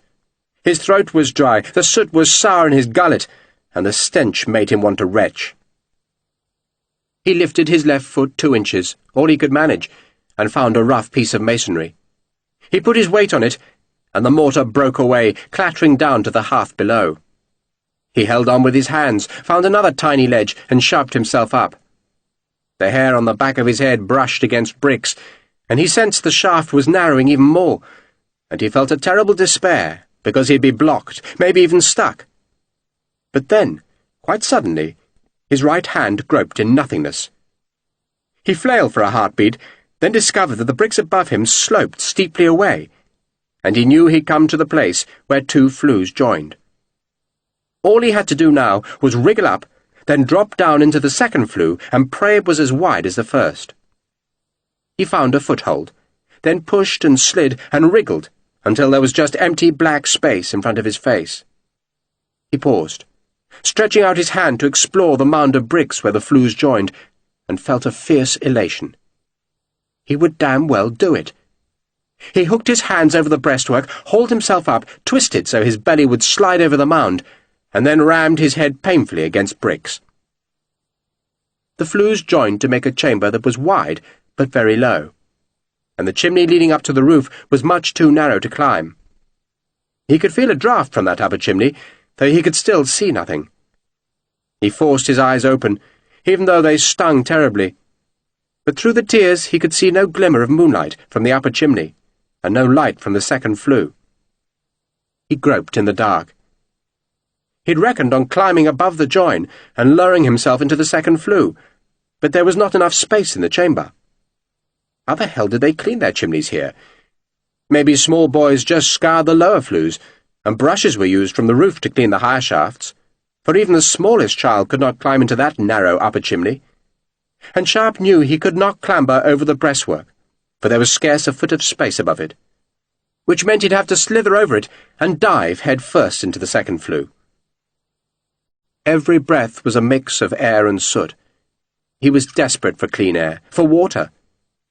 He sneezed, then went very still, fearing that someone would have heard him. He was making enough noise anyway, for every movement dislodged great chunks of soot that rattled down to the hearths below. But he heard nothing. Presumably father and daughter had gone to their rooms, and the servants were either in the attics or the basement.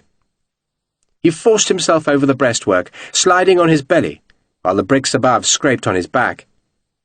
He could feel down into the second flue now, but suddenly he was stuck fast. He could bend his upper body over the joint in the shafts, but his legs would not follow. He tried to find handholds, to jerk himself forward, but the mortar pointing just broke off in his fingers. He could not move his legs at all. He jerked and pushed himself from side to side, achieving nothing. He even tried to push himself back, desperate to free himself from the black grip of the shallow chamber. But he was stuck, jammed like a stick in the bend of a pipe. "So turn over," he told himself. "Turn over," so that his legs would bend at the knee and let him slide on his back into the second flue. He tried, and there was just enough space to half-twist himself, but then he jammed again. Yet it was the only way. He would die here otherwise, smothered by soot. He swore under his breath, then twisted again, and this time he forced his hip against the brick above him. And when it stuck, he twisted again, using his weight to grind his hips around. Bricks and mortar cut into him. He could feel blood trickling down the lacerated skin, but he gritted his teeth and lurched again and again, each time gaining a fraction of an inch and cutting deeper into his flesh. Then suddenly he'd made it. He had turned, and he was lying on his back with his belly up to the top chimney. And he could let his head fall so that he was slanting down into the second flue. He slid down, and the weight of his head and chest pulled on his hips as the blood ran warm down his belly. He reached down with his hands, found a ragged joint in the bricks, and pulled, and then he was half falling, half twisting, and his legs could at last bend over the flue's mounded joint. He was falling, but he rammed his hands and spine against the bricks. He tore his palms, ripping skin and flesh away, but he checked his fall. He was going head first down the second flue now, and it was much easier than climbing. All he had to do was use his bloodied hands to brake himself, and so he let himself drop, inch by inch, until he came to the chimney's throat. And then there was no way of stopping himself, so he just let go. He fell into an empty hearth. The air felt cool and wonderful. He curled up, feeling the soot flake down on him, and just shuddered for a few seconds. He had thought he would die up there. He remembered the grip of the brickwork, the black shroud all about him, and he wanted to stay curled up. "Grace!" He said her name aloud, as though her spirit could come and give him strength. "Grace!" He did not believe she was gone forever. It seemed to him that she hovered about him, a guardian angel. He crawled out of the hearth to find he was in Skalgor's study. A very faint moonlight showed through the higher windows. The lower ones were shuttered. He crossed the room, flinching from the pain in his hips, and lifted the locking bar from one pair of shutters. The shutters were heavy, so heavy he realized they were made of iron. Skalgor, he thought, was a very cautious man. The window served as a door to the garden, and he unbolted it, then flinched as the hinges squealed. The cool night air felt wonderful. End of Side 3. Side 4. There was just enough moonlight for him to see his pack, coat, hat and sabre still on the chair in the study. His uniform was inside the pack, and he reckoned he'd have to wear the green jacket, for the key to the small dining room had been taken away, and he didn't see how he could get back into the room where he'd left his torn clothes without waking the whole household. He'd lose the guineas he'd stolen on board the Cleopatra, and he'd have to manage without boots, but that was better than being Lavis's victim. The thing to do, he told himself, was get the hell away from this place. But before he dressed, he wanted to wash the filth off his lacerated skin. He walked into the garden and saw a great rain butt under a downspout. He lifted off the lid to find it almost full of water, and so he climbed inside, lowering himself gently, for the water was cold, and the sound of it spilling over the edge would be too loud if he just dropped.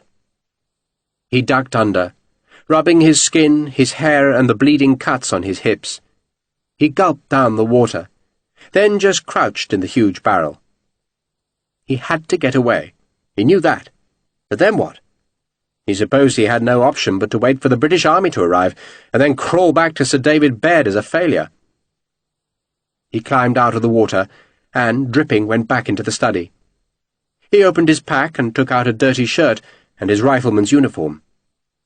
It might not be sensible to wear such a uniform this close to Copenhagen, but he could cover it with his greatcoat. He pulled on the black trousers, buttoned the green jacket, then tied the red sash and the sabre belt about his waist. A soldier again, and it felt good. It felt truly good. God damn it, he thought, but he would make Lavisser pay. Except he could see no way of getting revenge on the guardsman. For the moment he just had to escape, but he reckoned there was time to search Skovgaard's study for anything useful. He went to the side table where the Dane kept his pipes, and struck a light with the tinderbox. He lit 2 candles, then crouched by the leather-topped desk. The 7 drawers were locked, but the poker from the hearth made a stout crowbar that easily shattered the first lock. It splintered noisily, and Sharpe froze, waiting for evidence that the sound had woken someone. He heard nothing, so levered the other drawers open and brought the candles closer. 6 of the drawers held nothing but papers, but in the 7th he found his folding knife and the pistol which Skovgaard had used to threaten him. The gun was one of a pair, and they were beautifully balanced weapons, with long barrels chased with silver. He thought at first they were dueling pistols, but when he probed one barrel he found it was rifled. This was no aristocratic toy, but a killing machine, expensive and deadly. He opened a frizzen and saw the gun was primed. He drew out the ramrod and slid it down both barrels to check the pistols were loaded, then looked in the drawer for more ammunition, which he found in a tooled leather box that held a silver powder flask and a dozen spare bullets. The spout of the powder flask had a measuring chamber to ensure that the pistols were charged with exactly the right amount of powder. He put the flask and bullets into a pocket, then thrust the 2 pistols into his belt. "Thank you, Skovgaard," he said under his breath. He pulled on the coat and hat. There was little left in the pack that he needed, so he just put the 22 guineas, the sewing kit and his telescope into his coat pockets and left the pack where it was. A sudden noise made him turn in alarm, but it was only the clock on the mantel whirring itself ready to strike midnight. He blew out the candles and went back into the garden. He closed the shutters and glass doors, then crossed a terrace of flagstones and went down a grassy slope. There were a dozen other houses in view, but all were a good distance away, and all of them dark. A brick wall enclosed Skovgaard's garden, but there was a gate next to the stables which he guessed led to an alley. He turned and looked back to see a single light gleaming soft behind louvered shutters. For some reason, he decided that must be Astrid's room, and he had a sudden vision of her high, pale forehead, golden hair and bright eyes. He felt guilty then, thinking of Grace. "Go," he told himself. "Go west into the country, steal some boots, and wait for the British forces to come." He did not want to do that, for it would mean slinking back to Sir David Baird with his tail between his legs. But what choice was there? Then he heard the small scuffling sound. A cat? He crouched. Not a cat, for he could hear footsteps. Someone was prowling about the house, and trying to make as little noise as possible. A servant, perhaps, checking that the house was secure? Some servants plainly lived in the carriage house by the stables, and maybe, as a final duty, one of them patrolled Skovgaard's house. Yet the steps sounded like more than one man. None of them carried a lantern, and they were moving with a deliberate stealth. Sharpe moved to the dark shadow of a bush and waited. The quarter moon was misted and half hidden behind some tall pines, yet it cast just enough light for Sharpe to see 6 dark shapes appear at the side of the house. They came slowly, edging past the rain butt, where one of them inadvertently kicked the butt's wooden lid, which Sharpe had left on the path, and all 6 went very still.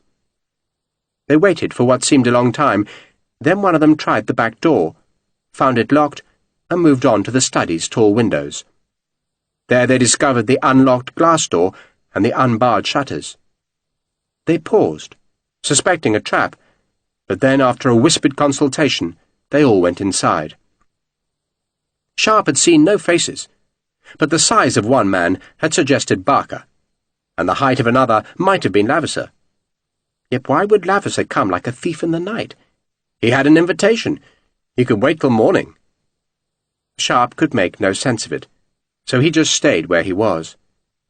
He heard the muffled squeal of the study door opening. The men would discover his escape soon enough, and then they would presumably leave. He doubted they'd search the garden, but would probably look for him on the nearby roads, so he reckoned he was safe in his hiding place. It would not be a long wait, he told himself. Then he saw a glimmer of light in an upstairs window. It flickered briefly, then faded, as though someone was carrying a candle down a passage. "Go now," he thought, while they were upstairs. But then he heard the scream. It was brief, a woman's voice cut off as soon as it sounded. More light showed in the upstairs window. A man shouted peremptorily, and Sharpe just listened in astonishment. They hadn't come for him, but for Scougor. Then it could not be Lavisser. But who? The Danes themselves? But why come in the night? And men who came in the night implied harm, which meant Scougor would need help. And Sharpe needed Scougor, if he was not to fail utterly. And so he abandoned his resolve to flee westwards, and instead moved towards the house, throwing off his greatcoat because it hampered him. He paused briefly at the study window. He could hear nothing beyond the shutters, and so he stepped through. The room was dark, but a faint light showed at the door to the hall. He crossed the room, wincing whenever a board squeaked beneath the rugs. The hall was empty, and the light was coming from the upper landing, where he could hear voices raised in anger. They spoke Danish, and he had no idea what was being said. He crossed the hall to the parlour, where Astrid had been playing the harpsichord. It was pitch black inside, but he flattened himself beside the door and listened. It sounded as though the whole household, including the servants, was being herded down the stairs. Then someone kicked the parlour door wide open to let in a wash of yellow lamplight. But blessedly, no one came inside, and Sharpe had time to move behind a screen printed with windmills and ducks. He accidentally kicked a flower-painted chamber pot, but no one heard because of the racket outside. He waited